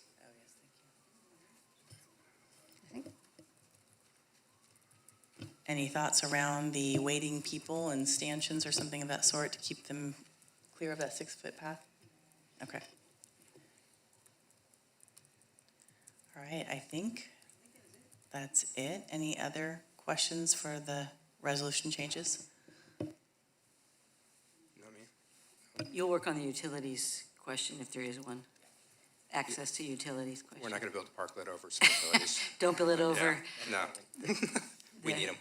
Access whole. Yeah, just to be clear, the Public Works Department surveyed the area completely ahead of time. I We figured. knew what utilities were there. It was very clear in our existing easement agreement, if there was an emergency or otherwise, we could clear the parklet to provide access for our utilities, PG&E, or any other utility. Okay, I think that's it. And, sorry, I did want to follow up also, Councilmember Marks had brought up a couple times about the trees, but it's only $310 annualized. I'm just not- So, yeah, I'm not interested in I think we changing need that. to keep that as it is. I think we kind of balance that with the sweeping annual fee and a reduction in cost. So, Councilmember Marks, do you feel that's okay?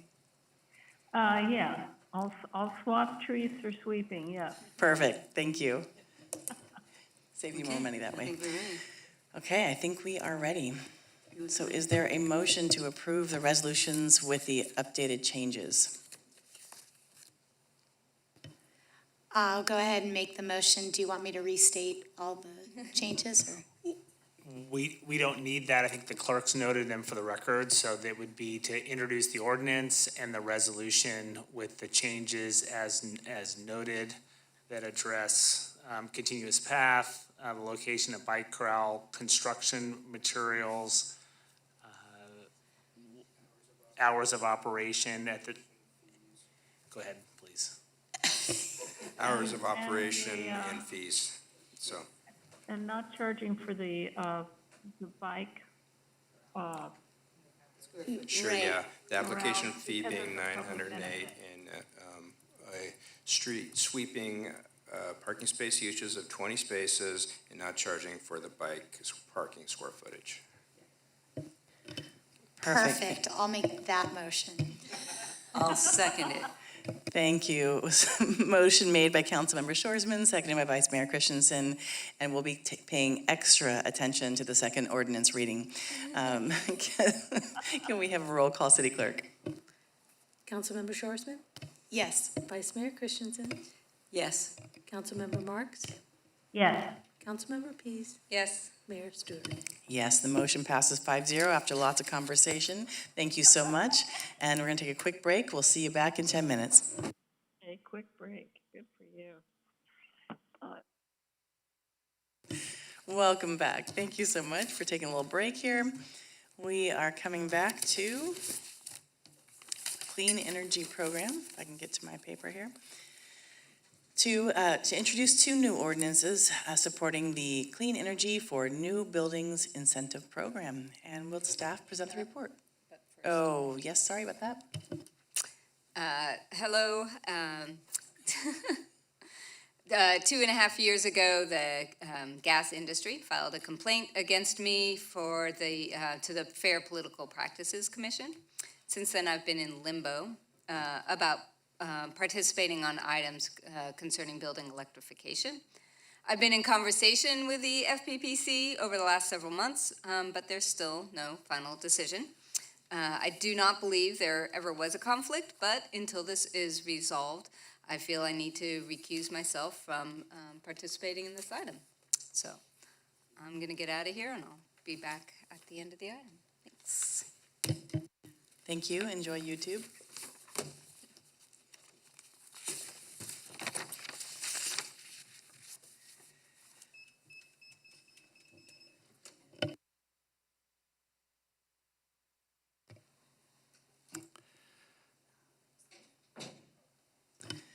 Well, thank you. Council, will you please present the report? Sure. Thank you, Mayor and council members. I'm happy to kick things off briefly, and then we'll get started. So we're really excited to be here this evening. We've also got a full complement of staff here to help support in both the presentation and answering questions that you might have. We've got Bob Hill, who's our Sustainability and Natural Resources official, Chris Reed, who's our Sustainability Manager, and then our analyst for that program, Lucia Pullman, who's here tonight. Also, this has absolutely been an interdisciplinary effort, and so we've worked in close partnership with staff from the Community Development Department, and we're happy to have both Michael Cadron, the Community Development Director, and Michael Lowe, our Deputy Building Official, here this evening. Very, very specifically, we're here because we had a study session with you all on February 1st of 2022, and we received very clear policy direction about how to move forward with this program. But I think more broadly, and to zoom out and to remind us all, we're here because we have one of the most ambitious climate action goals in the entire country, and the policy and action before you this evening is part of a series of needed steps that we need to take to be able to achieve that goal. That goal, of course, as you remember, is carbon neutrality as a community by 2035, and that includes a building sector goal of zero operational GHG emissions from new buildings as well. There is a whole bunch of reasons that we're going to cover in the report about why that's important and a priority for our community, but it also makes sure that we hold ourselves to the baseline of where we're at right now as we embark on all of the work that's envisioned as a part of our climate action plan in the short 12.5 years that we have to accomplish the remainder of that goal. And with that, I'm happy to turn it over to Chris and Lucia for the presentation. Thank you, Greg, and good evening, Madam Mayor and City Council. I'm Chris Reed, Sustainability Manager, and I'm joined this evening by Lucia Pullman, our Sustainability and Natural Resources Analyst. And tonight, we will be providing the proposed update to the Clean Energy Program for new buildings. Staff has 3 recommendations for Council this evening, and the first is to introduce an ordinance requiring all electric new buildings while providing reasonable exemptions. Staff's second recommendation is to adopt an ordinance providing regulatory flexibility along with a cleanup edit to the definition of all electric building. And the third is to direct staff to return to council to report on the effectiveness and appropriateness of the proposed exemptions and incentives and to subsequently consider amendments as necessary. Please note here that you'll see an as amended added to recommendation number 1.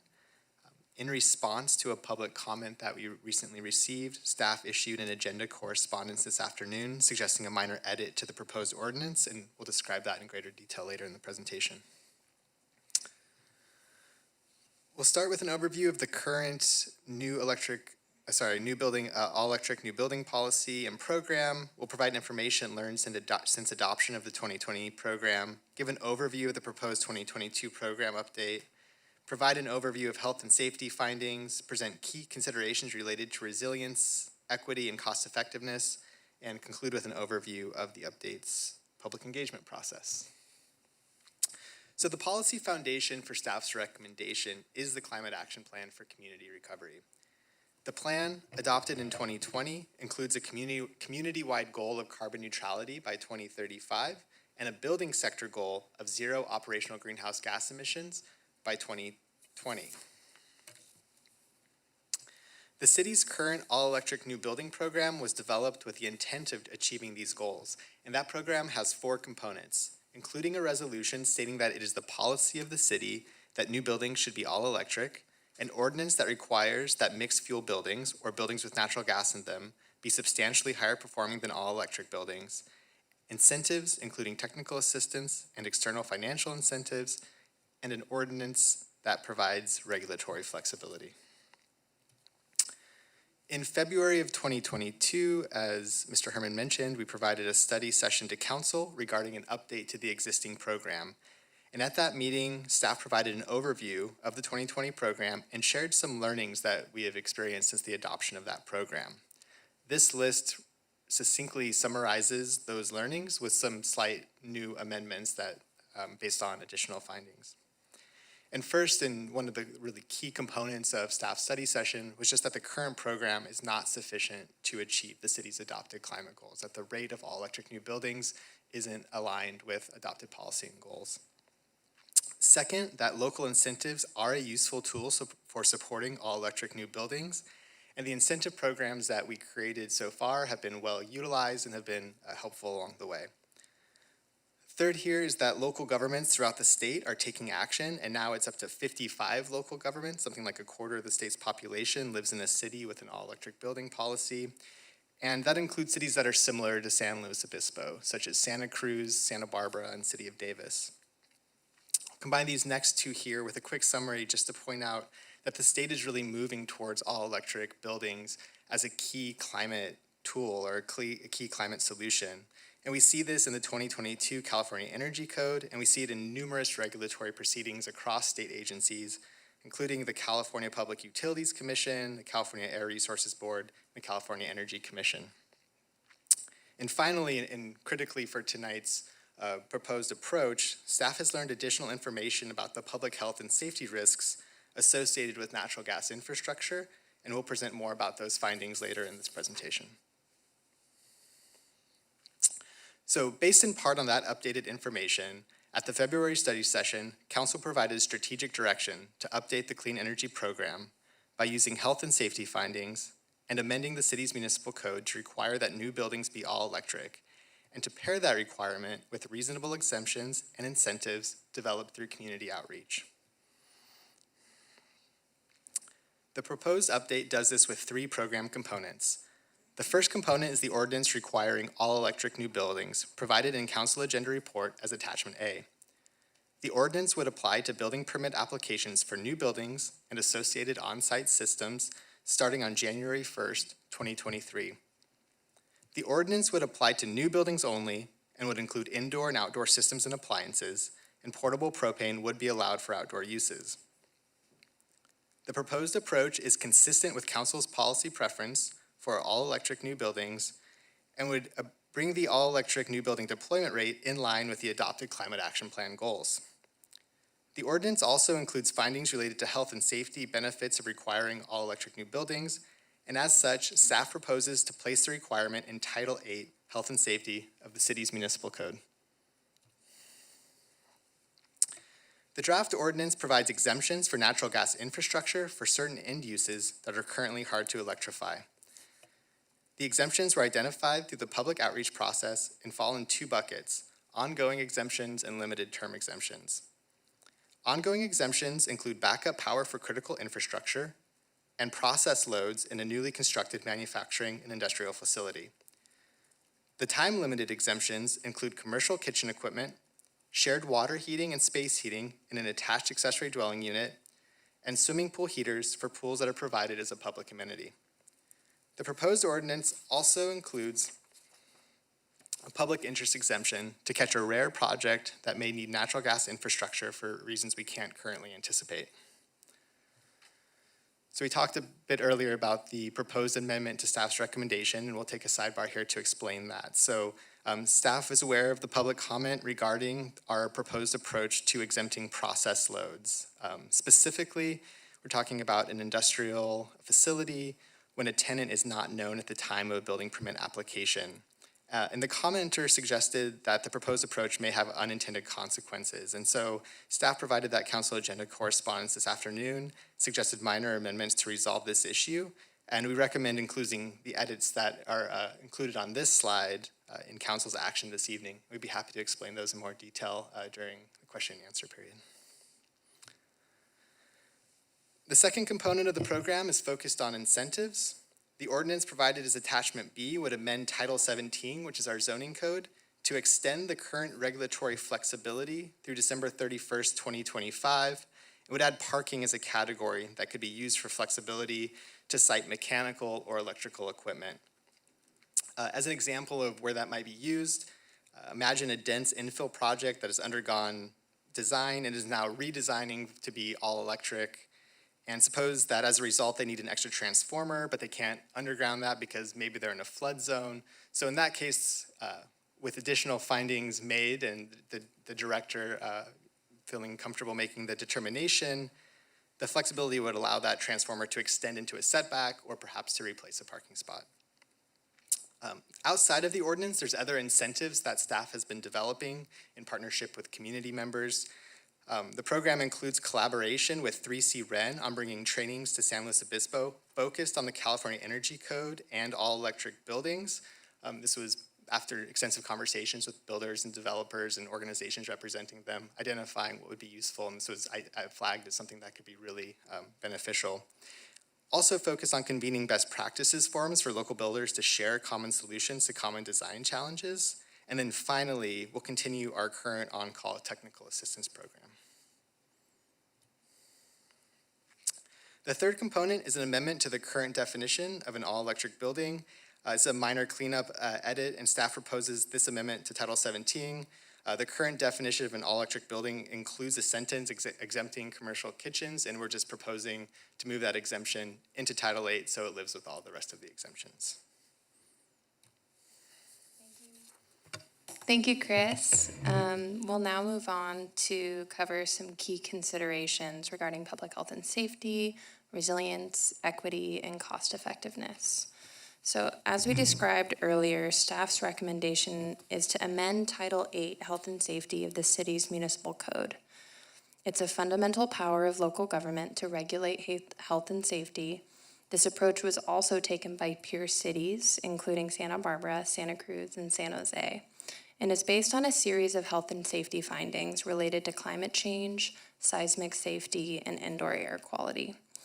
Staff's finding on climate change demonstrate that drastic reductions in greenhouse gas emissions from all sectors, including buildings, are necessary to prevent increasingly hazardous climate change impacts.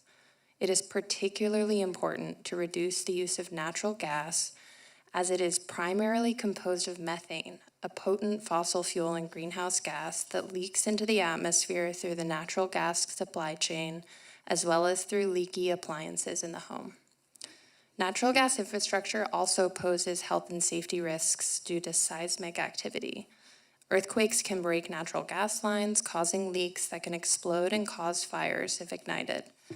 Seismic hazards are identified as one of the top natural disaster concerns in the region, and there is a risk of an earthquake causing multiple simultaneous natural gas fires, while emergency response is limited by earthquake damage infrastructure. Lastly, byproducts of natural gas combustion accumulate inside buildings, impacting indoor air quality. Natural gas combustion in building has been linked to an increase in respiratory diseases, including asthma, a finding recognized by the American Medical Association. At the February 1st study session, staff heard from council that resilience is a key concern in developing the update to this program.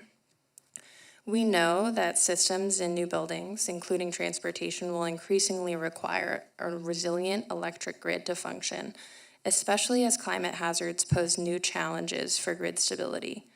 One common misconception is the idea that natural gas appliances are more resilient than electric appliances during outages. In truth, nearly all contemporary natural gas appliances require electricity to ignite and operate safely in the home. Fortunately, organizations are working at the building, neighborhood, and grid scale to ensure our community has reliable access to electricity. On the building level, the 2022 California Energy Code mandates energy resilience by requiring the installation of solar on all buildings, by establishing battery storage-ready requirements for single-family homes, and requiring on-site storage for most other buildings. On the neighborhood scale, microgrids can provide a subset of users with electricity during outages. PG&E offers the Community Microgrid Enablement Program, and 3CE is pursuing an innovative front-of-meter storage project wherein regional agencies are siting large battery storage facilities on their property for the benefit of the local distribution grid. On the state and regional scale, the state of California recently committed almost $3 billion to support grid resilience this summer through Assembly Bill 205. Additionally, PG&E shared with city staff that they are constantly engaging in asset and service planning analysis to understand performance and grid enhancement needs. Moving to equity and cost effectiveness, at the February 1st study session, Council also underscored the importance of cost effectiveness and equity. Staff's proposed approach illustrates the city's ongoing commitment to implementing climate action work through an equity lens. First, to ensure that the proposed ordinances would align with the future affordable housing development in San Luis Obispo, staff met with local affordable housing developers to learn from their experience building and managing all-electric projects. To support these developers, the city is committed to advocating for and facilitating access to 3CE's all-electric affordable housing unit incentive program. Staff also closely evaluated cost-effectiveness studies and confirmed that all-electric buildings are expected to be cheaper to build than mixed-fuel buildings. The 2019 cost-effectiveness studies are still the most current, and the initial 2022 study results for single-family homes confirm previous expectations that all-electric buildings are even more cost-effective under the 2022 code.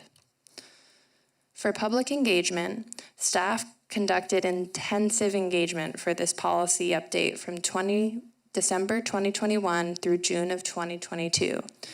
Community feedback directly shaped the ordinance and its exemptions while maintaining fidelity to the community and council's goal of achieving carbon neutrality by 2035.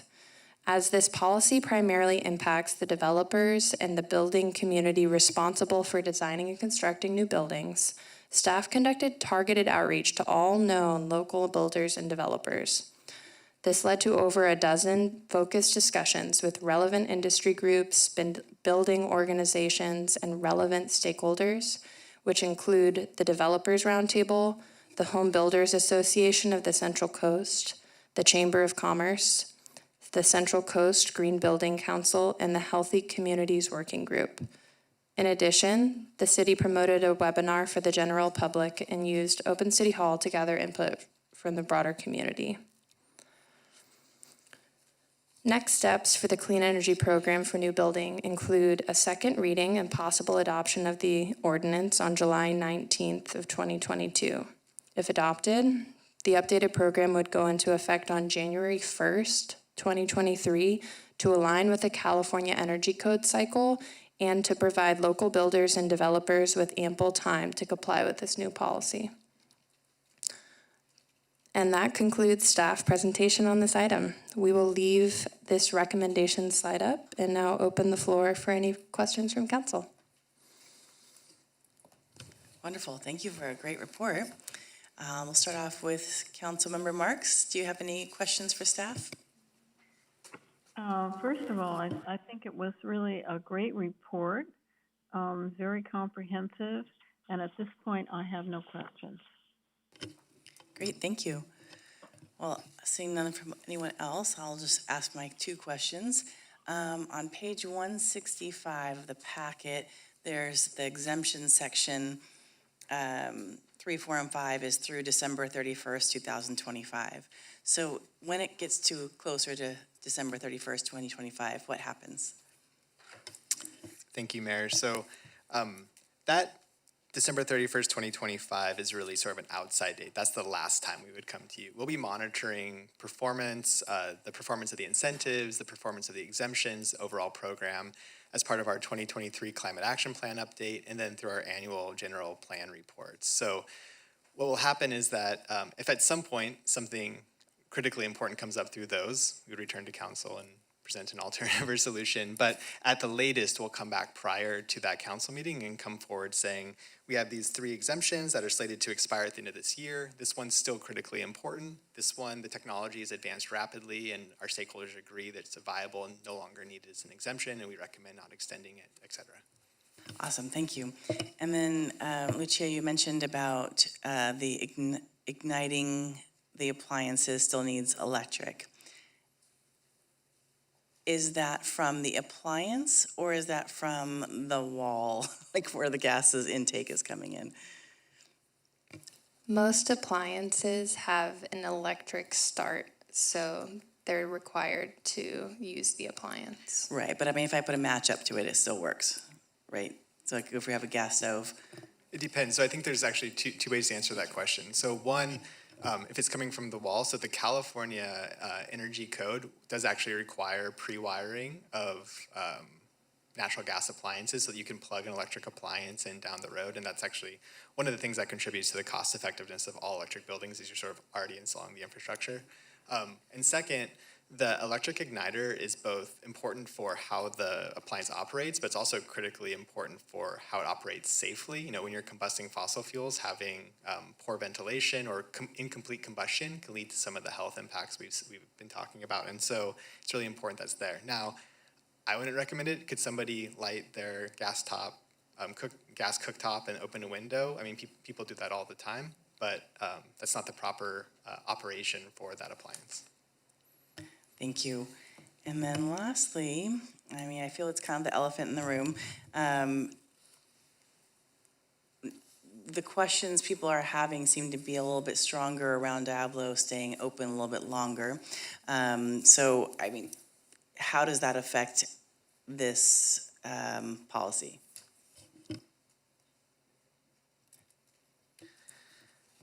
So we can answer this at a couple of different scales. And so the fundamental question people are asking, there's sort of two. One is, do we have enough electricity? And like, is it the right kind of electricity? So there's a couple ways to think about that answer. So the first, we worked with PG&E to understand how they do system resource planning, and I believe they have staff in attendance that can talk more to this. But when they look ahead to understand the improvements they're going to make to local and regional infrastructure, the procurement plan that they're going to pursue, they take into account things like local policy, among many other considerations. And so when they're forecasting load, this will enter into that calculus. And this isn't something where every building's gonna become electric on January 1st and we're gonna be completely caught off guard. These are buildings built over the next decade, concurrent with infrastructure upgrades, right? The second is that the CPUC ordered just last year something like 11,500 megawatts of new electricity to come online, and that's gonna be starting in 2023, which is concurrent with when buildings that pull a building permit in January of 2023 will actually go into construction, and then we'll start to enter occupancy. So as those resources come online, I mean, we're talking about a very acute problem this summer, but as we start to look out farther down the road, we're starting to see that these resources are coming online, and that if Diablo orders stay open, on top of that procurement order, there would just be additional resources on the grid. Great, thank you so much. Councilmember Shorsman. Thank you. Yeah, I, excuse me, just had one additional question about the proposed language change based on the public comment that was received. Do you see any, yeah, it would be helpful if you went there, thank you. do you see any negative impacts from this language change? Do you feel like this was just something that wasn't on your radar before and the language, it just wasn't noticed and this is an appropriate change? Thank you. We were trying to ensure that in this instance where there was an unknown tenant, somebody wasn't asking for an exemption and then using natural gas for appliances that weren't easy to electrify. And so that was the intent of the proposed language, but the comment correctly indicated that that actually could lead to some challenging circumstances. And so we believe that the proposed approach here both resolves that issue and still achieves the intent of the original language. And in fact, when paired with the process section in the ordinance that talks about how there's supposed to be director action, you still have to illustrate how you complied to the maximum extent feasible with the intent of the policy. We feel very comfortable that this achieves the intent of the policy. Okay, thank you. I just wanted to make sure there weren't some unintended consequences we weren't thinking about. Thank you. Great. Can you believe there's only that few of questions from us? All right, so now it's that public comment time. If there are anyone that has a public comment and have not put in your yellow slip, this is that moment. And I may have a public comment, but I'm trying to find it. Okay, here we go. And I'm sorry if I say your name wrong. Mike Cormode, and then Eric Daniels.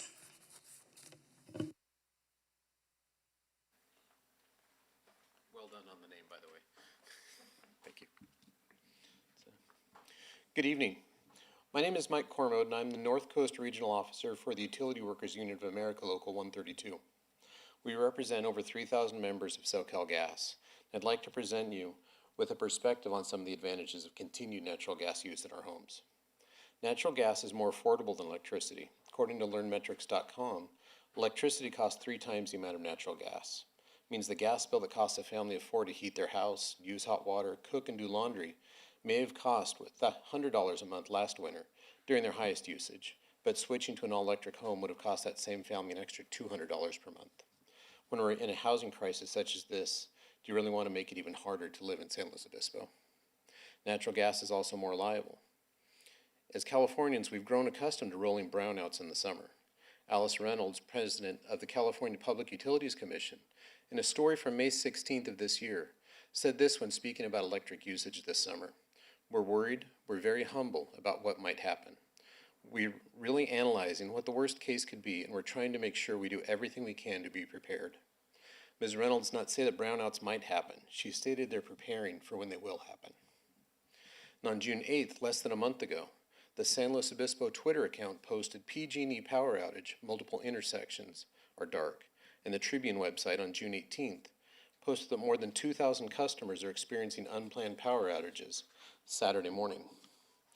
While those unfortunate people were without electricity, natural gas users were busy taking a hot shower, followed by a breakfast made on their natural gas cooktop.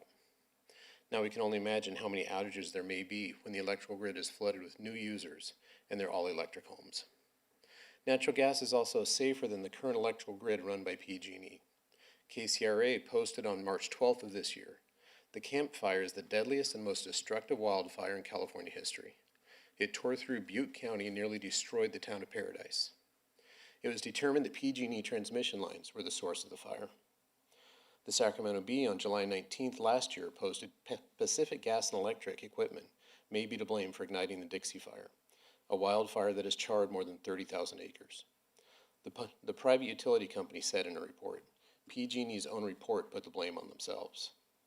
In local news, your own Prepare Slow website, on their hazard and safety lists, what to do in case of tsunami, earthquake, storms, and flood, fire, nuclear incidents, hazardous material, extreme heat, public health, dam failure, and power outage, yet nothing about natural gas. I do want to applaud your efforts to reduce greenhouse gases in our environment. However, eliminating natural gas from new homes is not the answer.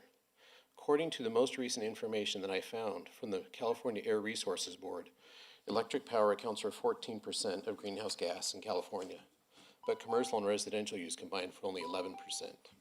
Thank you. Thank you. Eric Daniels and then Luke Stewart. Madam Mayor and Council, thank you. Pacific Gas and Eric Daniels with Pacific Gas and Electric Company. We're proud to provide electric service to the city of San Luis Obispo, and we are committed to helping customers and the community achieve their energy goals. As part of this commitment, PG&E welcomes the opportunity to reaffirm its support for the city's efforts to promote efficient all-electric new construction. PG&E recognizes the value of building electrification as an important tool in meeting California's climate goals. In 2019, we were pleased to lend our support to the city of San Luis Obispo's efforts to promote all-electric new construction. And since that time, we have provided letters of support for all-electric new construction codes or ordinances to dozens of cities and counties throughout the state, well, in our territory. PG&E applauds San Luis Obispo's new commitment to all-electric new construction and looks forward to continuing to partner with the city to accomplish its goals and its climate and clean energy goals. PG&E strongly supports California's strong targets and recently announced its own commitment to reduce carbon emissions and reverse its impact of climate change. We are eager to collaborate with San Luis Obispo and other cities that we serve to help curb the impacts of climate change felt by communities and provide a pathway to a more equitable and affordable energy future. Thank you very much. Thank you very much. We have Luke Stewart, and then after that, Bruce Severance.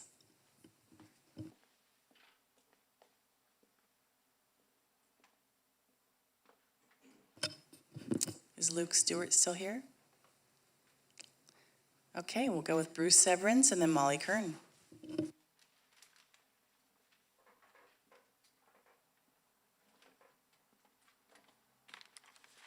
Good evening. Thank you for the opportunity to speak. I'm Bruce Severance. I'm a policy analyst. I've worked on decarbonization and grid harmonization policy at the state level, and fairly well published on the CEC and CPUC dockets.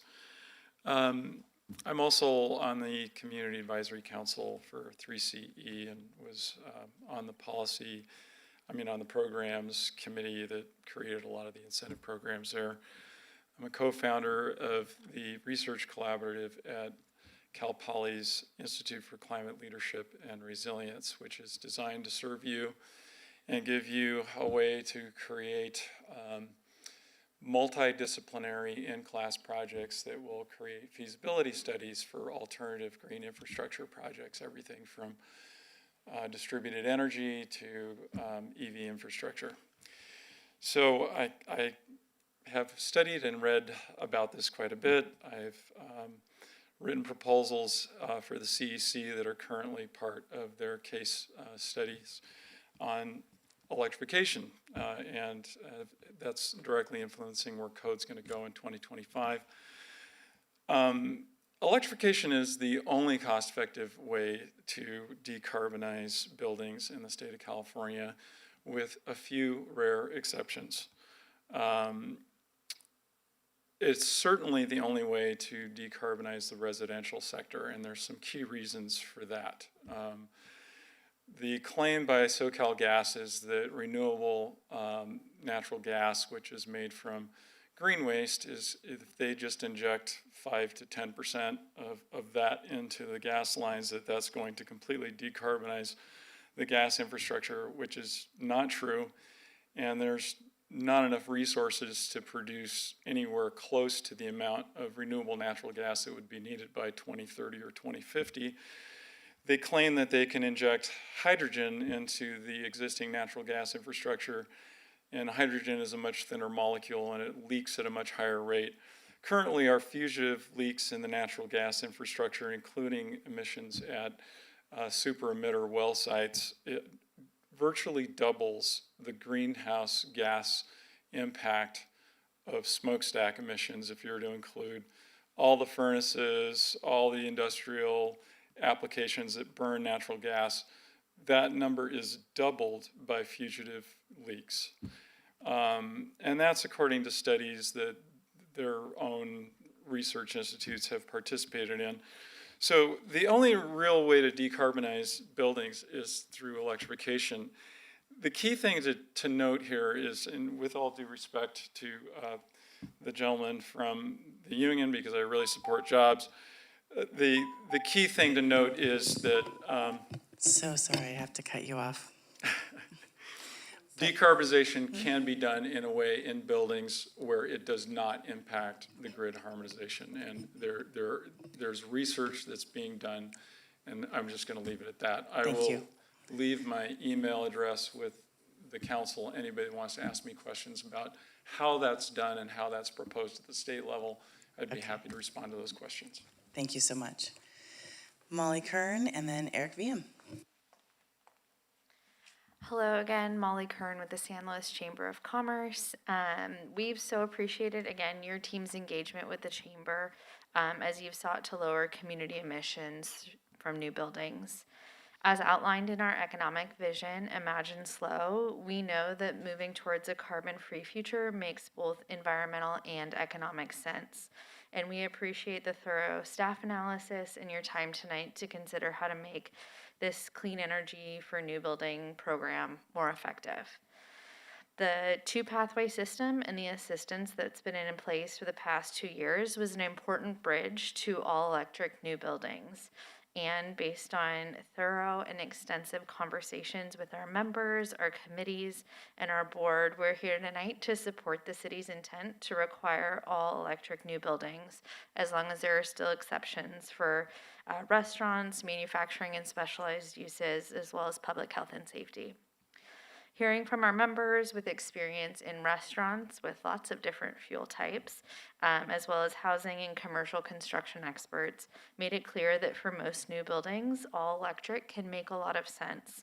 And particularly when the cost of trenching for two fuel types can be avoided, it can be really cost effective.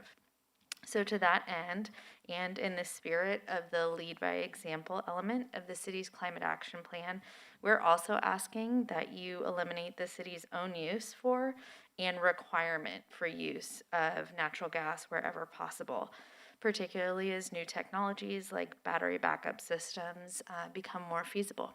Thank you. Thank you so much. Eric Wiem.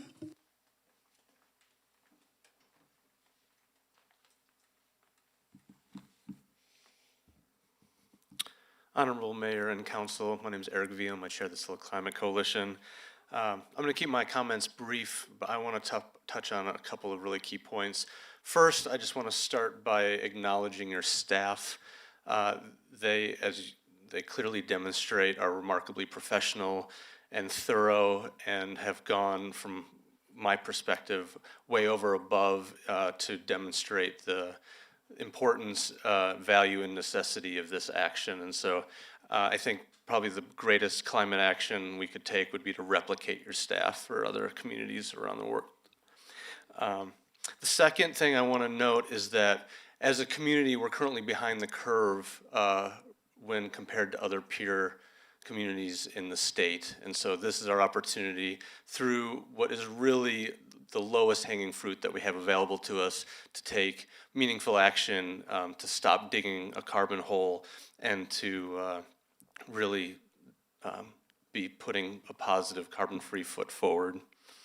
And then finally is that this is easy. This is really easy, and that we have hard work ahead of us, decarbonizing our existing building stock, decarbonizing transportation, doing so in a way that is resilient and affordable and equitable. And so I ask you to steel your reserve and to prepare for the harder work that we have ahead, protecting our communities and our climate. Thank you so much.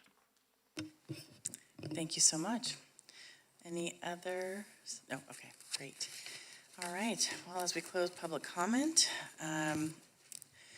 I will reach out to City Council Member Marks to see if she has any questions or comments.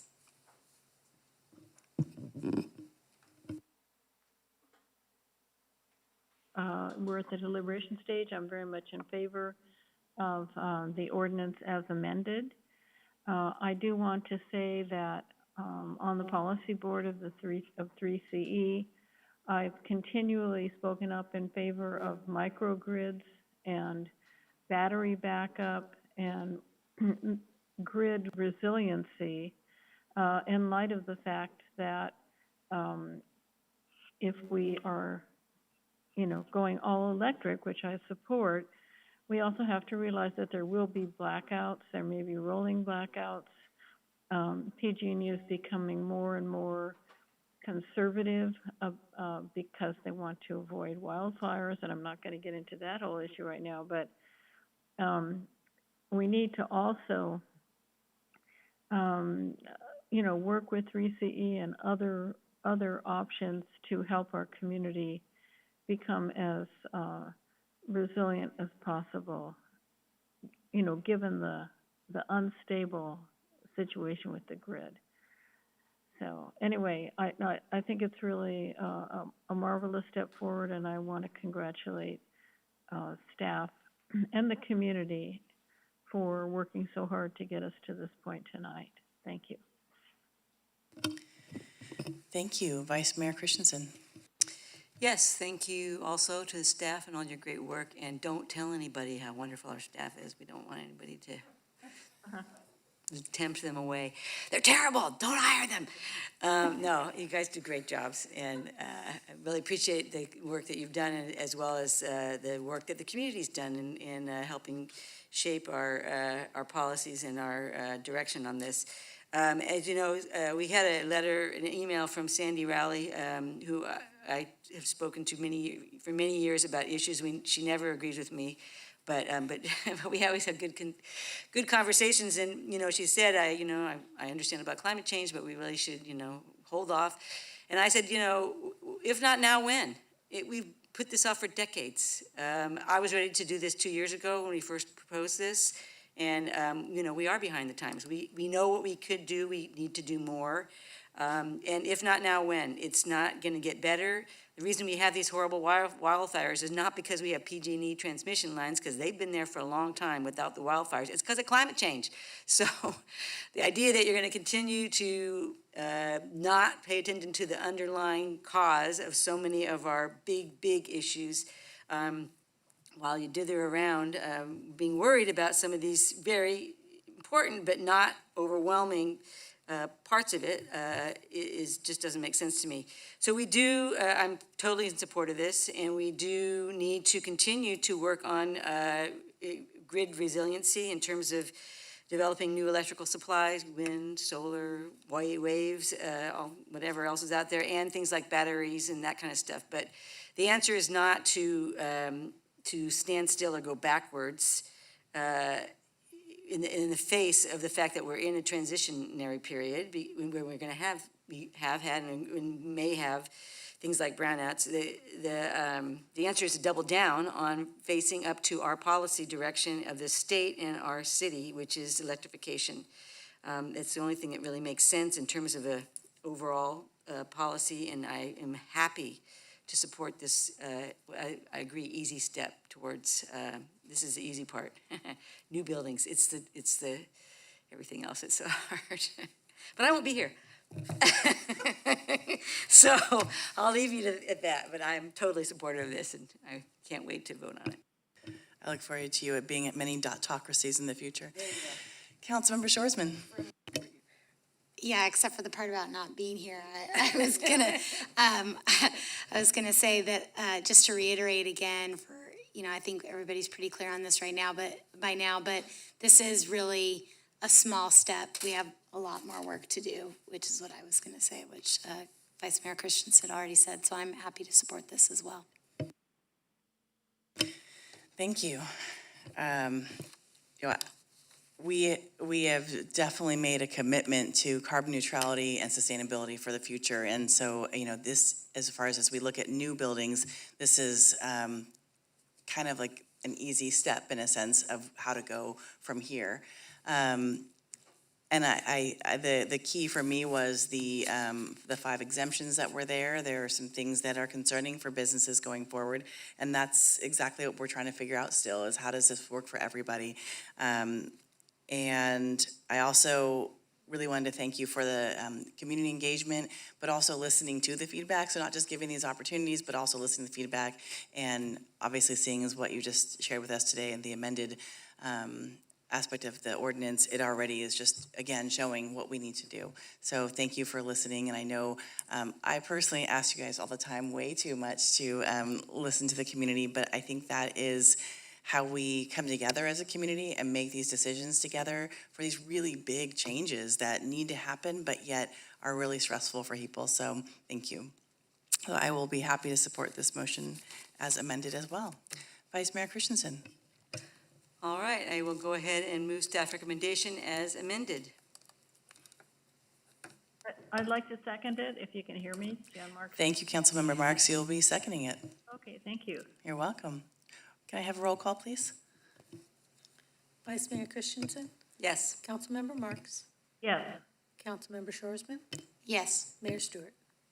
Yes, and the motion passes 4-0 with one recusal. Okay. Thank you so much. Nice to have you back, I will Councilmember say that Pease. Sandy Rally ended up, I got it. Okay, good job. All right, so last we just have liaison reports and communications.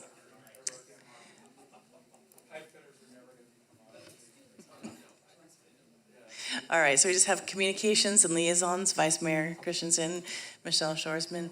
That's okay, we just have 2 more things to go through. All right, so I just want to announce real quick that I met with the incoming, or new now, actually July 1st has happened, the new ASI president at Cal Poly regarding neighborhood wellness. And I just want to say that Gracie is an amazingly intelligent woman, and I'm looking forward to working with her. And she too wants to see how we can help the Cal Poly student population and the more long-term population work together. And Slow Days is starting this week, so good luck to all the parents and families and supporters who will be bringing their students here over and over and over again, and we'll experience that. So pay attention when you're at Trader Joe's and Target. Yes, that too. Any other liaison reports? I have a really short one. Great, thank you. Okay. I want to say the Air Pollution Control District Board met, and it was all receive and file, except the budget was approved with a 13% reduction from last year. And the reason for that is that the Phillips refinery is shutting down. And so the Air Pollution Control District is not having to monitor that huge facility, and therefore they're not getting as much revenue from their work, but they're also able to reduce staff in that regard. And then with the Integrated Waste Management Authority, we made a kind of minor shift in the election of our president, vice president, and the executive committee, which is that it will start in January rather than July 1st. So I'm up next to be the president, but I got a reprieve. It will not be until January 1st. And the reason we do that is because there's elections going on in November, and then cities make their assignments to the liaisons. And so to have our officers be elected consistent with the welcoming new members just makes a lot of organizational sense. And Peter Krohn, the executive director's first day was June 28th, and he's already making great strides forward. So that's all I have for now. Thank you. That's wonderful news. Thank you, and congratulations on your new role. Oh, thanks. Councilmember Pease. Thank you so much. While I had a moment away, I have a question that might need the city attorney to weigh in on. On the prior item about parklets, I remember there was one follow-up item that I was a little concerned about, which is that they said that it could be the community development director's decision could be appealed to the planning commission, but that the planning commission would be the last, that it couldn't be appealed to council.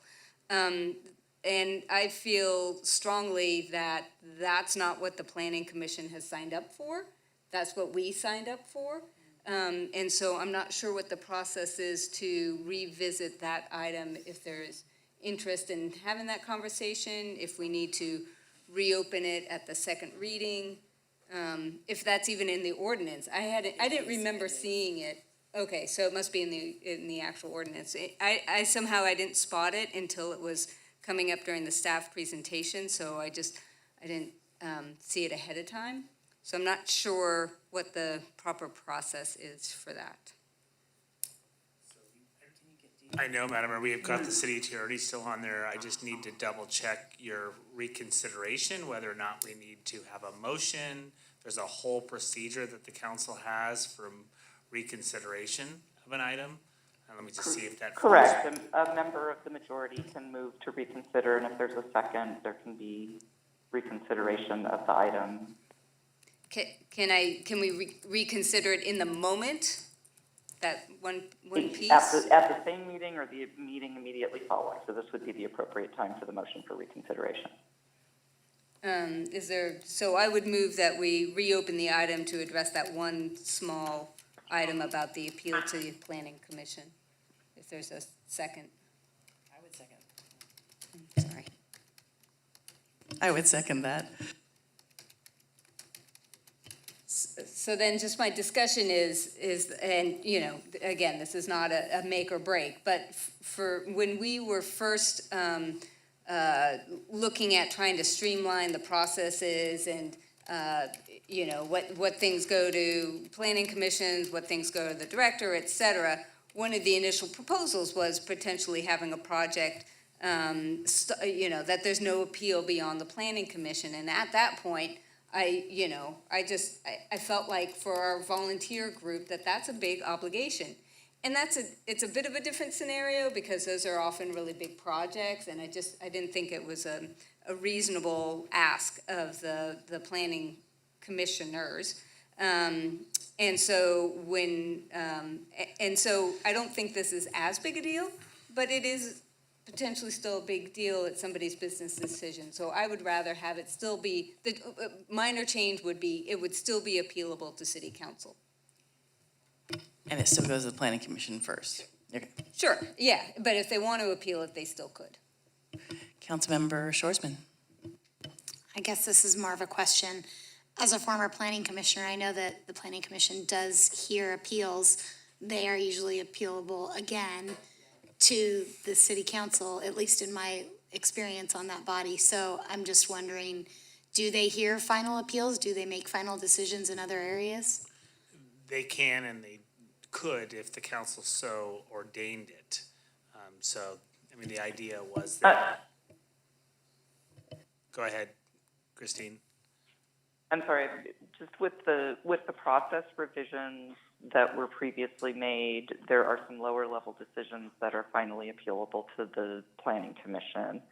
I don't know if our Community Development Director is still in the audience, but I believe that was the intent here. The staff calculus was that these are lower level, sort of lower risk development applications, and that it might be over-processed to have appeals to both the Planning Commission and the City Council. But that is entirely within the discretion of the Council to define what your administrative appeals process is.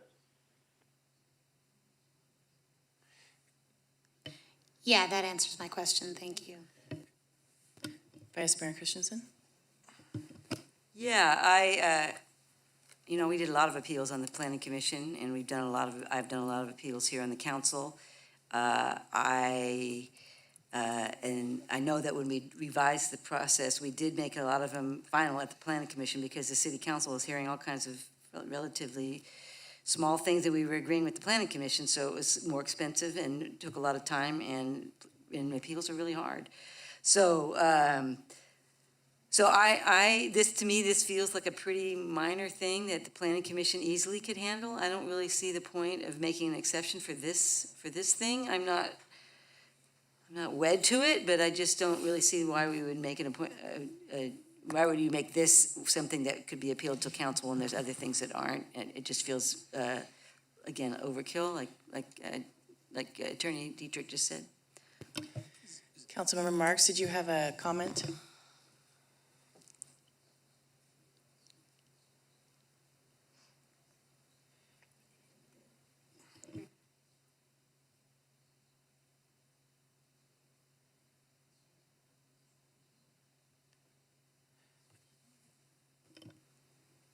The buck would stop with the planning commission. It didn't raise a red flag for me, you know? But I understand the direction that this council and other councils have given staff to try to make sure we have a manageable agenda on the city council level. You know, I'd like to hear more from Councilmember Pease about what kind of, you know, what kinds of issues do you feel would be so important or so, you know, volatile that it would need to go to the city council? What's, I mean, because what we're talking about is like where the bikes are gonna be parked and, you know, all this stuff. So what do you think? Well, my understanding was, I didn't think that there were any final, based on the way that we revised everything, I didn't think that there was anything that had a final appeal at the Planning Commission. It sounds like maybe I'm mistaken, or there were other things, but if it's the case that there are other things, you know, so let's say we, you know, I withdraw my motion, we go forward, if we could then ask staff to follow up and see, like, let's get a list of what are the things that are final appealable at this level, and if this is in alignment, I'm fine with it. My understanding was that everything else was appealable to council. So anyway, so that was my understanding, and this just seemed odd that we would have one thing that wasn't. So anyway, I guess what I'll do is withdraw my motion, and we could just get clarification if there is something that needs to, if we could just get something back from staff. We'll let the council know whether or not there are appeals that stop at an advisory body. I'm pretty confident And there what they is. are. Well, so you want a list of all the permit types and how they're appealed? Just want to be clear what the expectation is. And just for planning commission or for other? No, just for the planning commission. What Just for other? the planning, okay, all right. Just for the planning commission, Okay, what got are the things that are, the other items that wouldn't be appealable to city council? Got it. We can That's what I'm certainly trying to provide that find out. Is there parity there on that? So with that direction, I'd be happy to move on. Thanks for humoring me on that. Yeah, no, it actually was one of Thank my you, and questions. I appreciate the opportunity to clarify and confirm that with Michael Codron as well. Okay. Thank you, City Attorney, and thank you, Councilmember Marks. And thank you for bringing that back up, because I did have that as a question, but it didn't seem as though it was dire, so I kind of left it, so thank you. Any other? Madam Mayor, before you do drop off, all of you received an email from Mr. Alexander. He's a regional state liaison officer with the U.S. Regulatory Commission, asking for a government-to-government meeting. That meeting is from 3 to 4 p.m. on July the 21st. I was conversing with the mayor, trying to ascertain who would be the representative. Obviously, the mayor would typically represent the city, and they are looking for another council member. So before we just made a decision, we thought we would check with the council members, see if there's any interest of another council member joining just for this one particular meeting. Councilmember Pease? Nope. Okay, Councilmember Shorsman. I had expressed interest in attending if everybody else was okay with that. Does that work for you, Vice Mayor? Oh, yeah. Councilmember Marks, are you okay with that? Oh, I'm really happy to hear that, actually. Thank you for that. Because I don't want to do it. Thank you. Thanks for that confirmation. Thank you. The council has fortunately adopted some guidance for us, so I'll work with Councilmember Shorsman and the mayor just to communicate those items at that meeting, but we just wanted to confirm that there wasn't a burning interest from someone and desire to meet with the NRC on the 21st. So thank you for that clarification. And thank you for bringing that to our attention here. All right, well, thank you so much. Let's adjourn the regular meeting, and we will see you all in 2 weeks on July 19th. No special meetings in between.